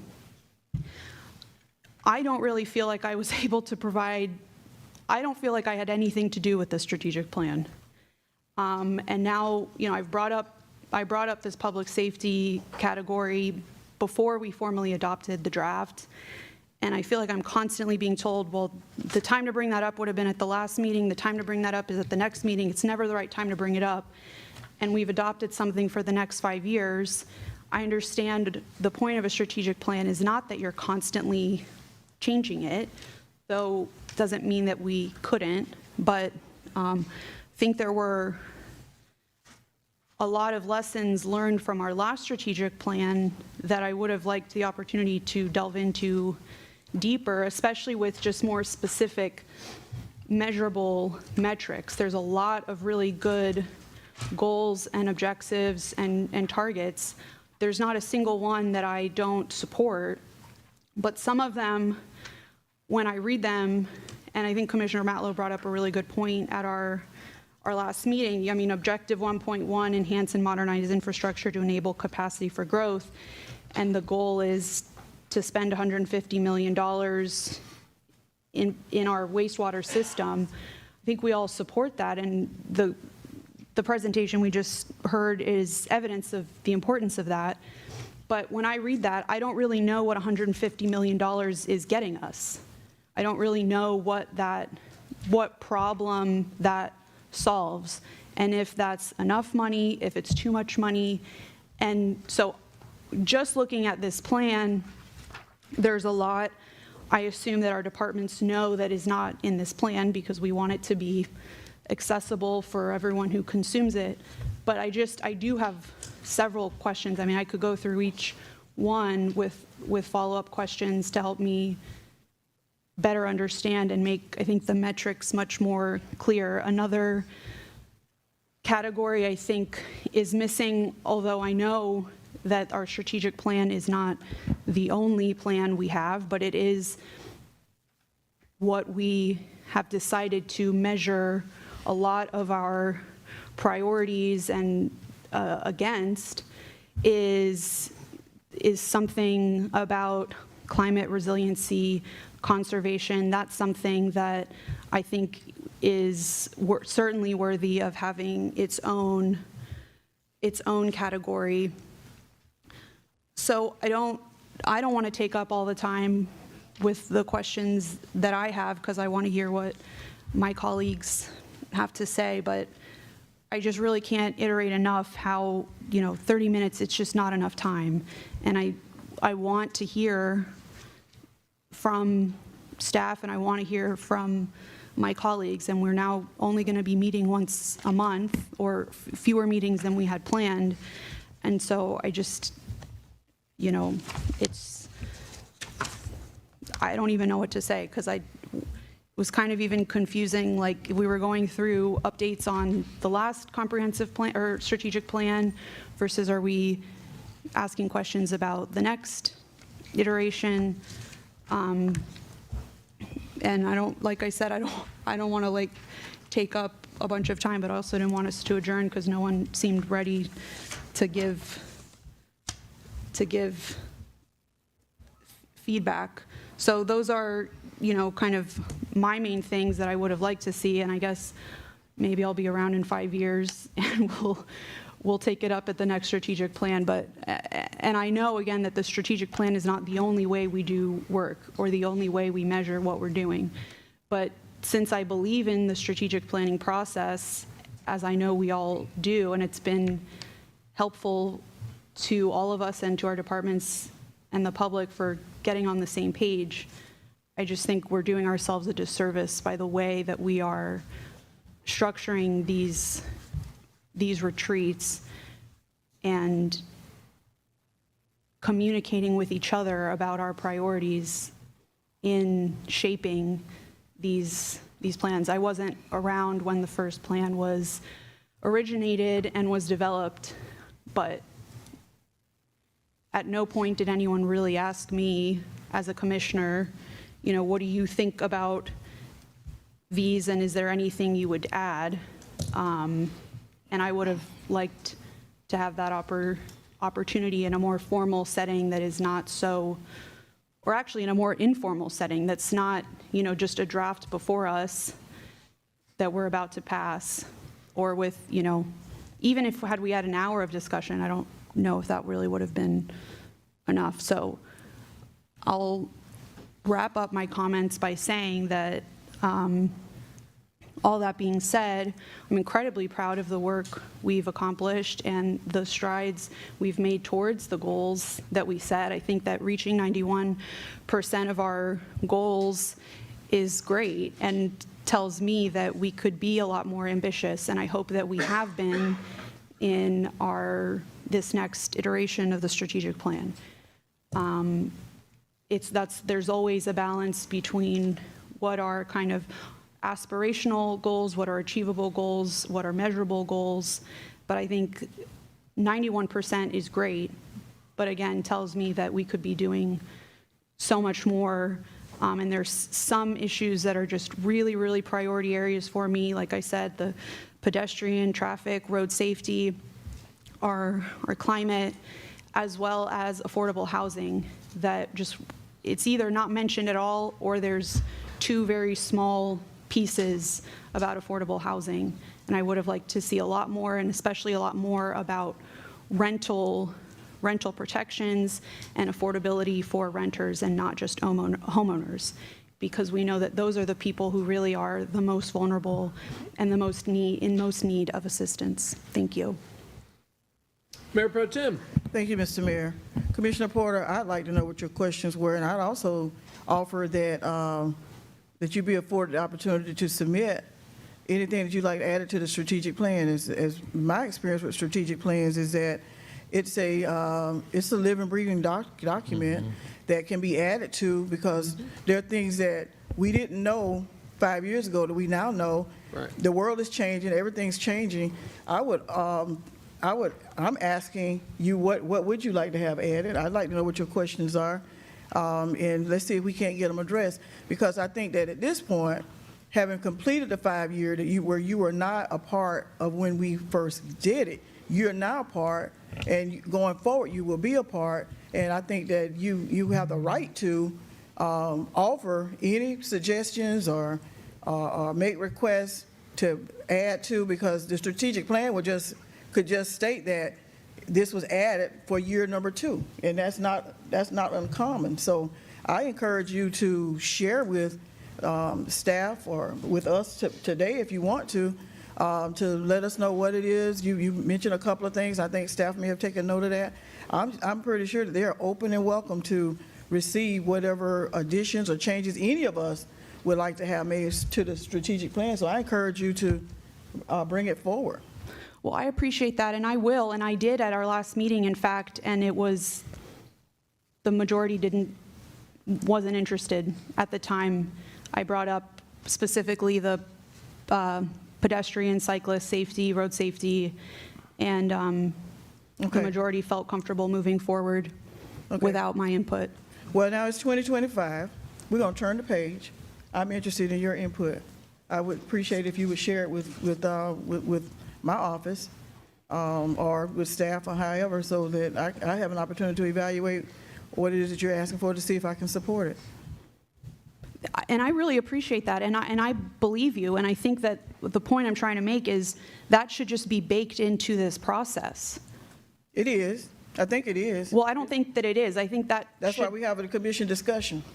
Sure, but we have 30 minutes, and we're looking at a plan that's already been adopted and printed, and so now is obviously not the time to do that. I disagree. I disagree. Now's the time. There's always a time.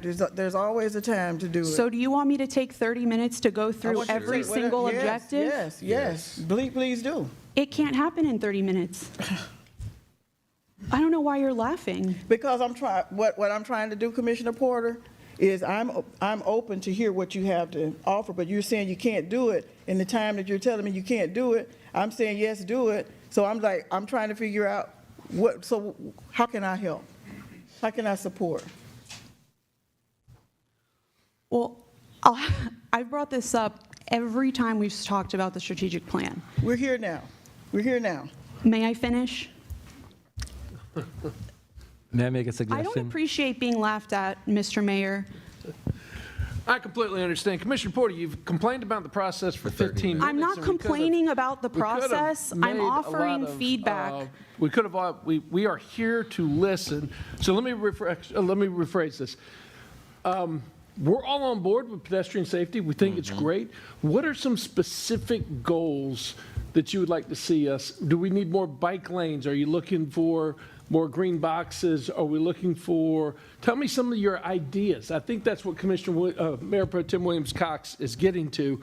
What are some of the goals that you'd love to see incorporated? Well, I'd be happy to answer that, but I really resent the framing of I've just been complaining for 13 minutes. I think you have. But nonetheless, let's move forward. What are some of the goals? For that you would example, love to reduce mortalities by 10%. I mean, there's a million goals. We've talked about Vision Zero. We've talked about making such and such progress towards, we're going to talk about it later today, the Safe Streets plan that the CRTPA worked on. There's over 100 high and medium risk roadways in our county. I don't know how many of them are in the city. And I know we have relationships with FDOT. I mean, we know this, that they're not all city streets.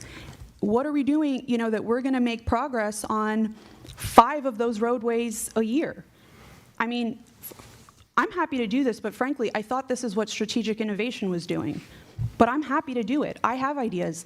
And frankly, I got a master's in doing strategic planning, so I care about this and I believe in it, which is why I want it to be successful and reflect the input of all of us and the public. And I don't think that it's fair to just say that because I have comments that I'm just complaining. And I've said, I could go on. As far as affordable housing, there's nothing about rental housing. I don't understand necessarily where some of our numbers are coming from. Like when we say we're going to rehab, we're going to do, we do 5 Habitat for Humanity projects a year or however many it is, how close are we, what does that mean? How close are we getting? If we start with the question, how do we make sure that people get to stay in their homes, that everyone in Tallahassee has a place that they can afford to live? How do we know that these numbers are getting us towards that goal? And not just like, well, we did 50 last year, so let's do 60 this year. I don't have a problem with that in theory, but it's helpful when we're making these decisions that we know, well, how close does that get us towards where we want to be? Those are all examples. I mean, there's nothing in the strategic plan about crime, violent crime intervention in the way that, for example, we've talked about the distinction between prevention with Tempo or TIFLA or working with community groups and faith-based organizations, a lot of that is preventative, and I'm fully supportive. We also know that there's a category of people between the ages of 18 and 24 who are committing these crimes at a much greater rate, and we're not really targeting the people who are committing those crimes. At least that's not reflected in our strategic plan. I know that people are doing it, and the Council on the Status of Men and Boys are talking about it, but these are all things that are not in the strategic plan that we talk about a lot. So I'd be happy to prepare something, but we have 10 minutes left and a meeting in an hour. So I'll also add that the city manager has not come to my last several briefings where some of these notes were intended to be discussed.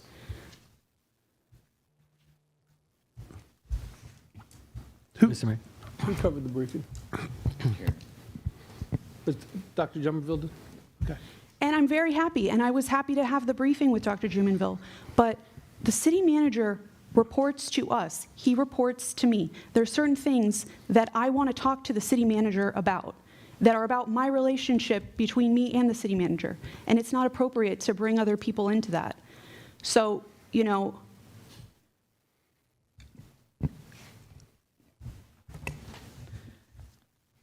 Mr. Mayor. Okay, Commissioner Matlow. Thank you, Mr. Mayor.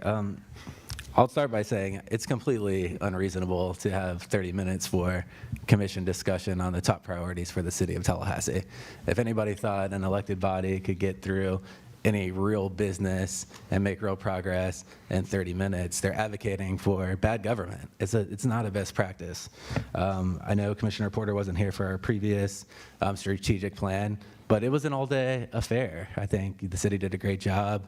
ACM Doolin, I think, did a lot of the organization.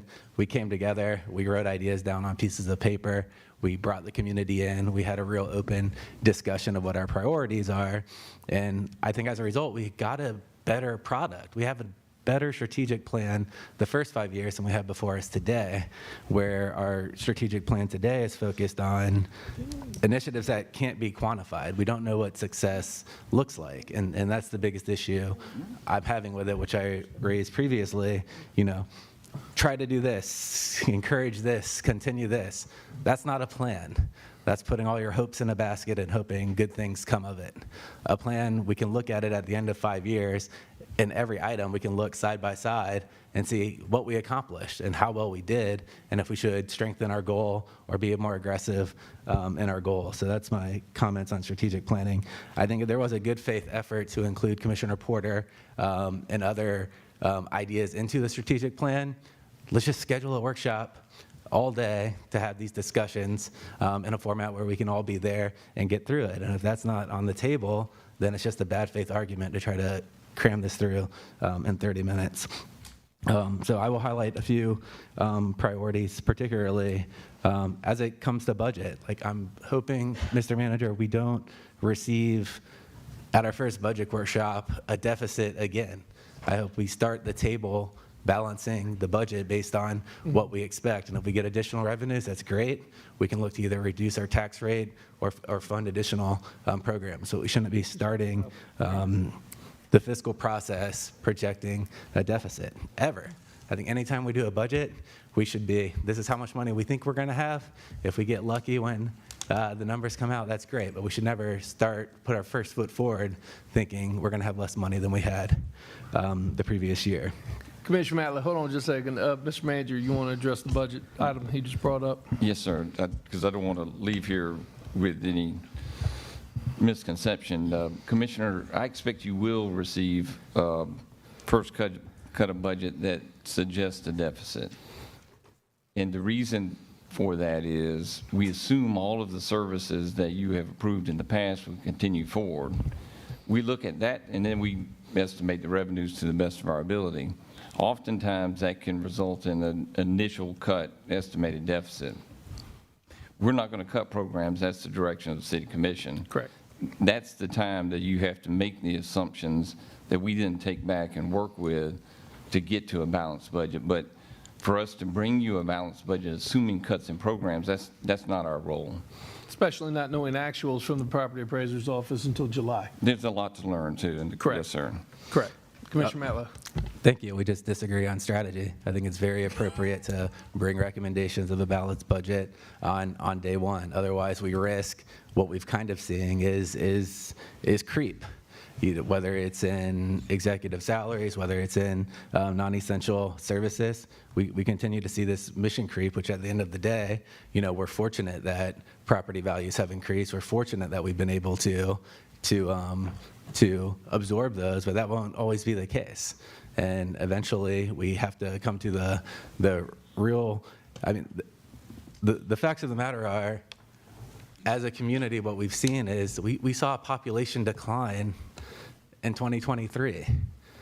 Our population was going the wrong direction from a growing city, and we have to ask ourselves why that is. And I don't think continuing to increase our budget is really the answer. I think we need to look at what caused people to leave Tallahassee-Leon County area, the cost of housing.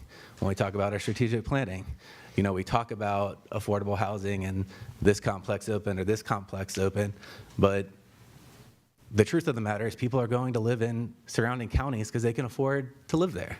We have to address those things head on. When we look at the strategic plan, while I think culture or cultural is mentioned in passing, the words arts don't appear anywhere in the entire document.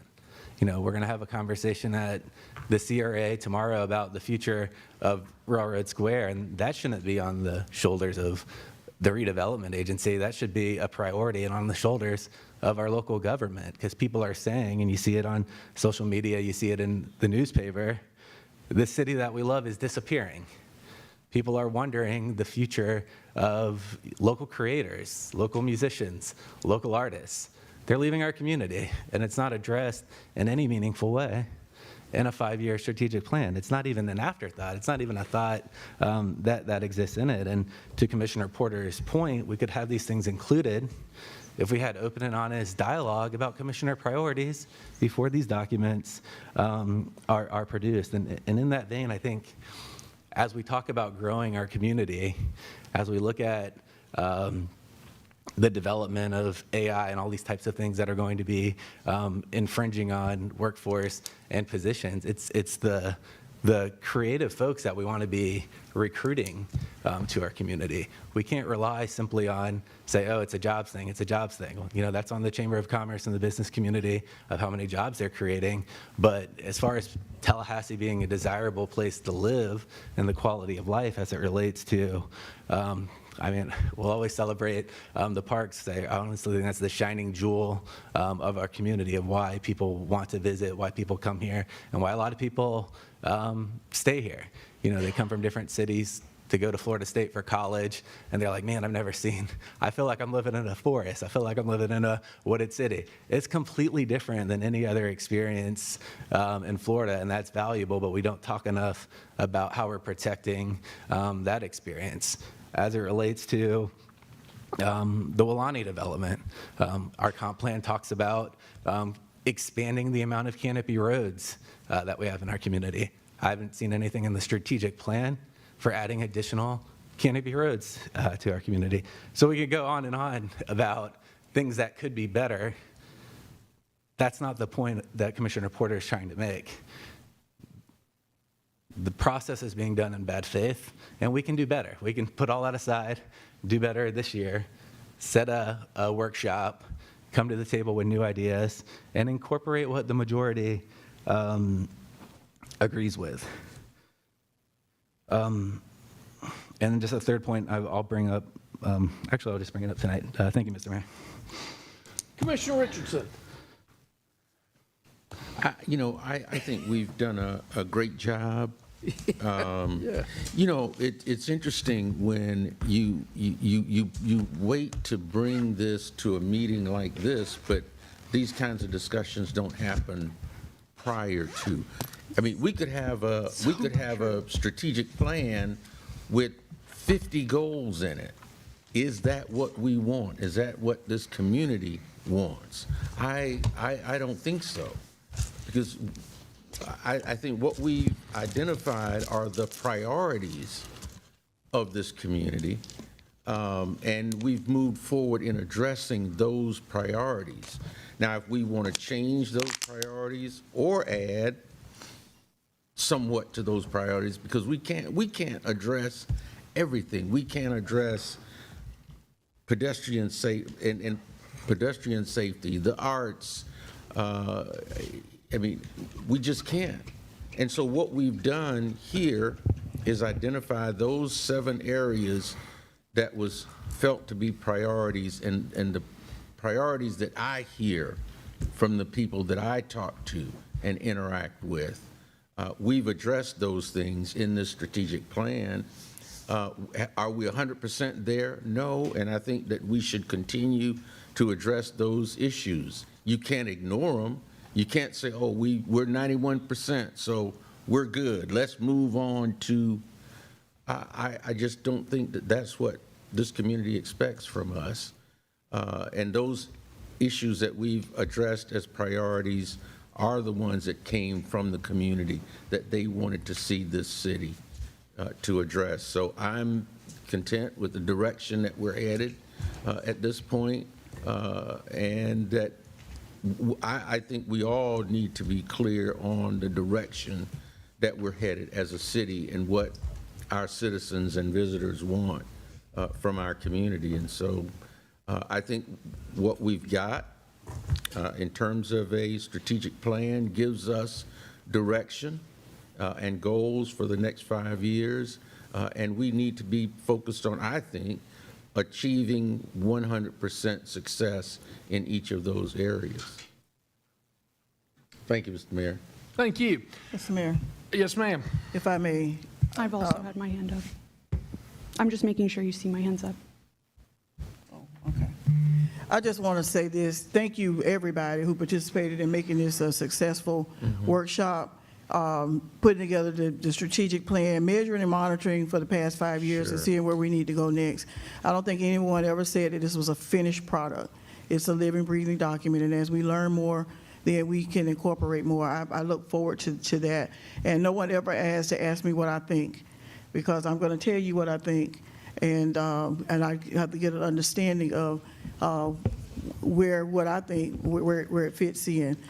I want to encourage us, and I'm going to just speak for me. I am going to work very, very hard to, in 2025, to help this commission not be in the media, people not using the words fractured, as a reporter said to me the other day about this commission. I'm sick of hearing about the 3-2 split. There's no 3-2 split. We have 5 people who are doing the very best job that they can, using the information and resources that are available to try to make our community better. And I would hope that we will strive so that the commission is not the story, but the work of the commission and of this great City of Tallahassee staff, that is the story.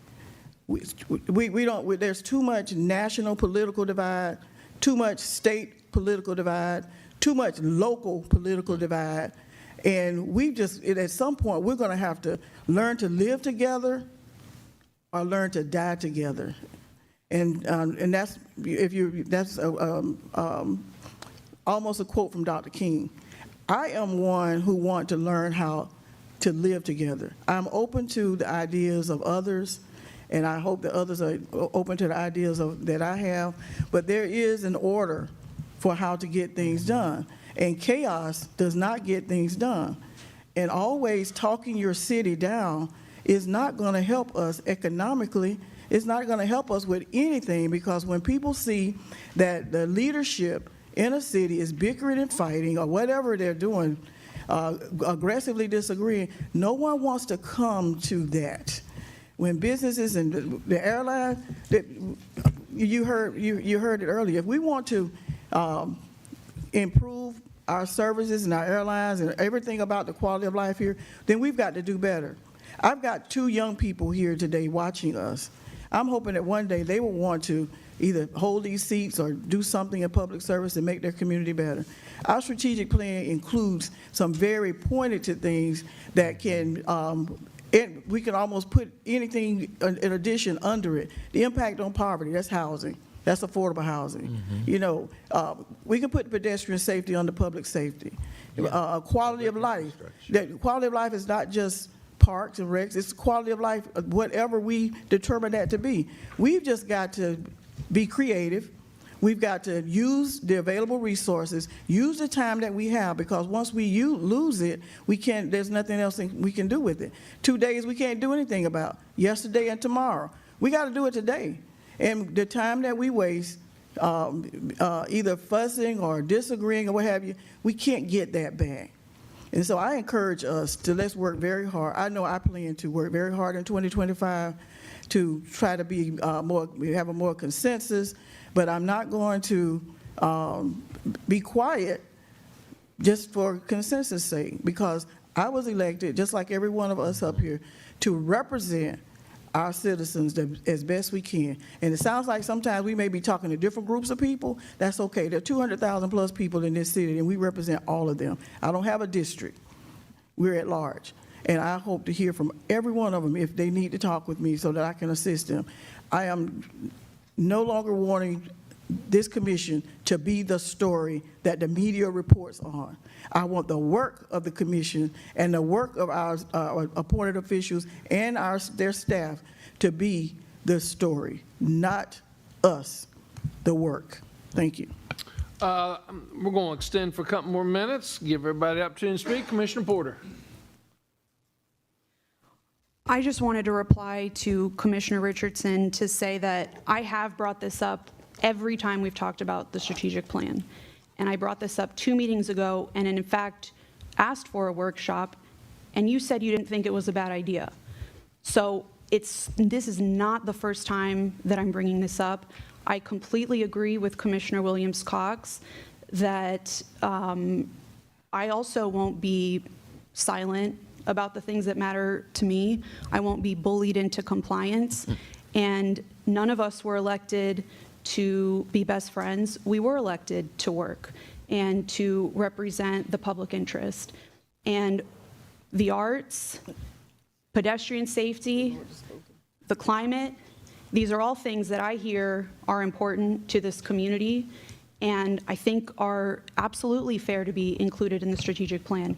We can disagree about our priorities, and that's the whole point. That's why there are 5 of us. That's why we're here, to have those conversations and to take votes about how we move forward. So, and there's no public here, really. I see staff and I see press. There's 5 people, a handful of people, and I'm grateful that you're here, and I'm sure there are people watching. But when we have had these meetings about the strategic plan, since it was adopted in 2020, there has never been, in a forum like this, that kind of community feedback specifically on the strategic plan. We have never had, like, let's have just a strategic planning workshop, as it seems we had when we were first drafting the original strategic plan. I don't think it's too crazy to ask. I mean, the mayor asked me to host a town hall on parking minimum mandates, and I was happy to do it. And I think that's a good model for things that are important to us, such as the strategic plan. I don't think anything I'm saying is crazy. I'm not complaining. I love this city. I'm not from here. I could live anywhere else, just like most of us in this room could. And everything that I say comes from a place of love for this city. And we may have different priorities and we may communicate that differently, but I am not just complaining or tearing the city down. I want to see us thrive. I want this to be a place where I retire and have a family and where everyone can enjoy that too. And that's why these things are important to me. And I definitely think there's room for pedestrian safety in our strategic plan. I mean, people are literally dying. I don't know how we leave that out of our strategic plan. Thank you. We have started 2025 with a bang. We'll see everybody at 3 o'clock in the commission meeting. We are adjourned.